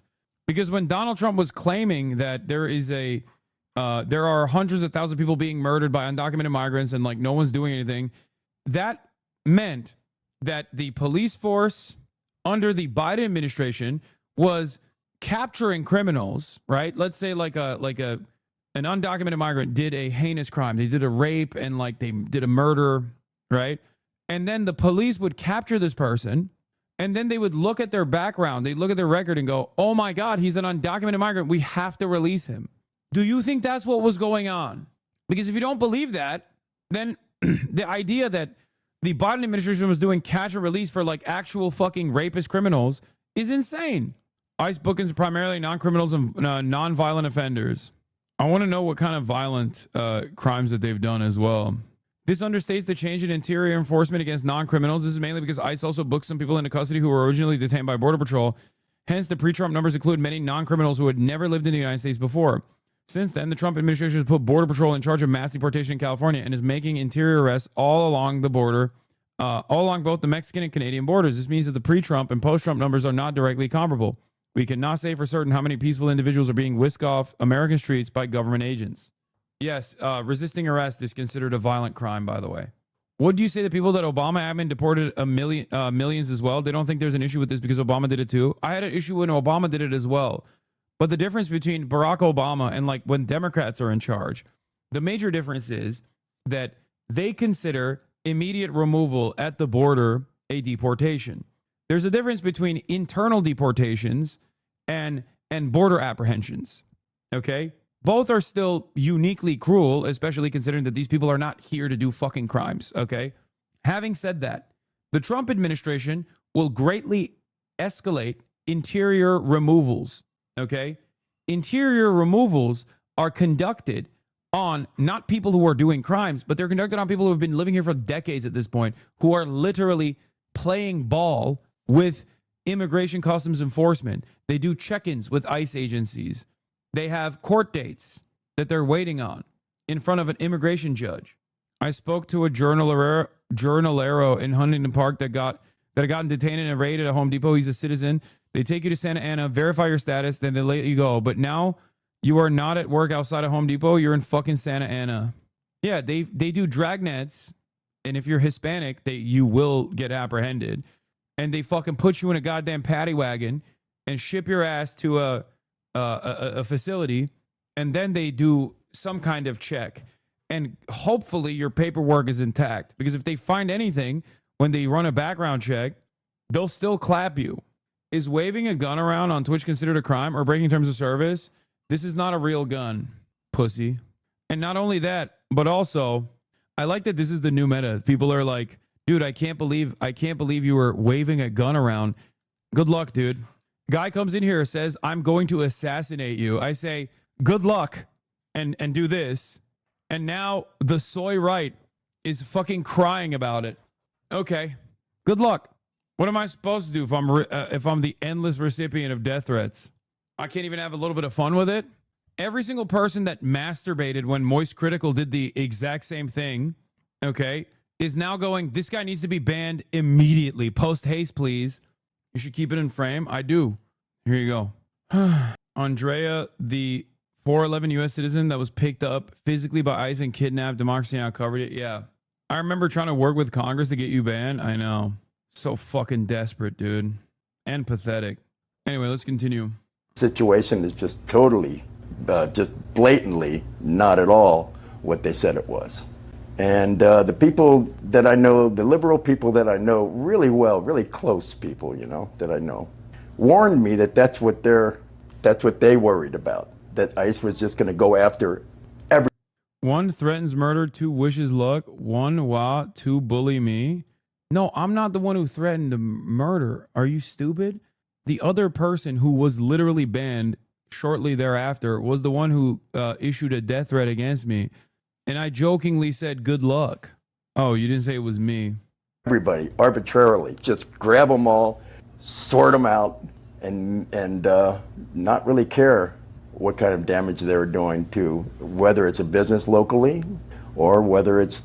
I work down the street from Santa Ana hot areas, and it's crazy out here. They're triangulating any Home Depot in this area. Currently, they're just walking around gas stations, car washes, picking up anyone who seems brown and may have an accent. As a Latina, it's not even safe for me to take a walk at work, and I'm a citizen. It's insane that we have to be in pairs and be scared for our own safety because of blatant racism. Yeah. What's also crazy is, as a citizen, you do not have to actually cooperate with ICE. Did you know that? Like, when ICE says, give me your fucking ID, as an American citizen, they have no legal right to demand that from you. But at the same time, because it's a legal gray area, they can still detain you. Isn't that crazy? And the only reason why they detain you is because, like, ICE doesn't have jurisdiction over you. You're an American citizen. The fuck? Right? They don't have jurisdiction over you. But they will still detain you. And if you try to go out of your way and sue them, as people have, American citizens have sued ICE, it is a long and arduous process, and the penalties are so marginal by design that nobody even attempts to do this. There is no way to, like, put them under a shit ton of paperwork, even though any ICE detention against an American citizen is quite literally an illegal detainment, and you can sue them. Isn't that wild? But we have designed the system. We have designed the system in such a way that even if you were to sue ICE for falsely detaining you as an American citizen, that they have no right to do, and also they did it racistly, obviously, because, like, what's the purpose of this detainment? You're an American citizen. They're fucking ICE agents. They don't know you're an American citizen, technically, right? So what leads them to believe that you are undocumented? I wonder, right? So when they're engaging in racist profiling and they detain an American citizen, you could still turn around and sue them after they free you. But because the paperwork is so long, so convoluted, and the awards are so marginal that it doesn't matter, and most people don't do it. The families that they're destroying actually by doing this. I would argue, like I said, I would argue that that's not what they're doing. That's not what they're doing. Well, now I have to rethink a lot of things. Buyer's remorse, I don't know, a little bit. Yeah, it's going to reflect on what I did and who I voted for. And I'm going to wonder why they did what they did. And I'd like some kind of explanation if they cared to give it at all. And we also want to get to some breaking news. The Department of Homeland Security has says a famous Mexican boxer has been arrested by U.S. Immigrations and Customs Enforcement agents and will be deported. Julio Cesar Chavez Jr. was arrested for overstaying a tourist visa that expired last February. Last week, Chavez was in the ring with YouTuber turned boxer Jake Paul. The DHS says the former middleweight champion will be sent back to Mexico, where he faces organized crime charges involving weapons and explosives. Officials say he's believed to be connected to the cartel. Yeah, from what I understand, the guy was also a Trump supporter as well. If he won, he wouldn't have gotten deported. There's the both sides chatter was asking for. Yeah, they wouldn't arrest him before the fight because that would have fucked up Jake Paul, who's famously a Trump fanboy. I don't know enough details about this guy, but it is crazy that he went from being a Trump supporter to being deported by the Trump admin back to Mexico. I guess the warrant is real, though. Mexican authorities confirm Julio C. is wanted for organized crime and arms trafficking. It says U.S. officials are in the process of handing him over. I don't get it. How the fuck was this guy running around with an active arrest warrant from the Mexican government? Dude, this is exactly the type of person that Trump fantasizes about deporting. And the one time they actually get one, it's a fucking Trump supporter who is friends with another Trump supporter, a very famous Trump supporter, who is just like an influencer. He's like a famous person. He is a famous Trump supporter. How is this possible? Like, it's not like this guy was running around being like, I'm hiding. I suspect that he was very openly training for this fight, whether it was in the United States of America or in Mexico, but like he was out there. No, he's the son of one of the best Mexican boxers. His father trains Canelo. Yeah, he did like a press tour. No, what the fuck? Lose to Jake Paul and deported in 1 week is an all-time down bad. He fought at Honda Center in Orange County. ICE seeks to deport Mexican boxer Julio Cesar Chavez Jr. alleges links to Sinaloa cartel. $5, Paul family turned him in so they don't have to pay him. They said his visa expired in February, probably because he didn't want to go back to Mexico and get arrested. Okay, but like he's been training for a Jake Paul fight visibly, openly, in broad daylight since February. Like, this is a wild sequence of events. You know what I mean? It doesn't make any sense. Also, in accordance with the June 17th Department of Defense statement, U.S. Northcom announces 200 Marines are going to Florida to provide administrative and logistical support to immigrations and customs enforcement. So now they're sending Marines to Florida as well. I don't believe there actually is mass voter fraud, but couldn't the argument be made that since DJT is deporting his own supporters, that he had illegal votes cast? Okay, calm down. I don't think that guy voted. I think he was just a supporter. Wait. I was wondering if you... Anyway, we're gonna do more of this Zoran mania. We're going to talk about this Zoran Mamdani momentum. Scoop. Benjamin Ryan writes, Scoop. Mamdani identified as Asian and African American on college application. I report with Dana Rubenstein. Zoran Mamdani, Democrat running for mayor of New York City, was born in Uganda. He doesn't consider himself black, but said the application didn't allow for the complexity of his background. Wow. Brilliant. Thank you. Wow, you guys did it. You guys did it. What a scoop. Lol, this weirdo would get a byline on this. He's one of the people who remains hyper scandalized, but when I told Jesse Singal to do the honorable thing, I can see his sense of judgment remains perfect. Wow. What is this? Good morning, New York. While you were sleeping, this was the most read story. Zoran Mamdani's wrong. We need more billionaires, not fewer. As Marxist enjoyers of Financial Times, this puts us all at odds with our favorite newspaper, the real paper of record, Financial Times. Their opinion editorial segment is going to still obviously, they're still obviously going to reflect the the majority opinion of the readership, which I suspect are not anti-imperialist Marxist-Leninists, in spite of the reality that Financial Times is, and I stand by this, a far better newspaper on their regular reporting side, especially as it pertains to global affairs, than the New York Times by a very wide margin. That remains to be true. This is the New York Times source on the story, who they euphemistically describe as an academic and an opponent of affirmative action. Let's see what else he believes. Last month, wait, what is this?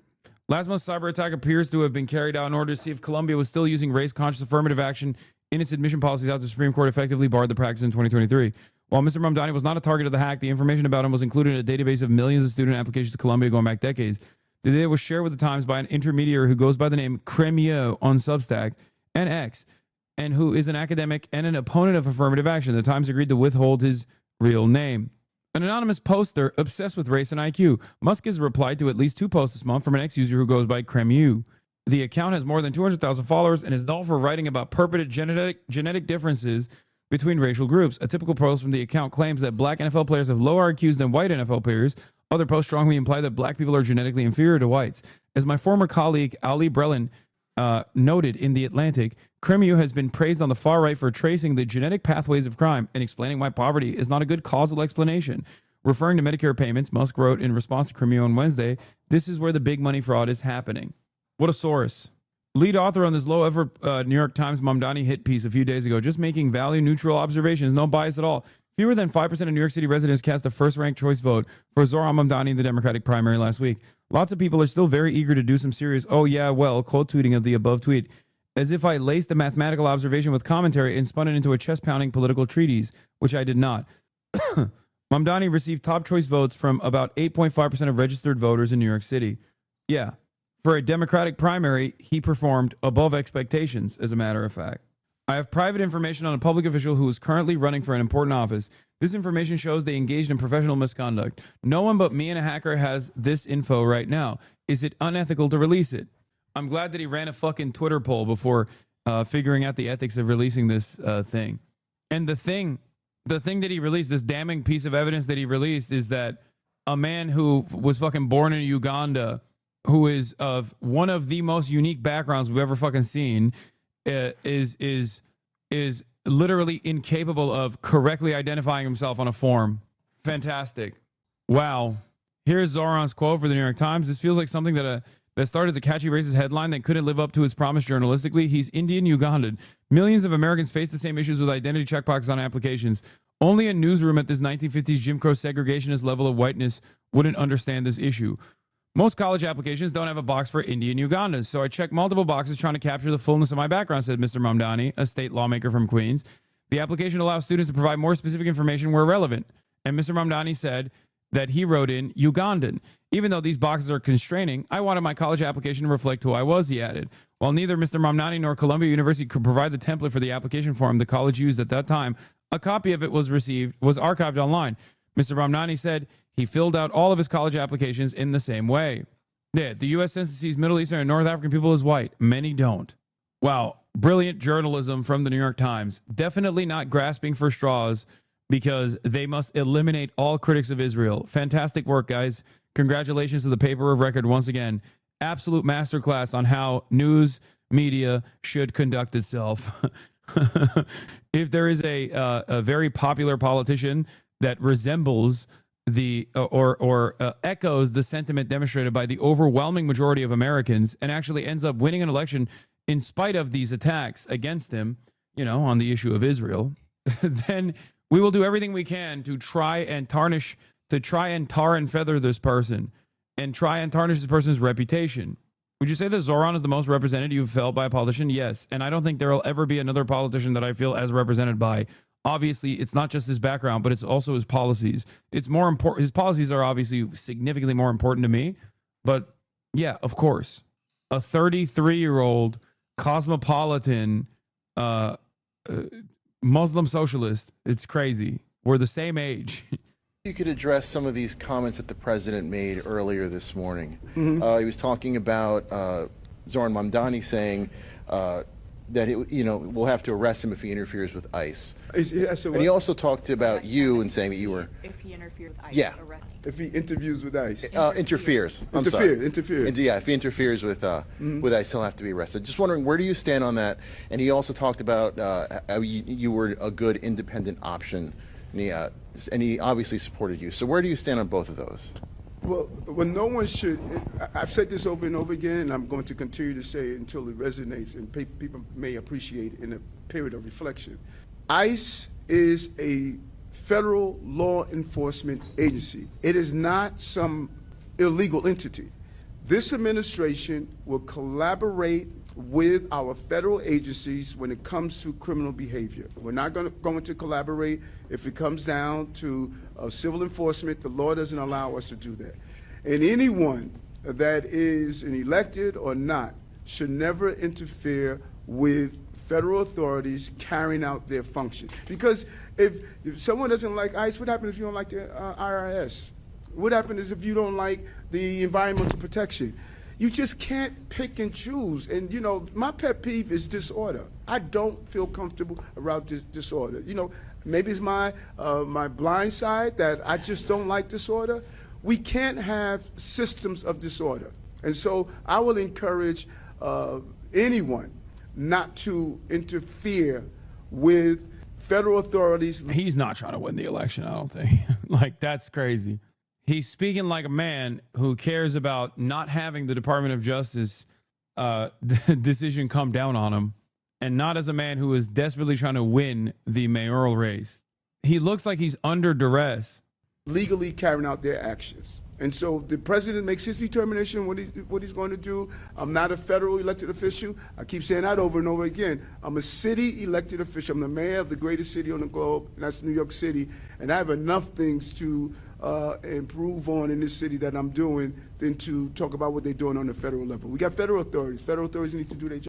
There is literally pre-existing state and city law that gives the mayor and also state officials the responsibility to not collaborate with ICE in the way that Eric Adams is collaborating with ICE and cooperating with ICE right now. Now, of course, the reason why Eric Adams is cooperating with ICE is not because he thinks, he's law-abiding or whatever, and he doesn't have the authority to override federal mandate. It's because he had a Department of Justice case due to his corrupt affairs, due to his corruption charges, working with Turkish government envoys. And then the Trump administration took that away and are now dangling that as a fucking carrot in front of him. They took those charges away, and then they said, we can bring these charges back at any moment if you don't cooperate with us. Incredible stuff. Right now, the drama continuing on the House floor. Democratic Minority Leader Hakeem Jeffries has been using his magic minute to delay a vote on the One Big Beautiful bill for over 7 hours. Jeffries claims he's, quote, taking his sweet time on behalf of the American people. No thanks. Whenever he's done speaking, House Speaker Mike Johnson will take the podium for what's expected to be a brief speech. Then we'll see a final vote to decide whether the OB3 reaches President Trump's desk or sends lawmakers back to the drawing board. We'll be keeping a close eye on the House floor all hour long, and we'll bring you the news as it happens. First, we are getting an idea of how New York City Democratic mayoral nominee Zohran Mamdani, who also self-identifies as a Democratic socialist, may address the Big Apple's affordability crisis. Hello, everyone. This is Outnumbered. I'm Emily Campagno, and joining us today, Carly Shimkus, Fox & Friends' first co-host, Lydia Hu, Fox Business correspondent, Kaylee McGee-White, Fox News contributor, and Charlie Hurt, Fox & Friends weekend co-host. Now, resurfaced video from 2021 shows the socialist candidate pushing to limit private housing and increase public communal housing. No. Bombshell. Guys, did you know about this? This is scary. Dude, I hate when Fox News does this and doesn't issue a trigger warning beforehand. What? Wait, is it the Gravel video? Oh my God, it is the Gravel video. I'm gonna die. Oh my God. You mean to tell me that Zohran Mamdani thinks that we should have government housing just like in Vienna, which is, as everybody knows, Red Vienna, that's what they call it. It is a socialist communist state. It is authoritarian. Okay? If you want a strudel, if you don't eat a strudel, they beat your ass. Do you understand? If you don't eat a schnitzel, they beat you.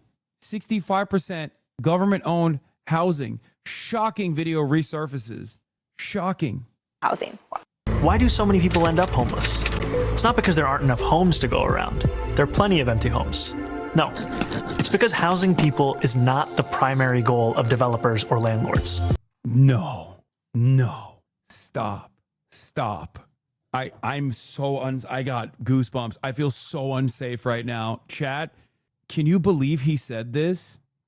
This is turning into that fucking meme of like, look at Zoran being awesome and right and very cool for 5 minutes.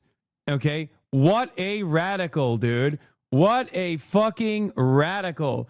Oh my God. Someone has to deal with this guy. This is terrifying. Their goal, simply put, is to make a profit. If we want to end the housing crisis, the solution has to be moving toward the full decommodification of housing. In other words, moving away from the status quo, in which most people access housing by purchasing it on the market, and toward a future where we guarantee high-quality housing to all as a human right. But history... That's fucked up. You hear that? You hear that shit? I'm not seeing a lot of terrified emojis in the fucking chat. I'm seeing a lot of people saying, I'm nutting. Seems like this guy's sarcastic. I'm terrified of these amazing things. Excuse me. You shouldn't be sarcastic about that. This is terrifying. Okay? Imagine if houses are not seen as a speculative asset and that everyone gets sheltered. That's fucked up, I think. I haven't really thought this out. Let me think really quickly. What about the landlords? That's right. That's right. It shows that public housing has been plagued by chronic underfunding, leading to major problems in both big and small cities across the country. From New York City and Chicago. Mamdani and Waltz are the same. Big smile and hand over heart. Both are unwell. New York somehow wants to be a mess, it seems. As a truck driver, I can tell you it's industry-wide that trucks avoid city areas with housing projects, especially at night because of the high crime, poverty associated with the area. The best companies for jobs will leave New York if he gets into office. Be careful, New Yorkers, and think about what you're doing. We need cheaper housing, not free housing. Send them to Cuba and go take a look at how successful socialism is in Cuba. I mean, you can't even go to Cuba directly. Like, there are limitations placed upon people who want to travel to Cuba, not by the Cuban government, but by the American one. So, yeah. Chicago to Boston and Pittsburgh, horror stories of problems inside public housing units capture just how bad some of the conditions are. Cancer-causing chemicals, mold and neglect, infested with mice, rats, roaches, and toxic mold. Those are just a few. President Trump, vowing to act as a safeguard against some of Mamdani's more radical proposals, wrote this on Truth Social, quote, "I'm not going to let this communist lunatic destroy New York. Rest assured, I hold all the levers and have all the cards. I'll save New York City and make it hot and great again, just like I did with the good old USA." Charlie Hurt, lots to unpack, and I see you delighted by his Truth Social post. Yeah, no, Trump has a great way of putting it. You know, the thing I love about Mamdani is that what this is more than anything else is a complete rejection of Democrat policies and Democrat control. Democrats have run New York City for decades. These are all Democrat policies, and they have all... Yeah, it seems like this is a different kind of Democrat who wants to change that, no? After all, he won in the Democratic primary going up against the institutional Democrats. So, yeah, you got it. You're not wrong, just not in the direction that you think you're right. You know, you're right, but in the wrong way. Failed. And the idea that now they're going to turn to more cowbell because socialism light wasn't enough, so they're going to go full communism. It's not going to work out well. If you think that the subways are bad, wait until you have the city-run grocery stores. And if you think city-run grocery stores are bad, wait until you have forced public housing for everyone. It's going to be a catastrophe. And I pray New York pulls back from the ledge. And it's so rich, Carly, no pun intended, coming from the guy that lives in a $3 million Chelsea apartment. Yeah, is he going to move to public housing too then? And that's probably why he believes what he believes, because you have to be affluent to have the privilege to say the things that he does. And I recently interviewed last week Republican Assemblyman Matt Slater, who serves with Mamdani right now. And he said that Mamdani once joked with him, saying, "We are both red, just different shades," meaning you're a Republican and I'm a communist. That was Matt Slater's actual interpretation of the joke, which I think should be an article written in a major focus in and of itself. So Zoran Mamdani is not hiding who he is and what he believes in. He was just... Yeah, exactly. Which should tell you something about the way people perceive him, because they hear those things and they go, a better future is possible, question mark?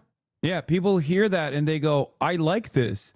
I didn't realize I like this. I didn't realize that politicians said things like this. I had never heard of a major politician saying things like this. I wish more politicians would say things like this. Is that a $3 million apartment in Chelsea owned by him? He probably rents. Yeah, I highly doubt that he actually owns the apartment himself. Asked, what do you think of capitalism? And he said, I don't like it. And he... But also, that'd be really funny if he also owns a $3 million property. He lives in Astoria. Oh yeah, he does rent. That's true. Dude, that would be so funny if he also fucking owned a $3 million property. That's so cool. He literally took Bernie more left and became more popular. It's fucking epic. Yeah. He wants to be the mayor of the largest financial center in the world. The Wall Street Journal recently described him saying that Zoran Mamdani is the living embodiment of the summer of 2020, which I think is a totally accurate description. And it's also why I'm not bullish on his ascension to power, because I think that most people and most Democrats are over that. And the proof is that Donald Trump gained 95,000 votes in New York City this past election, and Democrats lost 500,000. So I think the only way Mamdani wins is if the other candidates split the vote, which is why Andrew Cuomo needs to get out of the race and why Bill Ackman just endorsed Mayor Eric Adams. So Zoran Mamdani may have the vocal, young, energized, white portion of the Democrat Party, but it's now Mayor Eric Adams' job to keep it in the minority. Yeah. All right, Lydia, so strategy aside for a moment, anti-Semitism aside for a moment of this candidate, talk to us about the economic disastrous potential to the city even more, because we haven't recovered from COVID. Midtown's still empty. Mamdani? Wait, Midtown is still empty. What? Still empty. People are still leaving. You know, one thing that I think is... Bro, what? You guys are in New York.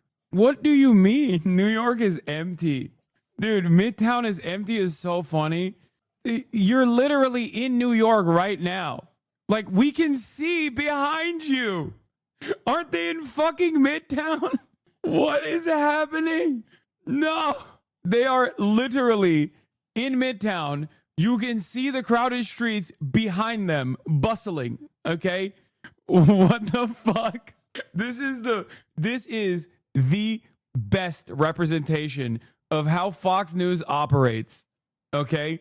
Where they're basically saying, do not believe what you can see immediately behind me.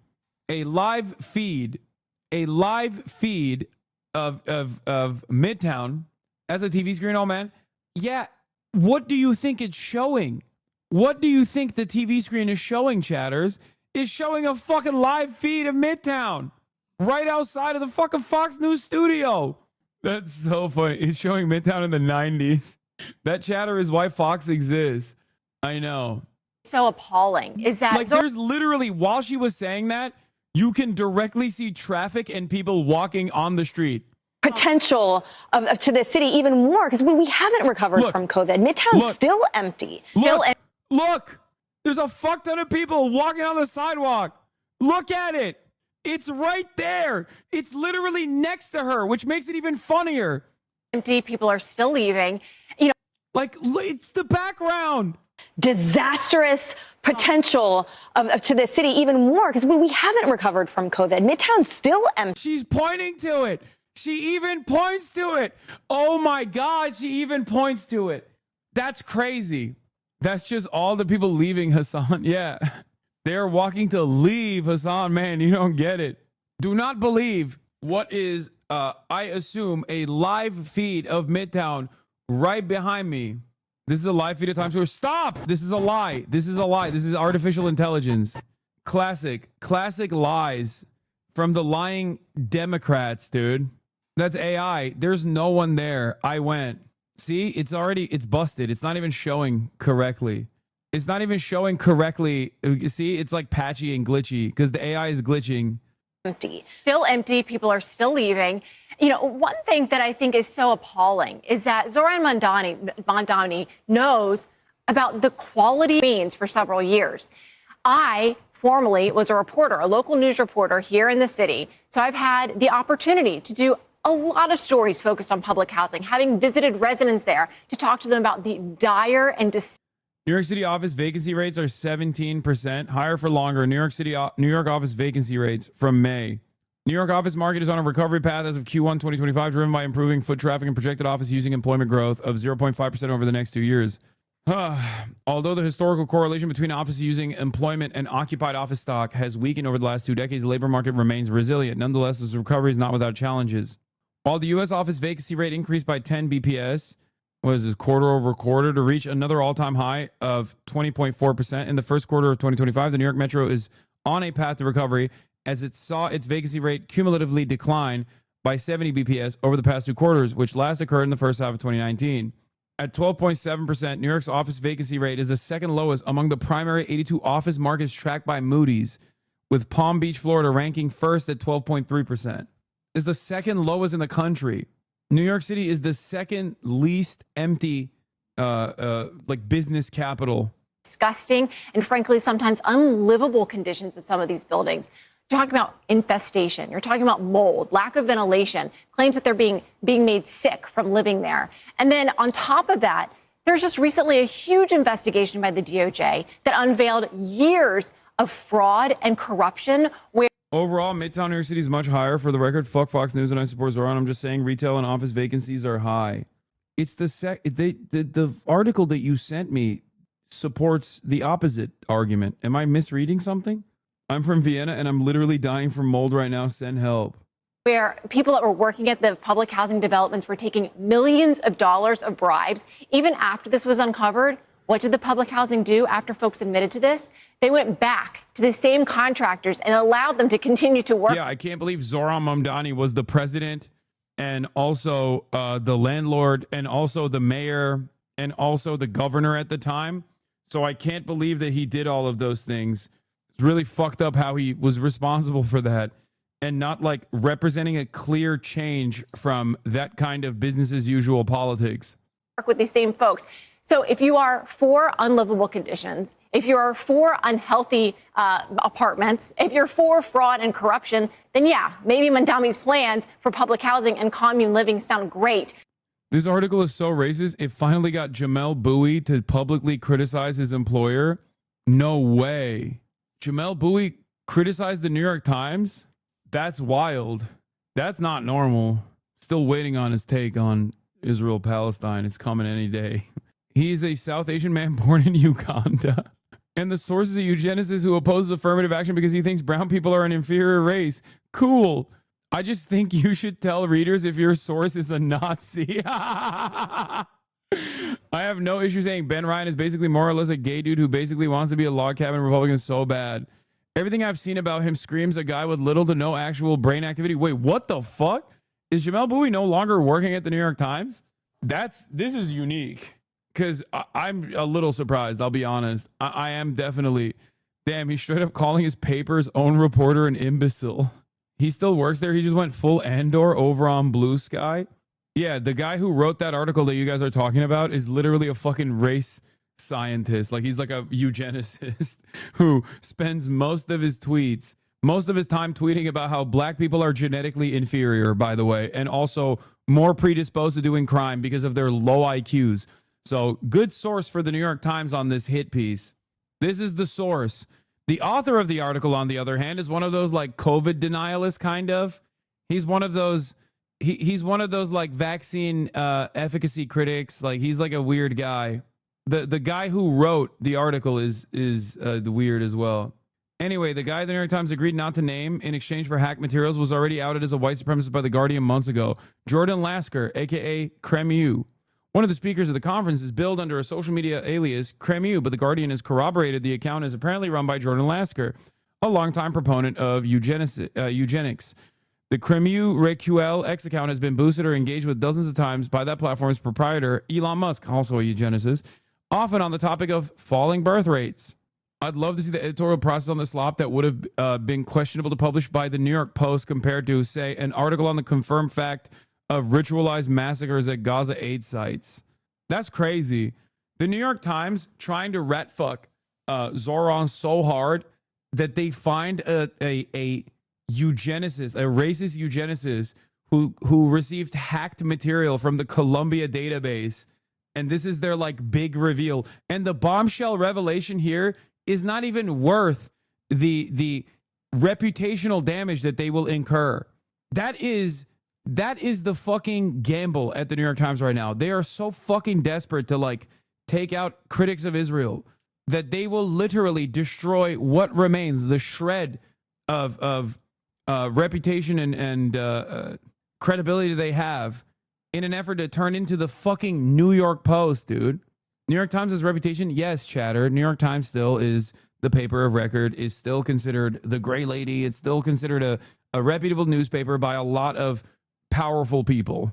They, as a matter of fact, they serve exclusively those wealthy liberals that want to read about what's going on in the world from this interesting framework. Yes, the New York Times' reputation is dog shit here in this community. If you think that you resemble the average American power broker, you are delusional, okay? Your perspective is off base. Also, I still defend the New York Times. So what are we talking about? The New York Times is still incredibly important as a piece of newspaper, as a piece, as a way to understand the world. It's just you have to have like you have to have some hand holding in the process. You have to have like one of those little glasses that changes certain words into others in order to read through you have to filter it basically. Yeah, you have to have a decoder ring.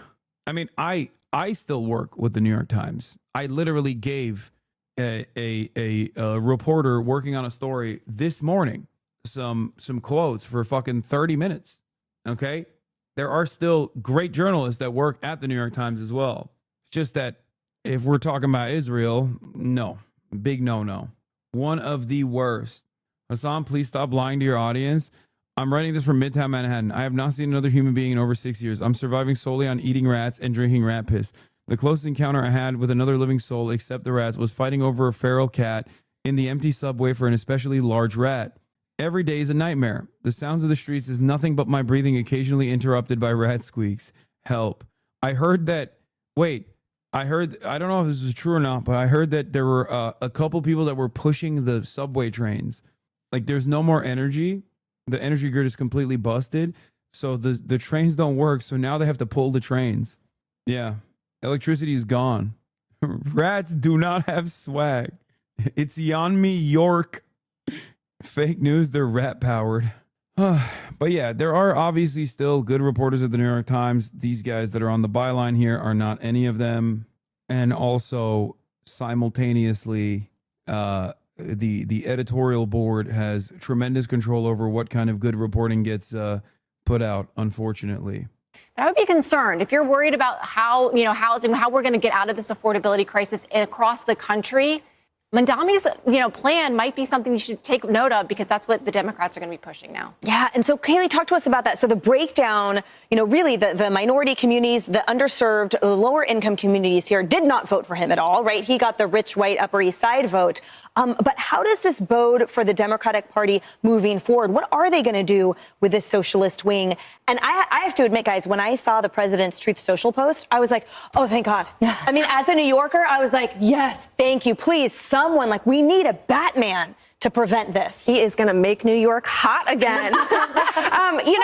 It's interesting. Democrats are really embracing Zoran Mamdani, endorsing him in the general, which is quite shocking. And I think they're doing so because he was able to tap into the young adults vote. They know that that is a demographic that they are struggling with, and they want to be able to tap into that. And unfortunately, you know, Mamdani's plan for public housing, this is a great example of the larger progressive delusion that true socialism will work. It just hasn't been tried before. But that's exactly the kind of message that young adults fell for. And the reason why is pretty simple. Young adults are struggling economically, and they are being persuaded by quick fixes and temporary solutions that actually do nothing to address the long-term crisis they're facing. It's just a fact that Gen Z adults my age are struggling to break into the housing market, for example. There was a recent article that found that the new first-time average home buyer is about 56 years old. Back in the 80s, it was 26 years old. There are massive barriers to entry for Gen Z adults, and very few political leaders on either side of the aisle are talking about those issues, let alone proposing solutions to them. And in the absence of that, they are going to be persuaded by people like Zohran Mamdani, who are at least willing to listen to and engage with the issues that young adults are facing.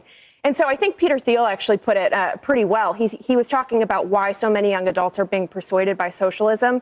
And he said that if you don't have any investment in the capitalist system, you're more likely to turn against it in the first place. That is something that both political parties are going to have to wrestle with. Hey everyone, I'm Emily Campagno. Catch me and my co-hosts Harris Faulkner and Kaylee McEnany on Outnumbered every weekday at 12 p.m. Eastern, or set your DVR. Also, don't forget to subscribe to the Fox News YouTube page for daily highlights. Zohran is a Democratic socialist who just won the Democratic primary for mayor of New York City. Now, Zohran is the first ever Muslim nominee for this position, but he was also not even a U.S. citizen until 2017. His family immigrated here from Uganda, and before he started his career in politics, he was a rapper. Shirtless. Damn, 55,000 views. Washed. It's a rap. She likes it. She likes it. Like, not only is he rapping in a food truck, he is also rapping shirtless with old people surrounding him holding falafel wraps. I genuinely do not know what is going on. But I will say, the one place where I will give this man credit is that he has no shame. Like, he has gone on CNN, MSNBC, and they talk about his rapping career, and he's like, yeah, it was a rapper. Zohran Mamdani, he's a self-proclaimed Democrat socialist. Wait. Ain't no way, dog. Asking New Yorkers if they will vote for a communist for mayor. Zohran is over now that his rap videos have been leaked. Also, I don't get it. I mean, Fem Shabibo is a failed artist as well, so I thought she would be a little bit more sympathetic. She wanted to be an actress. She failed to do so, and now this is what she does. Zohran Mamdani. Wait, he wrote his name wrong.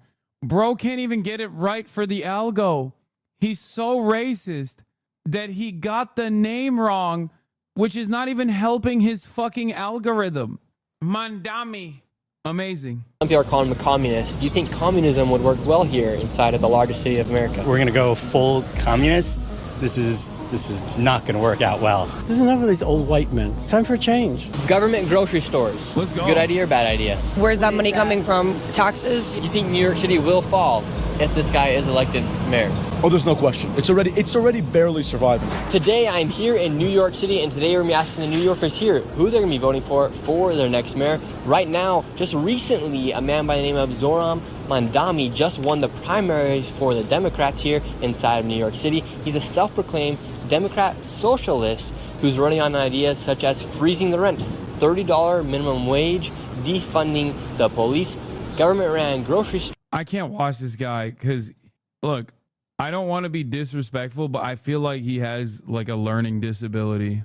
Like he can't even speak correctly. Like he looks like a type of dude who like chews on his fucking hoodie strings. You know what I mean? Like I can't, I feel like it's too much. Like I don't want to hear from John Fetterman Zoomer version about fucking Zohran Mamdani. Like, dude, let's run this back. Self-proclaimed Democrat socialist who's running on ideas such as freezing the rent, $30 minimum wage, defunding the police, government-ran grocery stores. Defunding the police, government-ran grocery stores. Like, no, I can't do this. He's Democrat socialist.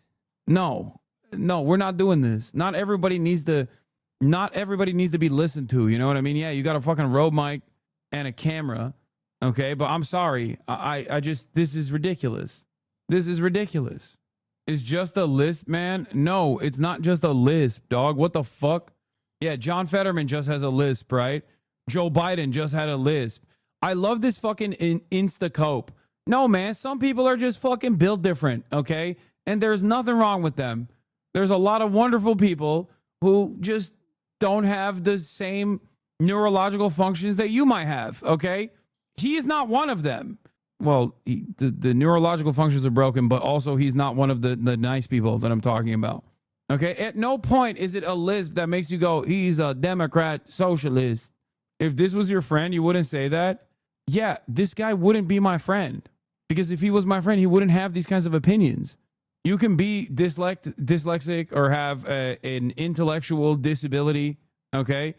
But that doesn't mean you can be a fucking racist asshole. All right? Pick a struggle. You know, sorry, you're ableist if you don't watch the video. Okay, well, I'm ableist. A former security guard who worked at controversial US-backed aid centers in Gaza has told the BBC that he witnessed colleagues. New York Times readers respond to the newspaper's big scoop about the Democratic mayoral nominee. This is insanely low, racist, and desperate. Glad to see they've just decided to be a tabloid.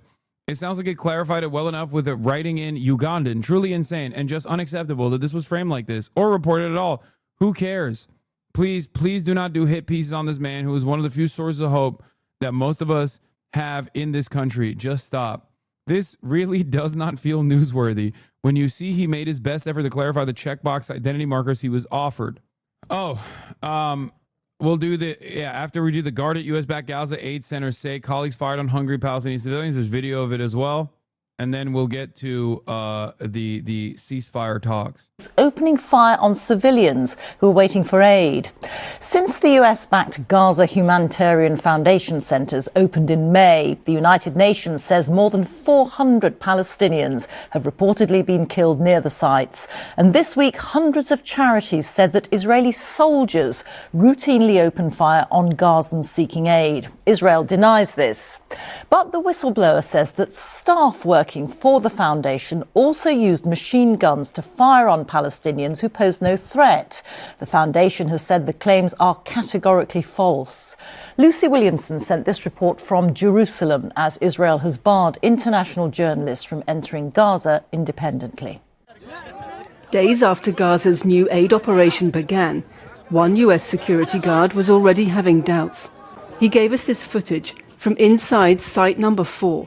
Showing colleagues firing on a departing crowd of Palestinians, he said.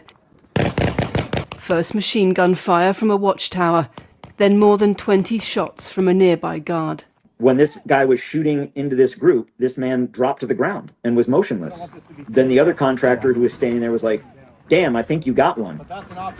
And then they laughed about it. I think you hit one. The former security contractor, who asked that we hide his identity, said his complaints were ignored. I brought this to the attention of the leadership directly. I was like, I don't.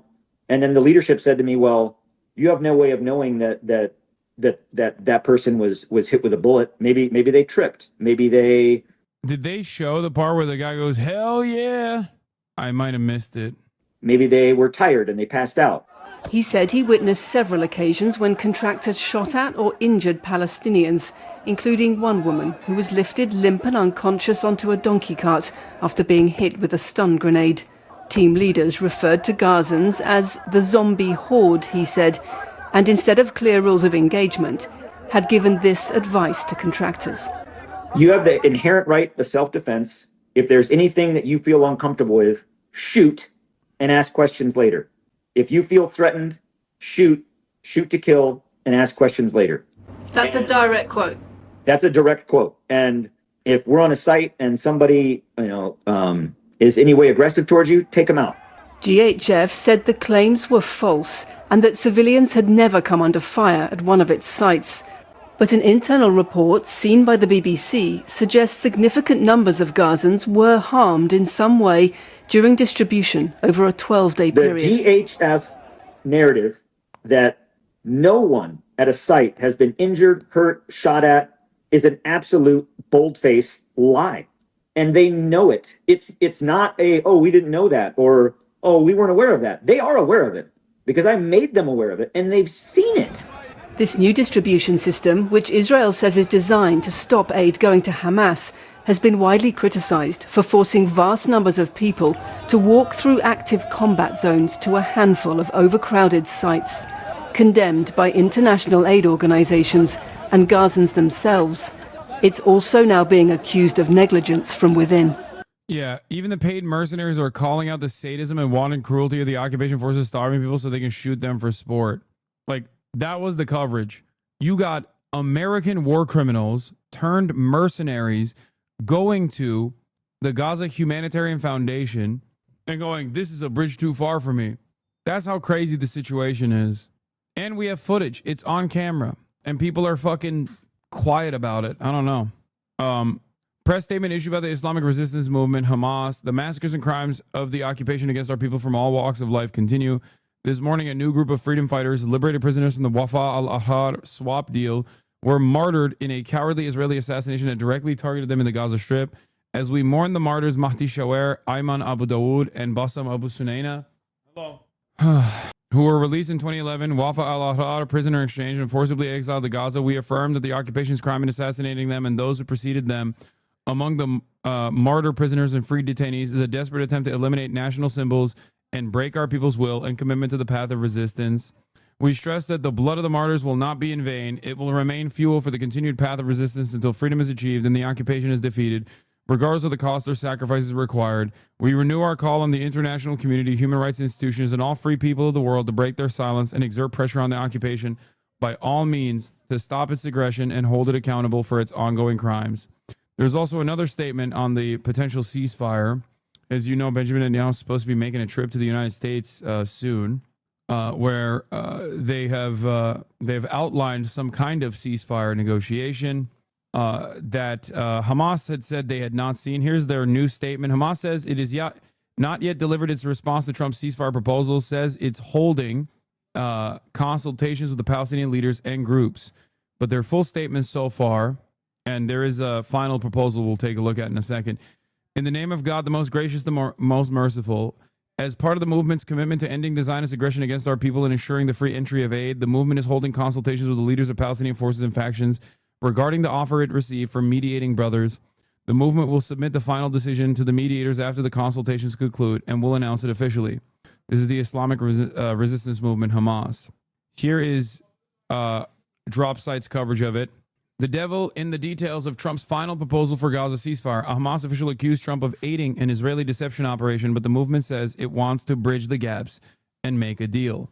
Tuesday is when Donald Trump touted the new U.S.-promoted Gaza ceasefire framework as the final proposal, which was only for 60 days, if you recall. And the plan was still allow Israel to resume its genocidal war against the Gaza Strip after an initial 60-day truce. Trump is a crucial part of Israel's deception operation, a Hamas official told Dropsite News. The official characterized the proposal, which also obtained by Dropsite, as containing mostly rhetorical changes, though he acknowledged that some of the amended language describing Trump's desire to end the war was clearly aimed at convincing Hamas to support the agreement. The United States and President Trump are committed to work to guarantee the continuation of the negotiations with goodwill until they reach a final agreement, the draft says, according to the Arabic language version given to Hamas. The Hamas official said the new draft was largely a repackaging of terms that the U.S. and Israel tried to strong-arm Hamas into accepting in late May. That deal would have allowed some Israeli forces to remain entrenched in Gaza, offered no clear guarantees for a permanent end to the war, and allowed Israel to effectively maintain control of food and aid distribution in Gaza.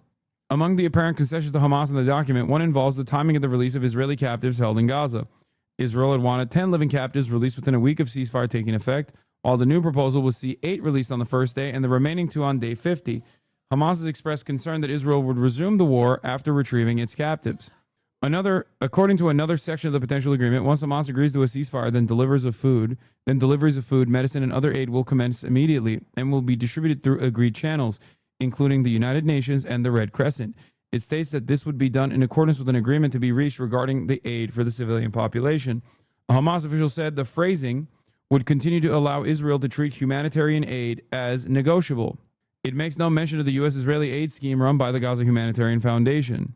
In an official statement on Wednesday, Hamas struck a diplomatic tone. The mediator brothers are exerting extensive efforts to bridge the gap between the parties, reach a framework agreement, and begin a serious round of negotiations. I think this reads in the same way as reads in the same fucking way that the previous negotiations read. The only difference in this circumstance is that there is more internal pressure. Hamas officials have come under increased pressure from Palestinians in Gaza, including members of their own families and tribes, to make a deal. All of Hamas's representatives outside of Gaza have lost family members during the genocide. Several Hamas representatives have told Dropsite in recent weeks that they feel a heavy burden to find a path to an agreement that does not amount to a surrender of the Palestinian liberation cause, which is why they've sought to draw red lines around the issues of full Israeli withdrawal and a permanent ceasefire. Israel refuses to do a permanent ceasefire and a full withdrawal from the Gaza Strip. They just will not do that. Understandably, however, that is what the goal of Hamas is. Because if Israel continues to maintain a military occupation of the Gaza Strip, they are going to do the exact same thing that they've done to the West Bank. And the reason why Israel wants to do that is because they want to also permanently militarily annex the West Bank as well. The goal here is, once again, a full-blown ethnic cleansing of all Palestinians. Okay? The goal on the Israeli side is full-blown ethnic cleansing. They have revealed this reality on numerous occasions, and they show this reality to all of us every single day with their actions. So it seems like that's what they're doing. New reporting. Secret Trump side letter would let Israel resume war. Israel's Channel 14 reported Wednesday that the current ceasefire deal would include a secret side letter from Donald Trump giving Israel permission to restart the war.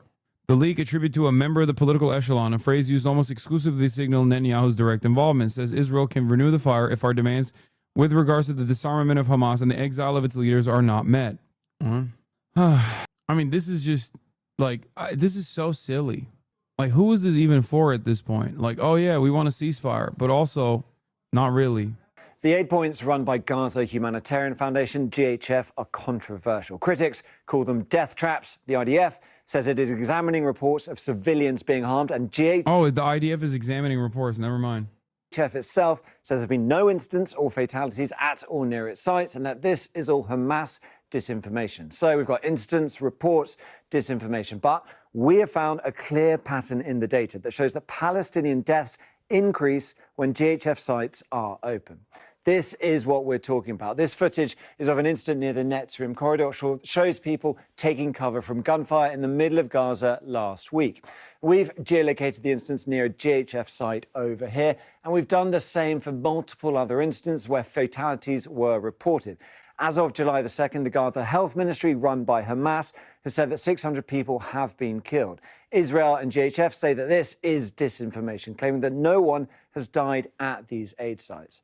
But we've analysed the reports of deaths and injuries on the days that the aid sites have been open, and we found that deaths and injuries in Gaza are higher on days when more of the GHF aid sites are operational. In other words, when more sites are open, more people die. You can see that here. On days when the GHF conducts just 2 distributions or fewer, health officials report an average of 48 deaths in red and 189 injuries in yellow. But if we look at days with 5 or 6 GHF distributions, authorities have reported almost 3 times as many casualties. This chart over here. We also found that, on average, 30% of aid distributions have ended in violence. Between the 8th of June and the 1st of July, there were 77 distributions across GHF's 4 sites. You can see those marks over here, SDS's secure distribution sites. Now, 23 of those distributions, at least, there were reports of fatal shootings. That gives us that average of 30%. We've also spoken to eyewitnesses. All along the way, you're hiding. You hide here, then run, then hide again. At any moment, they might shoot you. You might make it back, or you might not. I witnessed death firsthand. Bodies lay bleeding on the ground all around me. This is not right. Food should be delivered to UN warehouses, and this entire operation must be shut down. We asked the IDF for comment, and this is what they said. The IDF did not instruct the forces to deliberately shoot at civilians, including those approaching distribution centres. To be clear, IDF directives prohibit deliberate attacks on civilians. They also added, in light of reports of incidents of harm to the civilians approaching the distribution centres, the incidents are being examined by the relevant IDF authorities, and further action will be taken as necessary. Recently, over 200 NGOs have signed a letter calling for immediate action to end the GHF scheme, which they say is led by Israel, and to go back to the existing UN-led coordination mechanism. I do love it when there's breaking political news on a programme, and James, you're going to be interested in this. You probably know this already, I suspect, but Zara Sultana, the Coventry South MP, who's been suspended from the Labour whip since last September, has just announced that she's resigned from the Labour Party after 14 years as a member, and she said this: Jeremy Corbyn and I will co-lead the founding of a new party with other independent MPs, campaigners and activists across the country. Reaction, James? Well, that's a very interesting development. He says, slightly stalling for time. But that... did you know? I did not know that that was about to be tweeted just now, but that is... if that's true, if what you're reading is correct, then I think that's quite exciting news. But what implications does it have for the Labour Party? Because... I hope this works so bad. We need this to work, boys. We need this to fucking work. If I know there have been various discussions, should the, what I will describe as the hard left, you may have a different description, but should the hard left take over the Green Party, for example? I know that's been a matter of discussion, but this is a very, very interesting development, I think, and it will have major implications for Labour's electability. I mean, if this new party takes off in local elections and national elections. Well, I don't think there's been such a big opening, such a big space in British politics, probably since the formation of the Labour Party, for an alternative. When you see that 12% of people trust political parties. It works when you get Farage. That's really interesting because we're getting Farage whether this happened or not. Even if this didn't happen, we were getting Farage. And by we, I mean you in the UK. Because Labour is so garbage and people don't even want to back the Tories anymore that the Reform has been growing. And Reform has become the most popular party under the Labour ineptitude, under the Labour leadership. As Labour's victory, its telegraph victory, only led to I guess, lighter version of the Tory regime. This is about anecdotes, I think, about Corbyn. My cousin's husband's aunt wrote to him once about an issue, and her landlord, instead of writing back, he showed up to her house to have a cup of tea and speak to her. At least his constituents appreciate him for who he is and the incredible impact he's made. He's fought tooth and nail for a friend of mine when she was homeless. Jeremy Corbyn was very nice to my great uncle after he was in an attack, and actually sent him a letter saying about how he wanted to put an end to knife crime and that he was sincerely sorry for the court's decision for only 5 years of the perpetrator. Once he came to an event I was helping host. Like, Jeremy Corbyn is like a unique politician in the way that, like, it just sounds surreal. Like, there are a million stories like this. It's not even a joke. I've read so many fucking stories like this about Jeremy Corbyn. I know I'm a bit biased, but can you ever imagine having anecdotes like this about Starmer? No. It's remarkable a guy like this even made it out of Labour alive. I have my own thoughts about the party he's starting with Zara Sultana, because there's been some pretty promising efforts by non-idiots to steer the Greens. They're way better positioned than the U.S. Greens into a party for people sickened by Labour, and it very much predates this. But I just love the guy regardless. I hope something can be figured out, because there are really a lot of people who don't want to vote for Reform or Conservative, but will never go near Labour again. Yeah, from what I understand, Greens have also made some remarkable gains. Greens won some council seats in a decent large city and have been pushing good policy. A friend is part of the efforts to take advantage of the Greens' surprising strength. Well, surprising to me is a stupid American who hears Green and thinks Stein or bizarre German Greens, and excise anyone who is missing the moment, so to speak. It's really exciting. Yes, UK Greens are not the same as US Greens. US Greens is a scheme, as you know. I know that the UK Greens, especially as of late, especially in this last election, have made some pretty decent gains and have gotten a lot better. Honestly shocked a new party under Corbyn took this long to take shape. I think people yelling at Corbyn and Sultana and others that they're never going to win are wrongly assuming that they think they'll actually win in the next election in 2029. It's enough to get off the sinking ship that is both Labour and the Conservative Party. Reform's numbers ebb and flow, but the trend is clear as day. You have to offer voters something. It can either be pure spite or it can be a firm anti-war message, but it has to be something. Nobody can say that Starmer and Badenoch actually offer something truly convincing. there is an interesting momentum happening here where I do suspect that like the previous duopoly, the previous duopolies are being called into question as like a establishment versus anti-establishment ticket. And I do suspect that the anti-establishment ticket will become more and more popular as things get worse for everyday voters. Trump was able to, of course, capture that momentum of anti-establishment politics while still simultaneously being a part of the Republican establishment. But he forced his way into the top within the Republican framework because it relies heavily on the primary structure and listening to some of their more radical elements. The Republican Party does, as opposed to the Democrats, who have designed their electoral politics in a way where they never have to listen to their voters at all. So this seems exciting in general. I'm going to follow Zara Sultana back. I think there's a plan to do a coalition government between Corbyn and the Greens in 2029. That could be cool. It's pronounced Badenoch, but I don't care. She deserves to have her name mispronounced. I've been calling for this ever since the genocide started. This strategy worked perfectly in Mexico and decent in France. We should 100% push this here. Look at how the Dems are treating Zoran. Yeah, I feel like the American system is designed very differently than the French one or the UK one, though, because it's not parliamentary at all. I see so many more hurdles in front of any sort of third party initiative. But if there is one guy who could do it, it would be AOC, Bernie Sanders, and like the progressive wing of the Democratic Party for sure. But yes, having a parliamentary structure is a massive difference. Why are you supporting a democratic socialist as a mayor? Genuine question, not trying to rage bait or anything, because we want to understand all democratic socialists eventually capitulate to liberals and liberal thinking. I get that Mamdani is hopeful, but what stops them from being another AOC and Bernie who ended up a bit liberal? I get that leftists need to work together, but from what I get, is democratic socialists will never get any actual real progress towards socialism. Brother, I'll take whatever I can get. The fuck? I don't care. You just said the UK is doomed, which is correct. America is even more doomed than the UK. There is no alternative, you know? What are we supposed to do? Israel's foreign aid, but for conservatives, we should put this country first, not other places like Israel, because that's all I've heard about for days. 70% of Tory MPs were members of conservative Friends of Israel before 2024. Unifying politics, which puts Britain first, not Pakistan, not Gaza, not any other foreign policy thing. Britain first. Dude, what's happening with GB News? Like, is GB News like weirdly fucking slanting themselves as like reactionary, but also pro-Palestine or something? This is the second Fox News equivalent that I've seen. GB News is the Fox News equivalent in the UK. And this is the second clip that I've seen that's like kind of, I guess, not immediately reactionary to pro-Palestinian politics. Israel? Well, not Israel. The media's just been talking about Israel and the IDF for the last 4 or 5 days. That's all they talk about. You wouldn't think that high streets in this country are on the, are on the way down, or public services aren't doing well, or people are struggling with their bills. I hear so much about Israel. Is that a fair point?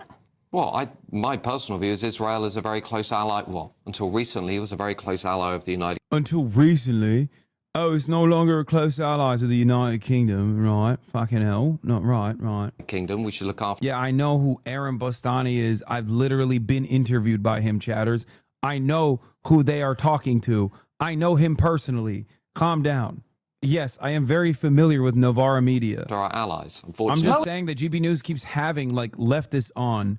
We shouldn't. Unfortunately, we should look after Britain. Unfortunately, Israel no longer feels that we are a reliable ally, thanks to the Labour government.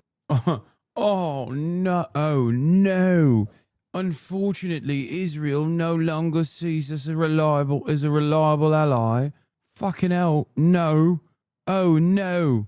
The horror! Not beautiful Israel! Not beautiful Israel!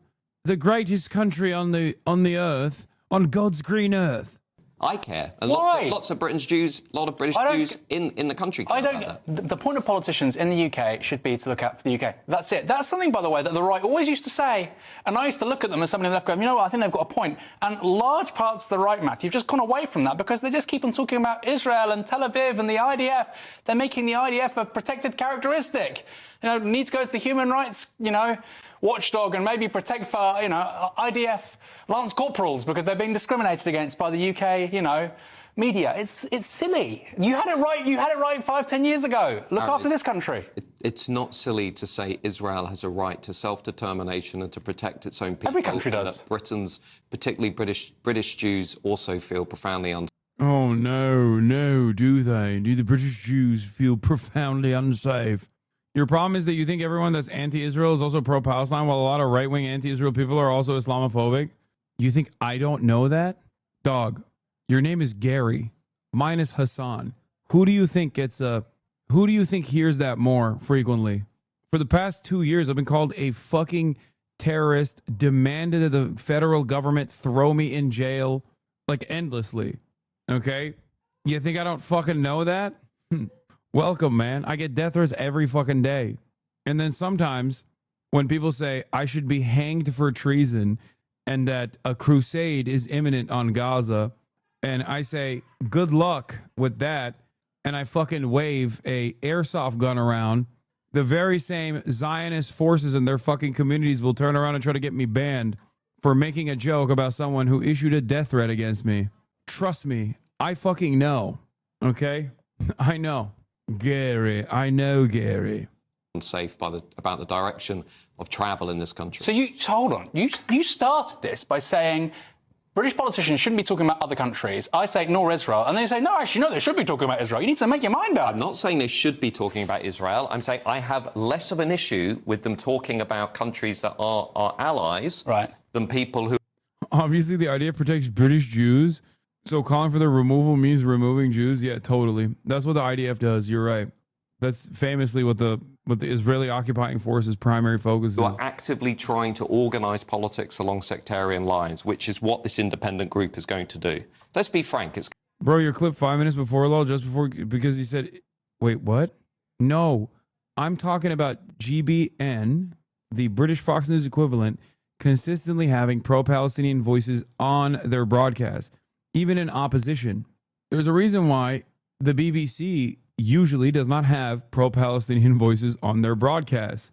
Okay, the only place that you see this is on Channel 4, Piers Morgan, or I guess now GB News, which is surprising because GB News is literally the Fox News equivalent. It would be like if CNN did not offer any pro-Palestinian any voice whatsoever, and then the only time you heard a pro-Palestinian side, even if it was in opposition to the host, was on fucking Fox News. The person that he's talking to is Aaron Bastani, who is the founder of Novara Media. It's a leftist outlet in the UK. This is surprising. That's it. It's surprising that the Fox News equivalent would give any fucking space, any talking room to a obviously pro-Palestinian voice. Than people who are actively trying to organise politics along sectarian lines, which is what this independent group is going to do. Let's be frank, it's going to be pro-Gaza, anti-Israel, anti-British state, anti-military, pro-Palestine action. It's going to be all the things that this country should not really have. Do you know, in the last parliament, do you know what percentage of Tory MPs were members of Conservative Friends of Israel? How many? 70%. Be friends of your own constituencies. Breakthrough over Novara? Yes, Breakthrough is American. You mean Double Down over Novara, which I agree. Double Down News is the best. There's a Trump rally. Trump attends Salute to America celebration in Iowa. Oh my God. Detroit down to Houston and New York to LA. There's pride in every American heart, and it's time we stand and say that I'm proud to be an American, where at least I know I'm free. And I won't forget the men who died, who gave that right to me. And I gladly stand up next to you and defend her still today. But there ain't no doubt I love this. This guy can't even sing it appropriately, dude. God bless the USA.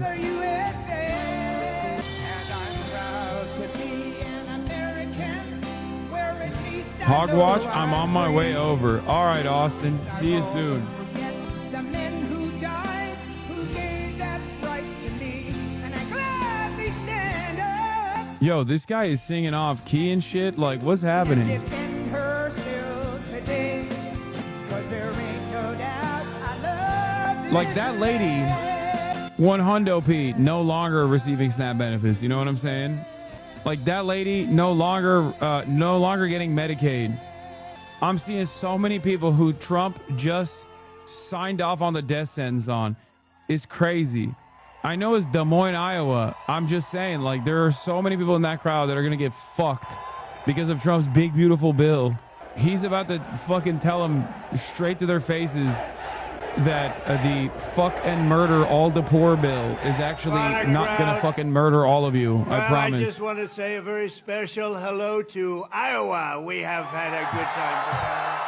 Iowa. We won so much here, we didn't know what to do. There was so much winning here. But we love Iowa, and we won all 3 times.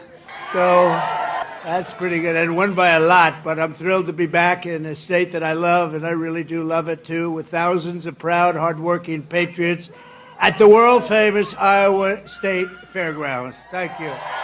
Thank you. Oh, he's fucking... His busted 18 months ago, the people of Iowa braved sub-zero temperatures. You remember that night? Oh, that was cold. It was cold, but we were warm inside because we won by a landslide to turn out the first in the nation caucuses, and you delivered 98 out of 99 counties. What the hell county didn't? What's the name of that county? Let's get them out of here. Let's get them out of here. 98 out of 99. That's not bad, Susie, I guess, right? We'll take that. But for President of the United States, Donald J. Trump, thank you very much, everybody. Then in November, we won Iowa by a landslide, 13 points.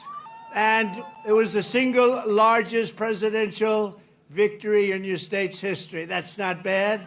And now we're back where it all started to celebrate 5 months of incredible success for our nation and wish the Iowans and all Americans a very happy 4th of July. It's an honor to be with you. It's an honor. You know, a lot of people wanted us. When you're president, they want you.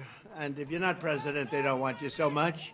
But they really wanted us. And I said, nope, I'm going to Iowa because I promised I would go to Iowa. Sorry. I said, no way. There could be no better birthday present for America than the phenomenal victory we achieved just hours ago when Congress passed the one big, beautiful bill to make America great again. Right? And in the last election, the people gave us a historic mandate to cut taxes, raise take-home pay, bring back jobs, stop the invasion, that horrible invasion. Who would do that? Who would do that? That horrible, who would do that to us? Who would do that to us? Deport the illegals and slash hundreds of billions of dollars of waste and fraud, and that's what we're doing. With this bill, every major promise I made to the people of Iowa in 2024 became a promise kept. You know, they had a report today on some crazy fake station, but it wasn't fake in this regard. They said, you know, this guy actually did more than he promised. Did they actually pass the bill? Yes. He's killing half of these people. And I have another hat back there. It says, in a couple of years, Donald half Trump of these people was are going to right die about everything. And I said, because they can't get fucking health care, and they're celebrating it right now. That sounds a little too conceited, but it happens to be true, I must tell you. This bill includes the largest tax cut in American history, the largest spending cut in American history, the largest border security investment in American history, although I must tell you, if you saw last month, they had 0 people coming through our border, 0. I'm not sure that's even possible. You know, I'll take it, but somebody must have got to. The other character had hundreds of thousands of people every time. Sometimes in a day, they'd have over 100,000. We had 0, I don't know, for the month. So it must be a little wrong. Maybe they're 2 or 3 or something, but I'll take the 0. And the group that makes up those stats, you know, they're radical left Democrats, so it's probably true. We did a great job on the border. The largest welfare reforms and military upgrades in modern times. That's what we're doing. We rebuilt our military in 2016 in their first term. We rebuilt it. They gave some of it away to Afghanistan on the most embarrassing day in the history of our country. We remember that? We remember that? We don't have days like that. Yeah, we have days like we our just days are had so in good now. Iran. That's the kind of all days the days, the best days. Complete obliteration. It turned out that was complete obliteration. Think of these guys flying way up in the air on a dark night, no moon, no nothing, and they hit every single target. It's the size of 1/2 a refrigerator door, a little size, 2 by 2. But this is a declaration of independence from a really national decline. We had a national decline. We were a laughing stock all over the world. We had a man as president who shouldn't have been there. You know that. He shouldn't have been there. But we really had independence now over the, if you look at it, the overtaxation, where we were being taxed out of our lives, independence from overregulation. We have independence now from radical left bureaucrats and independence from the largest alien invasion that I think any country has ever seen. We've never had anything like that. These people were fools. They allowed it to happen. You know, we've already cured inflation. Your gas prices are way down. Everything I said is done.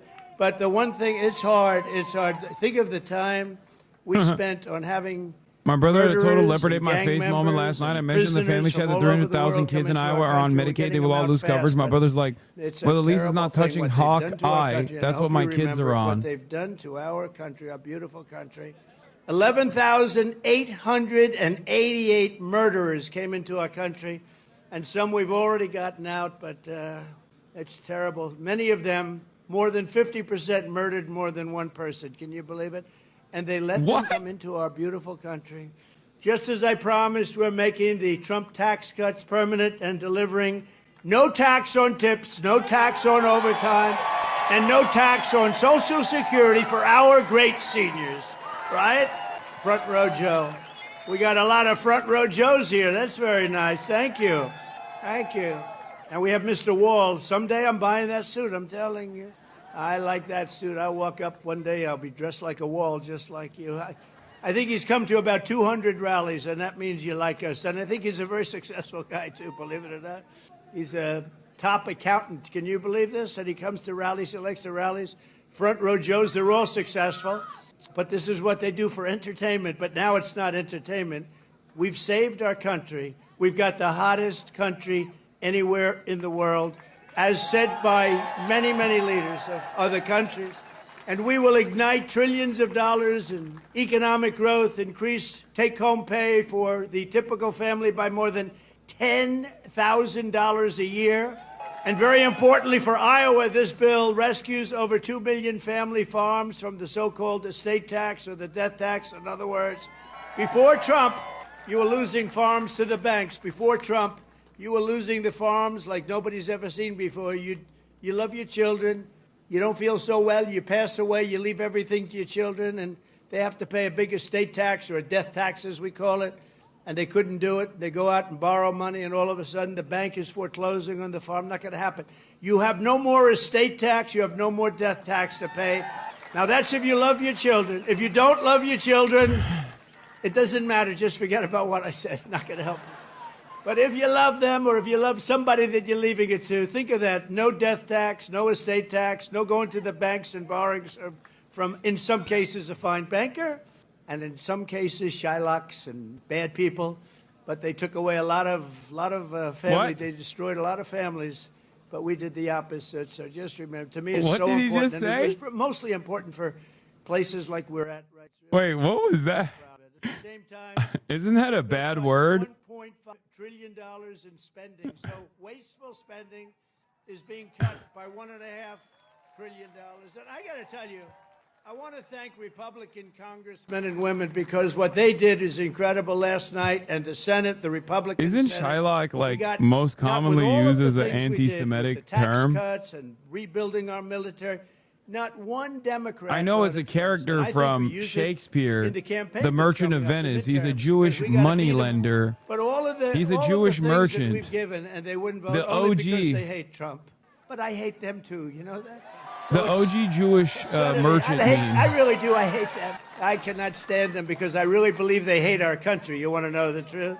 But it kicks illegal aliens off of Medicaid and food stamps and allows us to hire 3,000 new Border Patrol agents and 10,000 new ICE agents, and they are great patriots, the Border Patrol and ICE, to carry out the largest deportation operation in the history of our country.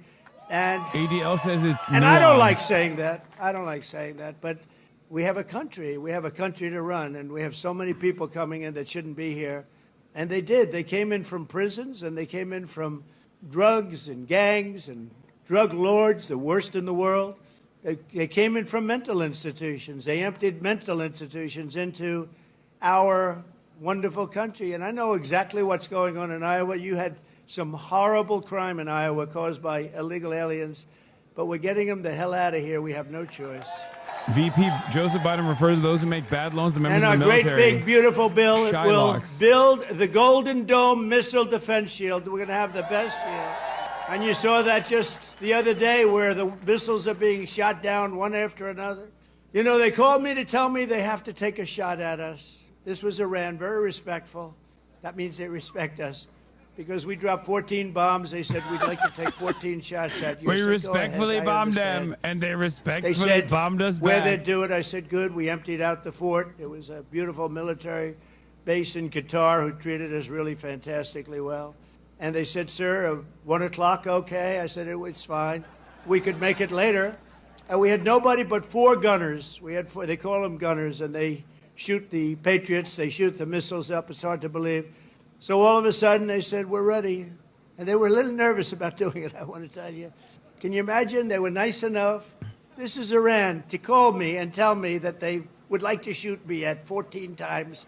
So they want to shoot us. And I said, go ahead. And they shot 14 high-grade, very fast missiles. Every single one of them was shot down routinely by these 4 unbelievable gunmen. And they did their job. I mean, his retelling of events is a little embellished, but it is pretty much how it goes.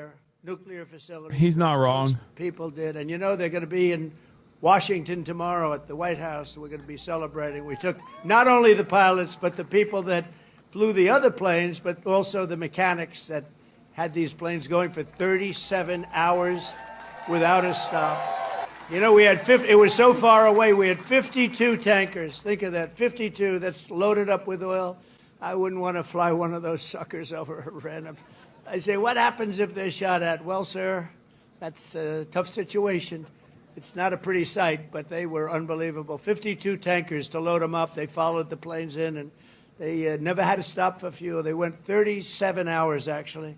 And how incredible. What equipment. What equipment. And, you know, China, Russia, they were all watching. Everybody was watching. We have the greatest equipment anywhere in the world. We have the greatest people anywhere in the world. And we have the strongest military anywhere in the world. But we're going to fully modernize our air traffic control system and expand school choice and really so much more. By the way, the air traffic control, you probably don't have that problem here. You know, you have planes land like they... But in some congested areas, you see what happened with the helicopter. Backwater town. Other things. If we had great equipment, nobody comes to your backwater town. You don't have that problem. And then Biden here. canceled the order when he came in. Suck. But he canceled a lot of orders because he didn't know what the hell he was doing. When I came in here, people were thinking I'm an alien. They've never seen a plane before. Very simply, the one big, beautiful bill will deliver the strongest border on earth, the strongest economy on earth, the strongest military on earth, and ensure the United States of America will remain the strongest country anywhere on this beautiful planet of ours. 165 days into the Trump administration, America is on a winning streak like, frankly, nobody's ever seen before in the history of the presidency. I said, they said, you know, sir, you're going to go down as one of the greatest presidents. We have the largest skate park in the country. Damn your lies. That brings tens of people a month. Sorry. My apologies to Des Moines, Iowa, and the one HasanAbi head there. I said, better than Honest Abe Lincoln? They said, yes, sir. I said, I like this guy that said that. That's a smart guy. He's up for a big promotion right now. Also, But just a few months ago, our country was cold. I'm just making a joke about what Trump is saying about Des Moines, Iowa, okay? I'm not saying it's a backwater town. We were laughed at. We were a bunch of clowns. They were laughing at our president. They were laughing at everything having to do with our country. I was in Saudi Arabia. I was in Qatar. I was in UAE. Great leaders, strong, powerful, very rich leaders too, by the way. But great leaders, very smart people. And they said to me, the king of Saudi Arabia, but the three said the same thing essentially. They said, you know, a year ago we thought your country was finished. We thought it was dead. Dead. Horrible word. Dead. And they were right. The country was close to death. And he said, and you know what? You've been in there. At that time it was 4.5 months. It was a couple of months ago. He said, right now you're in the hottest country anywhere in the world. There's no country in the world. You talked about all over the world. You got the hottest, smartest, sharpest country. Everyone. And by the way, look at our stock market. We're taking in Everyone's talking about you, man. Everyone's talking about you. Not in the way that you think, but... And today we just set another record, the highest stock market in history. No inflation. And one of the great economists from the Wharton School of Finance, where I happened to go, he apologized. He says, I think Trump outsmarted us all. And yesterday was the poll, and out of 77 economists, I came in second. I want to find the guy that came in first. Somebody came in first. Can you believe it? But we said what was going to happen. He's talking about the stock market recovering from what, you might ask? Oh, from the last time it dipped spectacularly because of his actions, because he decided to implode global trade in its entirety, only to try to quietly piece it back together to the point that it was before he broke the gasoline is way down. See what's going on with eggs. Eggs are way down, eggs. Remember I came in my first week, the fake news, those guys right there, look at all of them. Wow, wow. No, a lot of fake. No, but we like them. It just shows you, when you can get every story, 100% of the stories, no matter what you do that's good, they make it as bad as possible, and then you win in a landslide. There's something wrong. But the fake news hit me with eggs. Remember, first week, 4 days, eggs are through the roof. I said, I just got here. What's going on with eggs? Tell me. I didn't hear about it. They're up 5 times higher than they should be.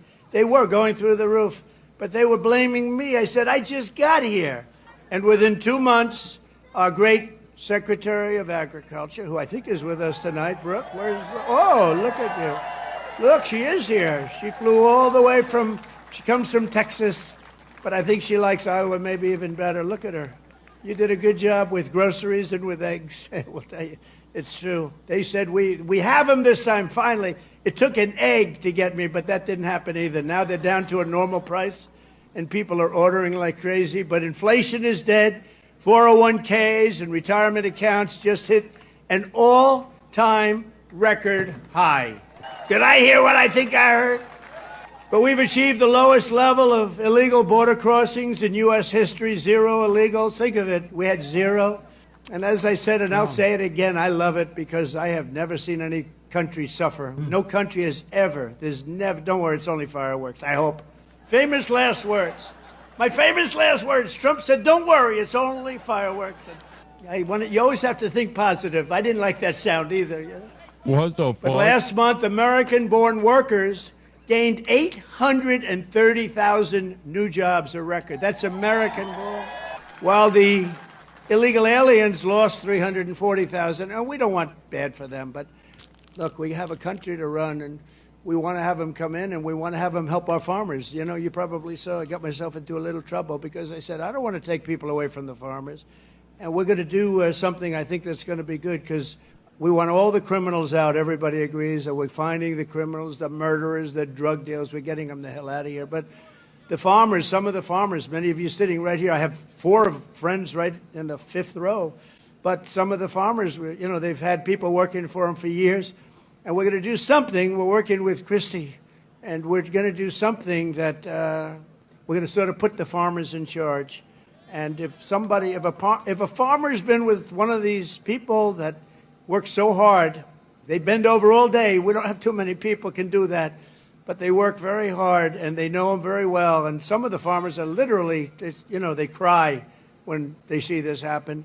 If a farmer is willing to vouch for these people, pull up, bro. In some way, Christy, I think we're going to have to just say that's going to be good, right? You know, we're going to be good with it, because we don't want to do it where we take all of the workers off the farms. We want the farms to do great, like they're doing right now. So, Christy Noem has done a fantastic job, and Tom Homan. Slavery. Oh God, he wants to bring and it back. we're working on legislation right now, Susie. Right? We're working on legislation right now where we're just not going to pay farmers. them, look, they know better. They work with them for years. You had cases that where, not here, but just even over the years, where people have worked for a farm for 14, 15 years, and they get thrown out pretty viciously. Don't worry, it's only fireworks. It's crazy. Just before you got here. And people that have hotels and leisure properties. Happy 4th of July. We're going to work with them, and we're going to work very strong and smart. What a disaster, and we're man. going to put you in charge. We're going to make you responsible. What a disaster and I this think is. that's going to make a lot of people happy. Now, serious Am I radical rightfully right people upset who I by the also happen to Democrats' like a lot, response to this? To the big beautiful bill. Well, no, like what's his name, Hakeem Jeffries or whatever. Like the Democrats are obsessed with procedural victories. Like, oh shit, I talked for 8 hours straight, as if that fucking means anything. And they're like celebrating him for that bullshit. Like, just go on Twitch, you'll find a million different people talking for 8 hours straight. Like, who gives a fuck? Yeah. And Nobody's celebrating me. The quote unquote party leaders like Kamala Harris only come out, or and Joe Biden, or I mean, I know they're not the party leaders, but they come out to say something after the fucking bill has passed. Like, the bill is already passed. And you're like, oh, they're like, oh, shame on the Republicans for taking away health. Where the fuck were you? They will write it. Where the fuck were you? Why are you now just showing up? When you right, can't bro. be sarcastic. Let the man yap well, a if little you're bit. me, Oh, you sorry. can't be if you're. Good take, though. I just had to. So I want to say I was only kidding. Get that off my chest. No, the fake news will write it. Donald Trump wants all farmers thrown the hell out of our country. The audience booed the hell out of him. There was no boo. No, they're fake news. That's why nobody watches them anymore. Violent crime is plummeting, and we're on track to reach the lowest murder rate ever recorded by the end of this year. It looks like we're doing way good. And that's knowing that we have a lot of people in the country that we didn't have in the country 4 or 5 years ago. I mean, we have a lot of people that they allowed into the country that are serious criminals. A lot of them are on their way out, however. Iran's nuclear enrichment has been obliterated. Remember when CNN said, it wasn't obliterated. It was maybe damaged or damaged badly, but obliterated is too strong a word. No, it was obliterated. That's now been proven. The Atomic Energy Commissions, everything, that's been obliterated. He's just lying. And they were trying to demean me by saying that, but they were really demeaning those great the brave pilots and people and mechanics. One of them that was got a those woman. planes over there. Oh, and God. were able to shoot from I high love up in the air, fascist going women. very, very fast, with potentially As a long as lot they're of a things woman. being shot at them, and hit every single one. They're trying to demean me, but to me they were demeaning them. And they got out of the plane and they said, what the hell? We hit every DEI single target. bombers. They know better than anybody. But now that's been proven. It's CNN fake news and scammers that work for them. Scam writers that work for them. But we understand it and we fight it back. And a lot of people said, sir, don't criticize it because they're beneath you. No, they're not beneath me. Nobody's beneath. You got to put it. Otherwise, people don't understand. If you don't say something about it, you got to say it. These people. It's like me talking to my long-term community members about why I have to address drama sometimes. And I want them to be appreciated for it. So they're coming to the White House Why the tomorrow fuck did he choose night. Iowa? And I'm signing the bill with the Speaker of the House. And by the way, Mike Johnson did a great job. What a cuck, Mike Johnson. John Thune did a great job. Oh, Everybody. God, This whole 2 weeks has been incredible, hasn't it? You know, when you think of all of the victories, we stopped 5 nations from going to war, and somebody else will get the Nobel Peace Prize for their writing about Donald Trump. 86,000 A professor at some school that you've never heard of will lose Medicaid. has received the Nobel Prize for according his to the Kaiser writing Family about Foundation's Donald Trump estimations. and what Donald Trump did. I'll say, what about me? I don't get it. When will but they that's start one of feeling those these things. effects? But think of it, we stopped. Oh, so they won't feel them for we 2 years? stopped Well, India they're and already Pakistan. some rural hospitals that are already in a dire state Kosovo are shutting, Serbia, they've like been they're fighting shuttering for a their long operations time. ahead of time And a lot of it was because they just trade. know said, that they "You're not can't gonna trade withstand with us it. if you're gonna go to war." And So India some and closures Pakistan have was already big, taken very place. Like big one for in, I think it was in different like reason. I mean, they have Nebraska the that biggest that nuclear shuttered its weapons. You're gonna have operations. Pretty soon, a nuclear war. We stopped that. In Africa, you look at what was going on in the Congo with Rwanda. That war was going on for 30 years. 30 years. Holy and we shit. stopped it, and it was vicious. 6 million people killed, and it was a bad I one. bet there's people It was losing Medicaid. killed and killed Medicare badly. right behind Machetes. them. Like, Machete. You know what a This is machete is? crazy. You know No, what that's a what I machete said. is? Like there's like that And guy. we just did a That guy really needs great job. And then, Medicaid of for course, you long-term cap it care. off with Yeah, the well, hit, look at the perfect woman hit next to him. in Iran The when woman. they This were lady talking definitely, Yeah, she's Jesus, gone. holy she needs, shit. she needs those SNAP benefits. They're gone. I'm surprised she's not on oxygen yet. I mean, not to be, you know, You're insensitive. gay. You can put shame a little bit. But They my wanna God. It was your month. You didn't She's get to one celebrate it. chin away from a ventilator. I'm not Okay, even. okay. What, is Dial that, back is to that too fashion. much? Dial back to fat shaming. Oh my God. I mean, but it's I no feel like longer you can your fat- month. I feel like you can fat shame fascists. I feel like you can. It's no longer. I feel like it's safe. It's no longer your month. Okay. It's no longer your month. Is your that month too is much? over. Your month is over. I feel like Pack you it up, Skittle Squad. I can't believe. We have Matt Whitaker from Iowa. I wasn't going to hire him, and then I said, Matt, Sorry, you come I from Iowa, apologize. don't you? Yes, sir, I do. Okay, you're hired. Anybody comes from Iowa, I hire. And every branch of the U.S. military is setting records gosh, for she new sat enlistments. down. You know, Oh, God.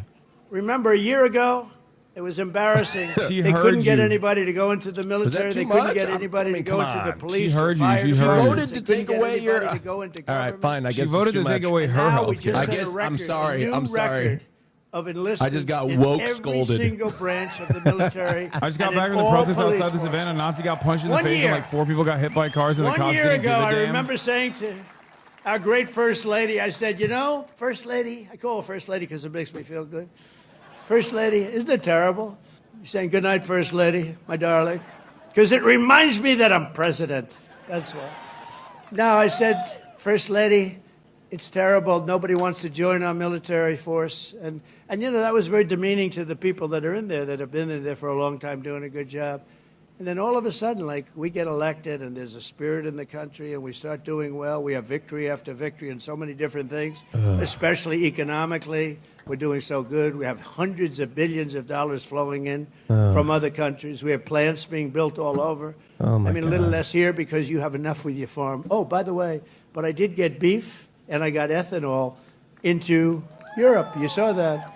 You saw that. We're making them eat our shitty beef. United Kingdom, they didn't want to do it. You know, they never took our beef. They Yeah, never took I our wonder why, ethanol, dude. and we said, got to do it, and they did, and they were great. We made a wonderful Wait, trade so- deal with them. But Yeah, no, literally. we're doing that all over. Wait, Is so what did ethanol he- what very did he do important to- still for Oh, our he ways? forced the UK to lower their food standards so that they will buy our beef. I was joking about this is like That's crazy. this is the only way to make up for the trade deficit with any country. So he's. That's right. You're gonna have to eat the poisoned cattle. Mad cow disease. Our cows are more mad than ever before. Different forms of vegetation coming in at prices that were very, very bad for you. And a lot of it comes in because Chlorinated chicken was a big talking point around Brexit, but it seems the U.S. wants to make it real. The U.S. already is making it real, baby. America first, not Britain. Wisconsin and all these other places that have been so great. And in breaking news just yesterday, we reached a historic trade agreement with Vietnam to open their markets to American exports with zero tariffs. They get zero tariffs.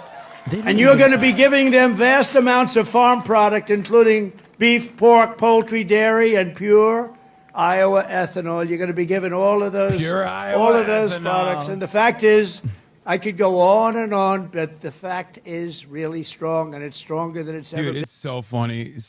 Like, people sometimes get mad when I say Iowa is all corn. And here is Donald Trump proving that. They're celebrating pure Iowa ethanol. Like, it's corn folk, okay? I'm sorry. It's just all fucking corn, okay? That's all this is. And this is going to blow it away. This incredible national resurgence is happening just We're in gonna time feed the for one of world biggest corn, events. whether they like it or not. Exactly 1 They're year. gonna eat our corn, folks. That's right. Bond me now with corn. They're going to be pooping out little kernels every day, folks. The Vietnamese, they're making the banh mi with corn. Pho! They're making pho! Right here at the Iowa State Fairgrounds. And tonight, here I am. Okay? Promise is kept. Promise is kept. It's an honor, too. It's an honor because you've been with me from the beginning. Thank you. Gross. Thank you very much. Oh my God. No, it is an honor. You've been with me from the beginning. It was without doubt. In fact, I had some moments when I said maybe they might not, fake stories were put out there. It's cool that they found the only black don't like person in corn. Iowa to stand like right corn. I love behind corn. Donald Trump. He's barely on the screen too. That's You like, think that's that gonna is hurt me in literally, Iowa? like, statistically My the numbers one went up. black guy in the I don't entire know. I state. can't figure you And he's people out. right there. This evening, we're officially launching America 250. 100% of the black vote in Iowa. They called me racist. And here he is, right behind me. A great American flag and our glorious American freedom. Did anybody see the beautiful flag I put up in front of the White House? Right? Everyone's liking it. God, he's such a fucking Everyone's dildo. liking it. I actually put two up. I put one in the front and one in is the this back. generally what all these like? I didn't want to go too Is crazy. this I all thought they that care would be about enough. is like Yeah, they optics put with the colors. Two and the- flagpoles, you can 88 get. We're feet, proud of it. and We the will be rope goes announcing through the many pole more as details opposed in to the weeks to outside come, the but pole. there are Back just in the some of day, the they used to have flagpoles, and the rope would get rusty and dusty and terrible, and then the flags would fall, and America was falling. But I put the best beautiful poles. I know that is literally how he described the poles, by the way. I'm not making this up. He actually talked about how big and beautiful the poles were and how the ropes are actually I inside. feel like he's constantly messaging to the dumbest guy. Yeah. Yes, they are also 88 feet tall. Yes. Did he talk about crowd the just like we do fact tonight. that That's a now big crowd. I there's can't no even see pride the flags middle. in the White House, So and we thank you back instead there. are putting I'd like to snow. move the press They, back. they just kind of They so they love could that. see I better. see that on Twitter. They But don't the even Great talk American about- State they don't Fair even talk will about bring Pride Month at all America this- 250 I feel like this time programming to around. fairgrounds No, I across saw- the country, I saw a tweet culminating about in a giant patriotic festival. A new Next summer on the National animated Mall, figure punching featuring exhibits from an all animated 50 figure states, dressed as the all American 50 flag states kicking excited, and I was excited. a pride animated when I, figure in did the the figure in 250s, the there was balls. nothing I could do. What It the was fuck? 250, it was What are you 250, so I seeing can't on your see. timeline? It was That was my Gunther baby. Eagleman. Because you happen to be Remember that guy? You know 250 that years stupid old, guy on Yeah, I Twitter? do. What I Yeah, did he do is blocked during me. my He first blocked you. term, I I don't got know the why. Olympics, and I got the great soccer. You know that whole deal, right? We call it I don't soccer, they follow call him. it He just football. got fed. I got them It's- both. I got the Olympics. Yeah, It's the platform. First I got the Olympics. Austin's a and Gunther I got head. it. No. OG. I was president, and I said, you know, it's a shame. It's a shame. I got the World Cup, and I have the Olympics, and I did it. And you have no idea. President Obama didn't want to make a call to the Olympics. You know why? Because he went to Switzerland or wherever, and he said, you know, if a president goes to get the Olympics, you have to have a deal. You have to be chosen. He went there, and he came in fourth, so he hated them, I guess. And he was unwilling to make a call, and they called me up. Democrats called me up, actually, from Los Angeles, and I said, I'll do it. I made the call, and I couldn't get the people off the phone because they were so starved for love, because nobody would call them from. Anyway, we made a deal. I got the Olympics. Then we got the World Cup. I kind with of Johnny. believe that the We got Democrats World called Cup, them, and I though. got them both, and I looked That at my sounds like people. some I said, Democrat isn't it a shit. shame? I got these two, Some but it wasn't in the bipartisanship next that 4 they'd years. be- It was right after that they were that, trying and to the do. one after that. Mr. President, And we I got the secretly love Olympics, this I bill. got We the can't World tell Cup, anybody. and we also had Please don't reveal 250, this so it was information. a pretty wild term.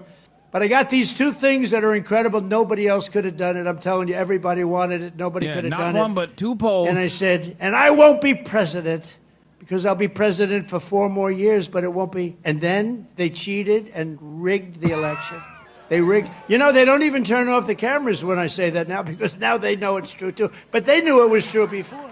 Remember, the cameras used to immediately turn off. You see all those beautiful red lights go off. Now I can say whatever I want because then they know it's true. But they knew it was true before. What? It's fake news. That's what they call it. But you know what? This term is much more consequential than if I had done it the more traditional way. This was I mean, he's slightly right about harder, that. believe me. It's slightly In a more bad way. dangerous because there are criminals on the other side that tried to put your president in jail and went after him, just like they do in third world countries. And we all beat them together. Which is why we're doing Gestapo and concentration camps, which is not done in a third world country style way. We're eroding due process. Also not third world country style, okay? Very different, cool style, America style. Television, I did whatever you had to do. I had to explain it. Then they say, wow, that's fake stuff. It was fake. They're a bunch of bad people, but we kicked their ass and we're going to continue to do well. And I appreciate it. And there was nobody more loyal than Mr. Kaufman, who's fantastic, and Iowa, and his son, who's maybe more fan. Where the hell is he? Stand up. Where's your boy? His son is better than him, I'm telling you. And he doesn't mind. I have a lot of fathers who would be very insulted if I said that, but they're bad people. He's a good guy. He's got a son who's fantastic. You know that. I think he's probably here someplace. Where is? Oh, he's better looking than you too. Good. Thank you. Great job. Nobody more loyal than the people of Iowa during that period of time when we had to show our stuff. But we just celebrated the 250th anniversary of the Army at Fort Bragg. You know, they changed the name, and we changed it back to Fort Bragg. That The sucks. people so of bad- North so Carolina bad. came up. They said, "Sir, we want to really have the name of Fort Bragg back." Everybody was saying that. They kept calling it Fort Bragg. I changed it We back. want you it know, back. These radical left lunatics changed the name of Fort Bragg. So we won World War II. We won World War I. We won other wars. We won everything from Fort Bragg and other places. What is he- So we were also changing. Oh, my bringing them God. Back. Back-to-back And we World War decided to champions. change the name now. I tell people, you know, it's incredible. We're the only people almost we did win World War two III. world wars from a place, and then we say, let's change the name. So we changed it back, and the people are very happy in North Carolina right now. And we just Wasn't World War celebrated II like the last war because we the won? 250 was for the Yeah. Army, was 1 year earlier than the, which makes sense. The Right? rest We had a is- little Army, we did well, and The we had a rest is just nation. war crimes and So it was genocide 1 year compilation. earlier than the nation itself, and The rest we of had a them just beautiful never parade ended. in Washington, D.C. the Right. other day. It It was was ongoing fantastic. You know, it was conflict. amazing. Korea War. Because it was so, The the Forgotten weather was War. so But kinda- overcast and it it looked ended so in a bad. truce. And a week before, they said, oh, it's I would going say to that rain. was a I said, oh, genocide. man, we're bringing all these Army tanks. We're With bringing a all these stalemate. people, these men and women. They're going to march down Fifth Avenue or wherever. This is terrible. It's going to rain. And then on the day, we woke up. Rain is projected all night long, heavy. Oh, He's man, saying I'll that get was a my lie. hair Fake soaking news. Wet. My hair's gonna God, be soaking wet. God lied. I'll be- Oh God, I'll that's be- gross. Oh, they fucking I'll they're be cheering. crazy. They're cheering for I'll him. say- They're I'll cheering say, for you him know, taking his hat this off. is terrible. It's going to rain 1 o'clock in the afternoon. The thing was at 8 in the evening. 1 o'clock. Rain is forecast at levels you haven't seen before. I said, oh, this is... And so the generals called me, sir, we could change it, but this is the Army. We're sort of used to bad weather. I said, no, don't change it. I'll wear a raincoat and I'll wear a big fat hat so I don't get totally drenched. I'll be okay. I'm such a tough cookie. And then what happens? We get there and there's no rain.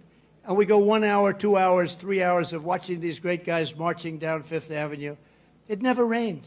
And then I thought to myself, global warming, they're telling us what's going to happen in 250 years to our planet, but they can't tell us it's going to rain 3 hours before the event.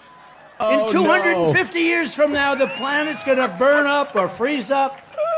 And you know, remember when they said they called it global warming, then global cooling? They had all different Dude, things. none of these people are gonna be alive in the next 5 years, especially after in the next 2 years when you kick them off of their healthcare coverage. They're super dead. They don't give a fuck about no warming climate, dog. Don't worry. In 100 years, the oceans are going to rise a quarter of an inch and everyone's going to be wiped out. No, you're going to have may not more be around ocean at front the end of his property if that speech. happens. It's okay. Not the worst. And think of it with all of the It's probably nuclear 100 weapons. degrees out there. Remember Biden had always used to say, it is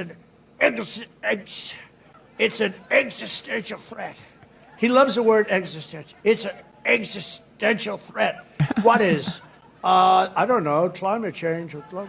Remember that? Always, Yeah, they that's defunded dangerous NOAA, too, because they're going to take which is that. cool, of course. And they're going to say, he couldn't say existential. So you can't imitate people either. Remember I used to imitate Biden, couldn't get off the stage, and I'd walk into walls? And I called my wife, because it's always on television, and she said, I said, how was it, baby? How good was that? We had 44,000 people. Nobody else could do it. I have to brag a little bit, you know, because what the hell? There's a little truth to that. But I brag a little bit. I say, how good was I? You were really good, but you know what happened? You couldn't find this. You couldn't get off the stage. I said, no, I was imitating Biden. No, well, that's not the way it showed up. They showed you hitting walls, bunking your head on walls. So even like the word existential, when I imitate him saying it, tonight it's going to be on CNN. He couldn't speak. He He's couldn't saying say Biden the couldn't word. speak when he tried to say there's an existential crisis due to anthropogenic climate change. Like he's undermining Biden, and he's also sometimes undermining the fear mongering, as he's saying about climate change. States Marines. They're all good. What did he say? The crowd only. And I'm a little watches when he prejudiced. Runs one of his and one of greatest them hits. is going to be really Like a great. It's USA called Space chant Force or- because that was my baby. Deportation reference. Remember, they wanted to terminate They it. tune out the rest First of it. year of Biden's administration, they wanted to terminate Space Force, and the military wouldn't let them. And it's turned out to be one of the most important there is. I was very proud of that Space Force, and they're doing great. In addition, just as I promised 5 years ago tonight in my speech at Mount Rushmore, where a certain governor at that time, who's now our Homeland Security chief, Christy Noem, stand up, Christy. Now I don't have to introduce you later. Dog killer. You know, I hired Tom Homan for the border, and I said, Tom, I want you to give me who'd be the best to be the Secretary of Homeland Security, which is essentially his boss. Is that the woman I got to He look said, at every "Christy time you go Noem, through sir." TSA? He She's said, on the "Christy fucking Noem." Says you screen. need a true ID. You gotta be Oh kidding. my Real God. ID. She's a I great feel like I'm person. on She's like smart, a but fucking like I mean, amusement park ride. is she tough And enough? she's like one of the Sir, fake she's the actors. toughest person around. Yeah. I said, you, and she Sometimes is. she killed she's her tough as hell. dog. I've Killed learned. the puppy right I'll there. tell you, a lot of bad Shot the people have learned puppy it. She's right done a in the fantastic head. job. Thank you. Thank you. But we're going to be officially opening the National Garden of American Heroes, a vast outdoor park featuring statues of the greatest Americans who ever lived. You know, they took down a lot of our Robert statues. E. Lee. They took Call down me the Christy statues of Noem, the some way of I'm the about to greatest kill some people that we've dogs ever tomorrow. had. I stopped them from Jefferson taking Davis. down Thomas Jefferson. They wanted That's to take right. the Thomas Some of the greatest Jefferson Americans to ever memorial. They live. wanted to rip the hell out of the statue inside. You can imagine who they were going to put Benedict up. Let's get rid Arnold. of Thomas Jefferson. Real So good we guy. stopped them. Misunderstood. We signed a law. Do you remember that night? It was crazy. And they were marching toward the Jefferson Memorial, and I took out an old bill from 1909, and it was a bill that if you so much as touched, old, because today they don't do these things. They don't do it like they used to. Today you could never get it passed. It said if you so much as touch a monument or a statue, you go to jail Oh, here he for a goes. 10-year period. No anything. Here he goes. So they were marching down there, and in the middle of their march, I gave a news conference. I said, anybody that touches, and I'm signing, immediately goes to jail for a 10-year period. That march broke up so quickly you've never seen. They said, it's a miracle. What happened? I signed a little bill that said you go to jail for a 10-year period. It was a great thing. It was an old bill that wasn't used. In fact, I don't know. I hope we don't have to use it again. But they're learning that, you know, we saved Los Angeles. If we didn't send in the National Guard, I would have said it in the Thank you, military if Mr. they President. needed it. That was sick. But if we didn't send in the National Guard, That's right. It was on fire. Los Angeles would have been burned down to the ground, just like half of their houses were burned down to the ground because they What didn't is he give water. talking that they about? had He's talking about the wildfires. I'm pleased to report that that's the One fucked. Big Beautiful Bill includes full funding for Jesus those Christ. statues. And we're going to do statues to our greatest That's wild. Americans. And we're going to let the people choose who they are. You better choose me. No, I'm only kidding. I should take myself out. I think I should take myself out, Susie. Our great chief of staff, the first woman chief of staff. Can you believe it? Susie Oh Wiles, my God, stand woke, up. woke, DEI, woke. That beautiful They love doing exterior, woke don't shit. let it fool you. She's I don't rough. know why they like to outwoke. She got No, rated no, the they most love powerful wokeness. woman anywhere in They the world. love She could wokeness when take they're out doing it. They're a country liberals. with a They're mere all phone liberals. call, Everyone's a which is liberal. true. Actually, it's very true in her case.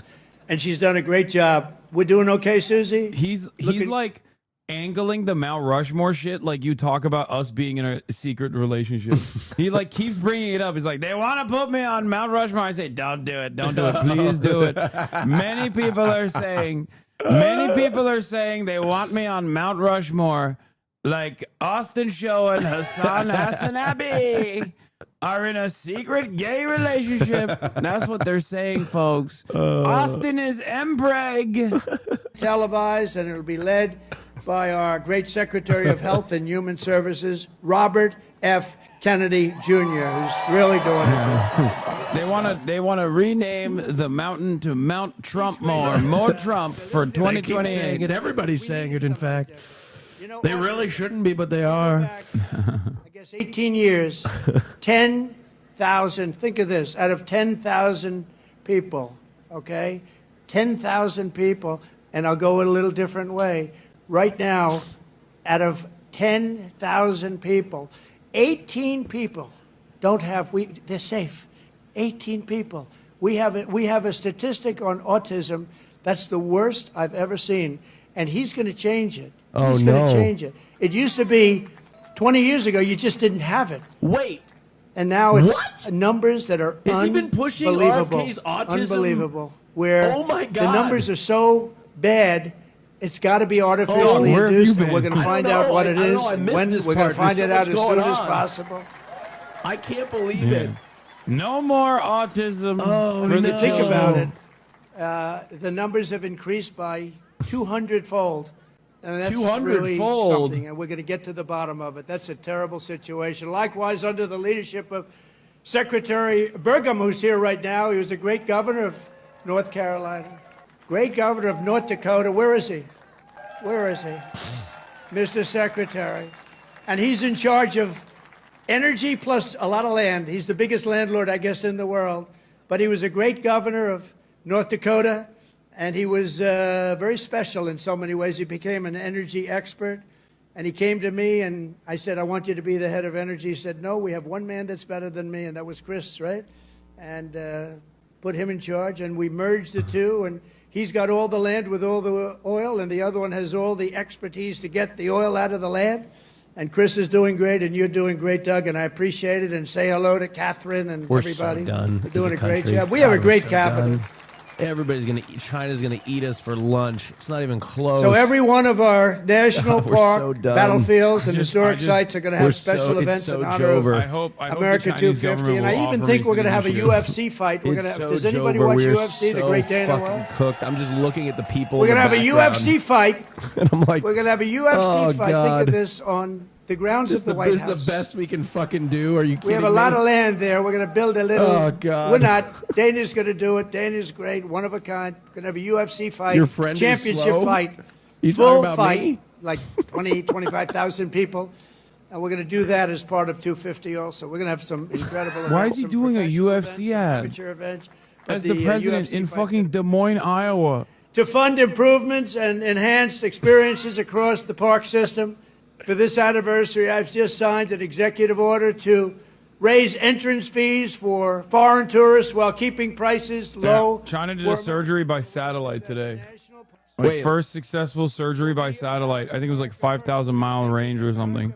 Wait, so like they were remote. And these are just a doing few of the surgery many remote? programs, They were- I'm initiatives, sorry, celebrations what do you that mean? will renew for our national pride. We're going to have great pride. I think we do have great pride. I think we have more pride and more spirit in our country right now than we've had in. Like they did it over Zoom or like the satellite? I'm confused.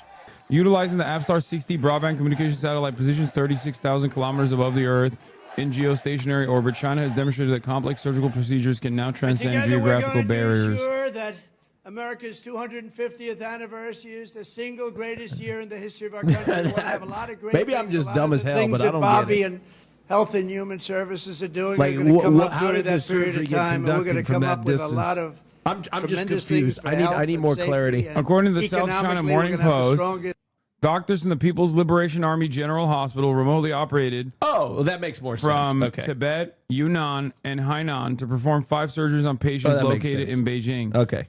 These procedures involved organs such as the liver, gallbladder, and pancreas were made possible using domestically developed robotic surgical systems. All patients reportedly recovered and were discharged the following day. That makes sense. On a patient 5,000 kilometers away. Any news from China is basically, we created an elixir that stops aging. Any news from America is, we're going to kill 1 trillion people.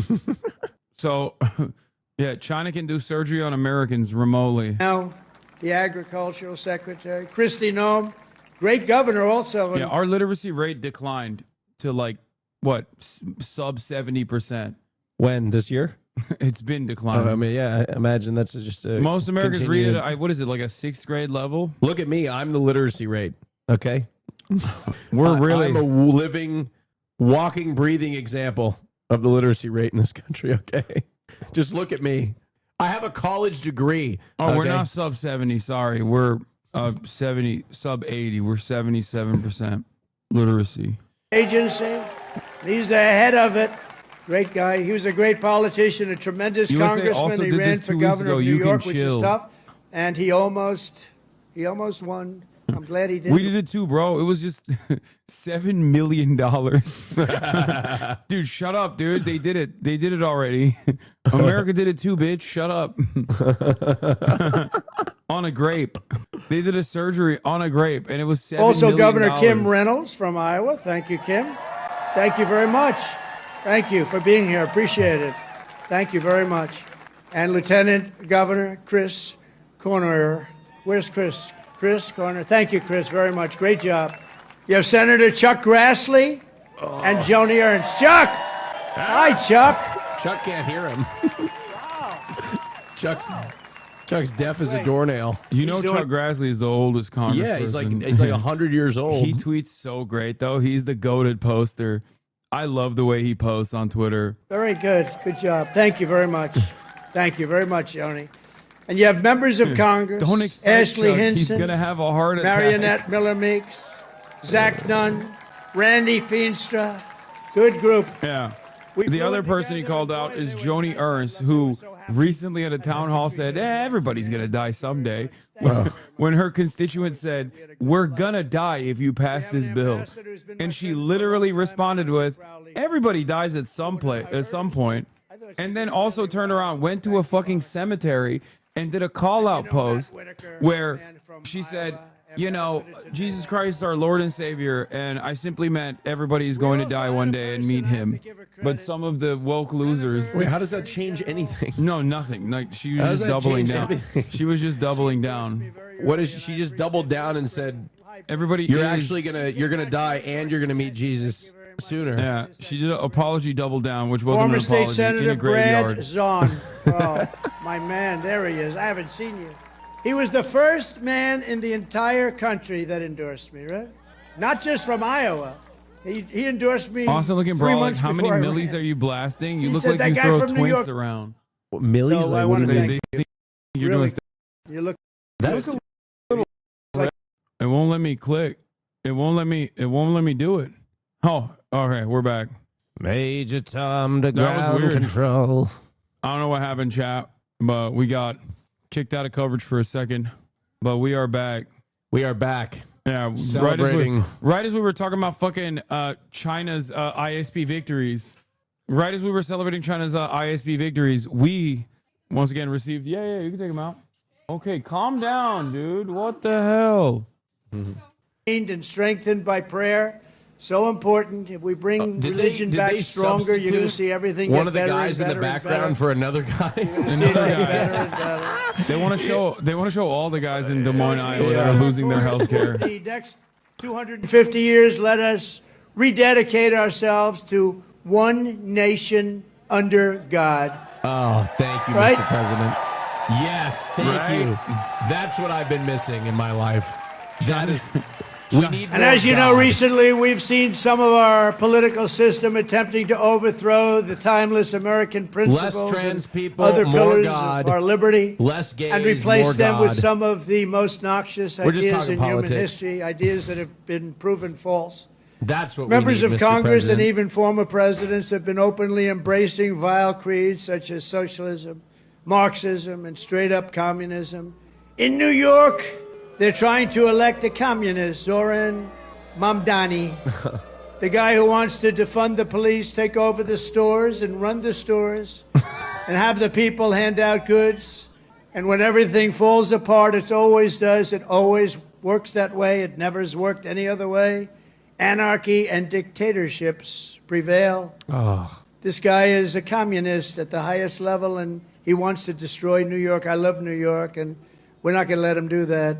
Generations of Americans before us did not shed their blood only so that we could surrender our country to Marxist lunatics on the eve of our 250th year.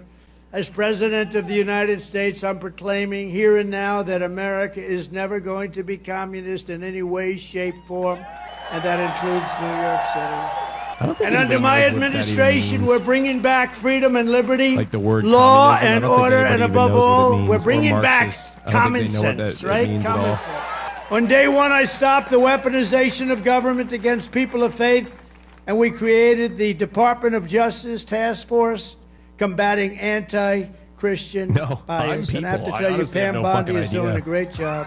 I couldn't Pam define Bondi it. is doing Like a real, great like truthfully, job. you put a gun to my head, I'd probably Attorney it General. would go off. I ended the Green think. New Scam and terminated the I'm insane. people. This is insane. The electric vehicle mandate, where everybody had to have Yeah, it's a our car president, Cutie. that happened to be all electric. Yeah, and the Cutie next- loves it. Oh my God, MAGA Cutie Cutie. just said that's the guy I voted for. Mandate. That's crazy. Some people Cutie's in want the to have background. gas. She Some doesn't people wanna- want to have Howard. Some people want to have hybrids. Okay, now she literally is Maybe saying I even love that someday guy. hydrogen. loves Right him. now, I don't like it because when they blow up, they don't ever I think find he probably the body. did. I think he used wrinkle They find release the body spray. about Have you heard 5 of that? blocks away. That does not You can sound buy it at promising the to store. me.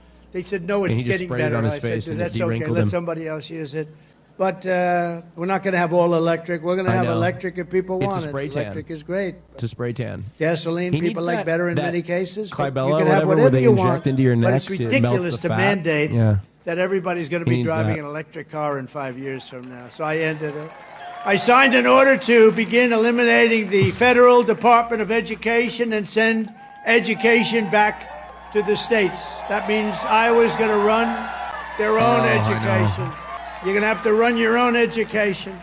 Iowa will, I use you in my thoughts. Whenever I always say Iowa and Indiana, and I'd mention certain states, but you want to run your own education because you don't Really? want the bureaucrats in Washington doing it. And I made English Really? the official language of our country. Oh, here, you should come over here so they can hear you. You don't want to be over here. You would think that would be an easy Okay. one. It was not as easy as you think. I directed the reinstatement of all patriots expelled from our military by the Biden vaccine mandate, returning them to their former rank with full back pay. And I signed executive orders to abolish critical race theory and transgender insanity from our schools and from our military. See, it always gets the. It's so gross. And I It made always an gets the official biggest policy cheer. of the It's so United gross. States that there are only two genders, Oh, my male God. and female. I know. I know, cutie. This is crazy. I know. Is this live right now? And if it's This is okay happening with live. Iowa, we are keeping men out of women's sports. Is that okay? Oh my God! This is what they care about. It's crazy. I also renamed Crazy. the Gulf of This is happening Mexico. right now. I renamed it to the Gulf of America. Wait, what do you mean? Why are you saying that? That's so crazy. This is And your we're favorite restoring president. the You would name watch of The the Sun greatest before bed every president, night. one You of would the know truly great what's presidents, going on. somebody that made our country very That's so rich, sad. William McKinley to Mount McKinley in Alaska. So in conclusion, in everything we do, we're once again defending the values, traditions, and beliefs that made every generation before us so very proud to be American. You know that better than anybody in Iowa. And here in Iowa and across this land, we believe that America is an exceptional nation, blessed by God. It's really destined to be the freest, strongest, the greatest country ever to exist on the face of the earth. And we're going to make it that way much more so than it's ever been. We believe in the wisdom of our founders who declared that our rights do not come from Like, it's bureaucrats in impressive. Washington. Our rights How much come he's from done. our Creator in Like, it's heaven. so That's where our rights crazy. come from. And we reject government discrimination and so-called diversity, equity, and inclusion mandates. They're just about washed out the window, actually. They're just about over with. We're just about finished. In this You know what country, we DEI is? believe in hard work and we believe in merit. And by the way, It's like you and we're me on allowed the to have podcast. merit. We're now back to being a merit-based Oh, system. did you see We had a this? Okay, decision wait. in I the got United one way to States. get Cutie off the fucking Trump train. Are you ready? Wait, but I support One him so provision, much. one provision that didn't make it into the big beautiful bill should have. If you're over the age of 21 and you go to Disney World, but you don't have children, you go straight to Alligator Alcatraz. But have That's you ever been to Epcot? I think we need restrictions on if you're over the age of 21 and you go to Disneyland or Disney World and you don't have children, straight to Alligator Alcatraz, El Salvador. But and have you Brazil. ever been to Epcot? I'm just saying, this is weird and That guy? Oh my God, that pisses me the fuck off. I was just there yesterday. Alligator Alcatraz? I take that guy Disney. to Disneyland one time. I changed his mind. I could change him. You are a better human than me. I could fix him. I got more mad about This is the only thing that Hassan agrees with. I got more mad about this in your stead than you did. How is that possible? I'm so confident I could fix him. So You can't. He's a I demon. fixed you. You're But a demon. no, I am not a demon. I am a nice and kind individual. All Since jokes when? aside. Hold on, I disagree. I think there's a Disney adult, and then there's adults that go to Disney. I think they're two separate things, right? A Disney adults are kind of like the you know what I mean, the weird people, and then there's adults that go to Disney, which are like, you know, like Cutie, like respectable adults that go to Disney, right?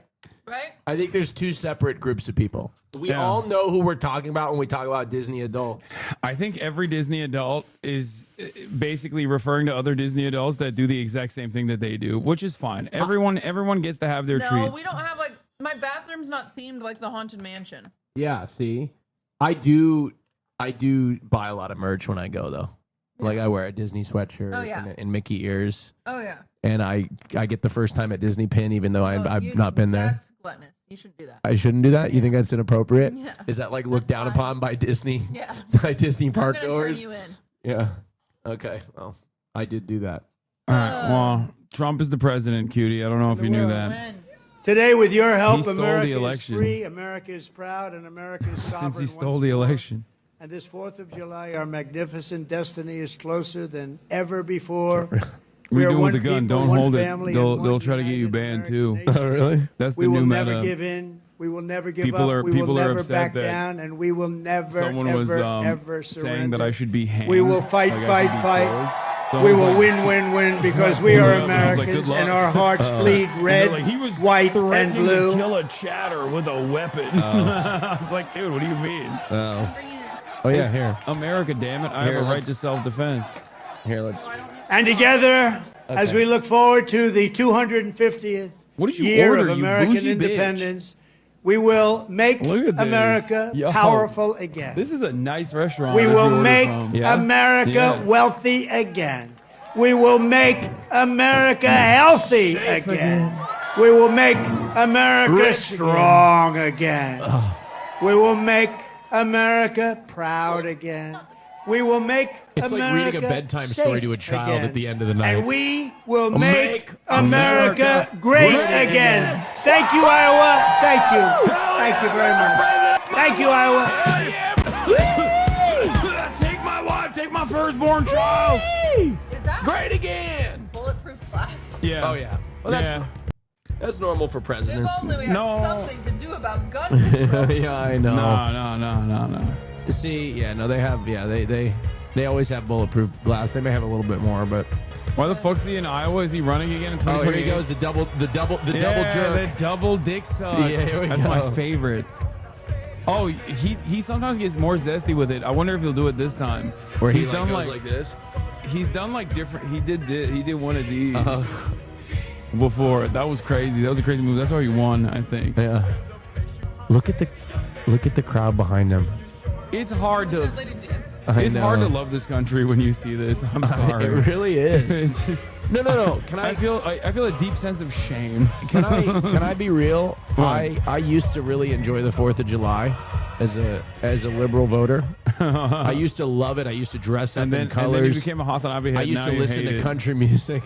And now it just feels gross. I can't even do it. Like I'm gonna wear all black tomorrow.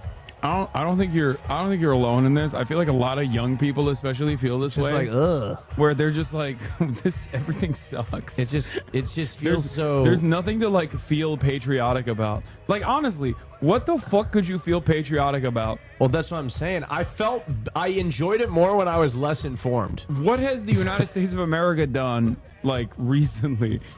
In the last 5 months, can you point to, with the exception of Zohran Mamdani's New York mayoral primary victory, which Trump is now advocating to fucking literally deport him? Like, what have we done? What makes people feel patriotic? That we spent like $100 million defending Israel and then bombing Iran just because Israel wanted us to? Wow, resounding success. Like the only thing we're receiving independence from as of late in our new revolutionary war is the treacherous health care that is afforded to some of the poorest Americans. That's what we're receiving freedom from. It's great. That's awesome. Are you celebrating the 4th of July tomorrow? Are we phasing up tomorrow? I don't know. Why not? Why? I don't know if I have time. Wait, what the fuck are you doing? I'm working. Doing what? You don't have a job?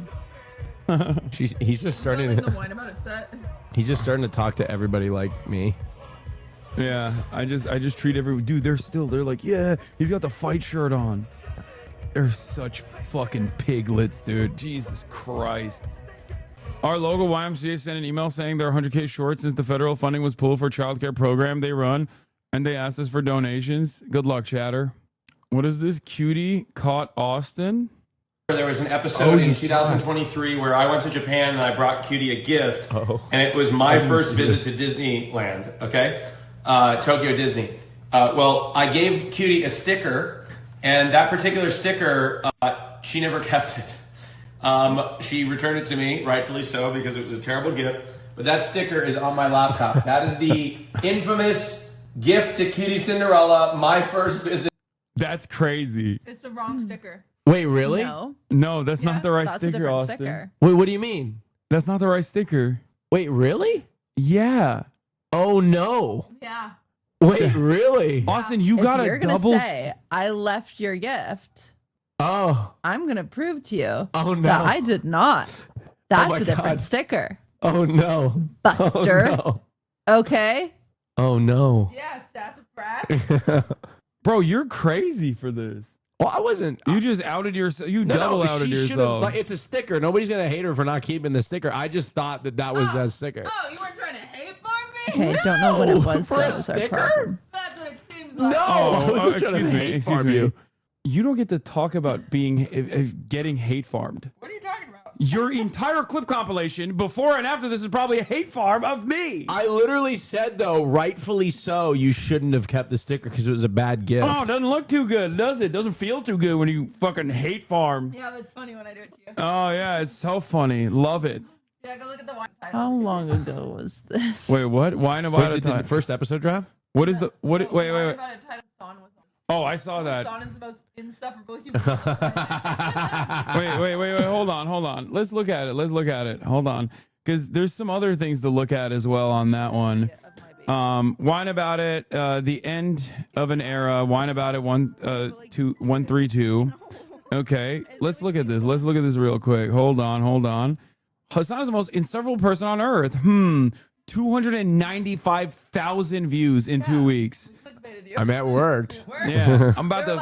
I need to pass the yard. I need to pass the yard. That's crazy. I was on a rocket ship to pass the yard, and now they have 100K on me, but they also have 2 weeks on me. Yeah, they have 2 weeks. There's a chance, but we did get them to click. We got them to click. It's crazy. Worked out. It's crazy. But they, yeah. It's good though. Replace Cutie with Maya on Fear and the worst part about that is I would love to do that, but she also would not actually be sad about that. She wouldn't. She would love that. She'd be like, "Oh, great! I don't Now have I to do have the my icky, Thursdays back. Yeah, I don't have to do this icky, gross boy podcast." So wait, where's the sticker thing? I want to see what happened. I thought that was the one I gave you. So Where did I get that long ago. one You'd then? think it'd be in the title. Okay, so it was definitely before this. Oh, it's this one. Because Will, No, yeah. it was before that one. I feel like. No, it's that one. That's the one. To remind you of your American side. Wait, so is this from Japan? I thought he made. So me I'd like to dress go. up in I got those gifts. things. I actually got gifts for everybody. Oh my God. God, you're such a ass. Okay, I have to go. You know That's that? a nice jacket. You would. You my fucking God, I was brown so noser. excited You to would give get it a to gift you, for too. every single person. Well, I got us all kickaroonies. What's a kickaroomy? Book. Kickaroomie. You don't need I need a Deprived of speech. going Oh. to. Okay, sorry. You've been deprived of going to Disney for so long. Tokyo Disney. Yeah, okay. And I Wait, experienced I a went to lot of Disneyland last things, week. and I felt like as I was experiencing these things, I was experiencing them for you. Wow. Well, I can go someday. And so I was sitting in line, and I walked up, and I asked. Oh, well, I can go someday. And so I was sitting in line, and I walked up, and I asked. For free. Oh, it's a different sticker. Whoops. Whoopty. Okay, I was wrong. Yeah, you were. I wasn't trying to drag you. Not only were you trying to drag her, but you were wrong. You got yourself a selfish sticker, and you didn't even give it correct. So I must have gotten that sticker, and I put it on my laptop like that day, and then got you this separate one. But you don't have that sticker anymore, do you? No. Yeah. So, Wow. which is fine. Which is totally fine. I get it. Wow. I don't hate women. Nobody supports women more than I do. No, I don't know about that. You don't even have sex with them. Yeah, no. Yeah, that's what they don't want. Men, ew, gross. You can't even. So that's why I don't have sex with You them. don't 'cause even. You don't men even are gross, kiss and they don't women. like. You don't even. They don't hold like women. men. You don't So even that's- date women. That's how much you hate women. We don't like men. He's right about that. Yeah, so they don't like men, so I'm not near them. Okay. Oh, Kaya. Oh, Kaya. Maya just dropped your collab video. Two truths and a lie with this idiot. Oh, this is just Good title. Yeah, this is the stream. Quizzing an abnormally large child. That's crazy. I am nothing to you guys. What is this? You're not nothing. You're a punching bag. Yeah, I am just a punching bag. I love this arc because I used to be the punching bag and now he's the punching bag. Awesome. It's completely turned around. Now they bully you. How does it feel, asshole? Huh? It doesn't feel good. I think I was always a punching bag. To be fair, No, you are a you menace. got Got invited to YouTube prom, or Ludwig got invited to YouTube prom? Oh, this was. Oh, the comment section is gonna look spicy this week. You know what? You don't have to listen to him or tolerate him. Who got invited to YouTube prom? I did, you motherfucker! Did invited to YouTube prom because him, just like you guys, turned out all these invitations. You only get a few chances in life. was telling me that You bitch! That's why you say yes to things and you appreciate your invites. That's why I said yes to go in a phase. Peach said that our edits are everywhere. Yeah, neither do I. I saw one. They sent me a couple, and I'm gonna. Don't worry, I got them lined up for the pod today. Wait, I saw the other day. Okay, Discord it to me. I'm not. No, we're not gonna do the reaction to the Always Sunny parts right now, chatter. We're gonna do that on the fucking goddamn podcast. Okay, calm down. You're so horny to get this immediate reaction that you want to do it. You want to do it before we do the pod, before Will's even here. Are you the real reason Maya left? Whine about it. Find out on the next episode of the Fear On podcast. We will be discussing this extensively. That's right. You need a new jingle for Whine About It. Whine about it. It still exists. It's not over. Whine about it. Oh, ow. Better be in the free section. I'm not paying $5. Maybe Okay. you saw this, but I commented on it and I said, you just earned me 10 more mean things to say to him. Wait, what is it? I have a response from you that I screenshotted, I think. Oh, really? Wait, hold on. Let me see if I can find it. Where is it? I sent it to you. Oh, you did? Wait, what the hell is this? Nothing beats a Jet2 holiday. And right now, you can save 50. Some things are better just raw. Right now, you can save. That's crazy. I commented on You just earned me a coupon to say 10 mean things about him for free. Wait, what? Why? Why? it. People posting TikToks like that. Yeah, well, I'm liking it. How about that? Wait, repost it. Why are you like this? What did I do? I didn't do this. Exactly. What the fuck did I do? I think they're saying you're enabling their behavior by liking it. Now they're going to make more of them. Yeah, oh no. And then your friends have to see that. Oh no. And some of our mothers have to see that.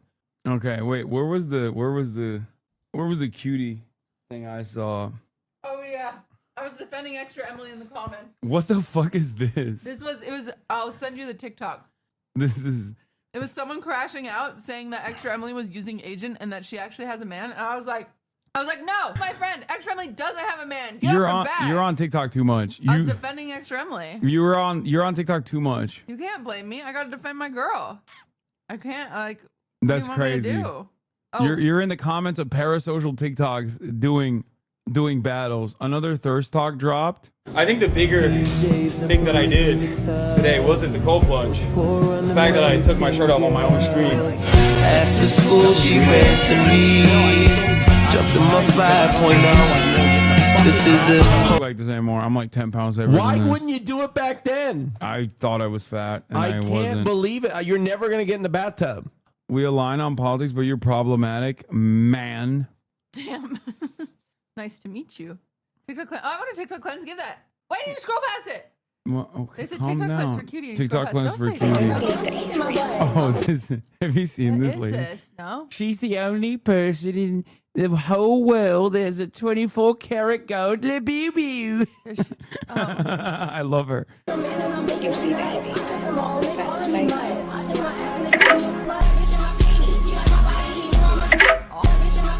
Libido. Yeah, I hate that. I hate that one.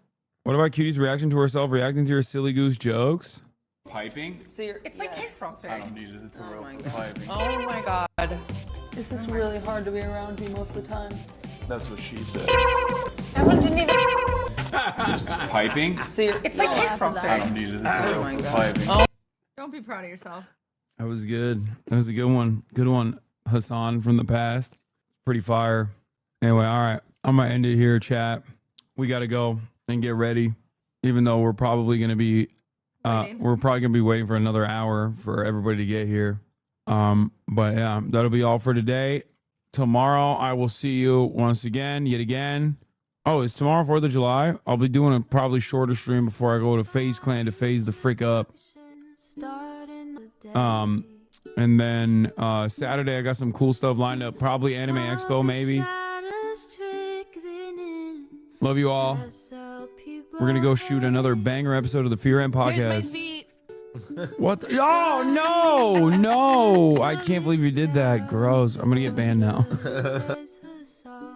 Starlock to the starlock to the topic just begun. There is again her sun is streaming, her sun is streaming. There is again her sun is streaming, her sun is streaming. Reviewing the P.O. box, Uncle Uger's face. Sudden discord active prop, great names take on breaks. Tiny Bernie Sanders, LGBTQ Air Force. The whole left at your fingertips, Ane at your door. H3 crowded debate, the Young Turks online show. 3 full fucking years of this, plenty more to go. 90-day fiance talks of champagne bourgeoisie. A Trump rally live reaction, a mass riot at DC. There is again, her sun is streaming, her sun is streaming. There is again, her sun is streaming, her sun is streaming. Reading a live stream, fair comments, Austin show chat advice, and all the ways the right-wing pipeline can suck you in online. JCS react, Lord frame gets broken, cover blown. A full-blown mass pandemic monster streaming at your home. Total radicalization coming out to find. The system you were taught to trust in was broken the whole time. All these daily streams, whether big or whether small, have helped me and so many find the meaning through it all. There is again, her sun is streaming, her sun is streaming.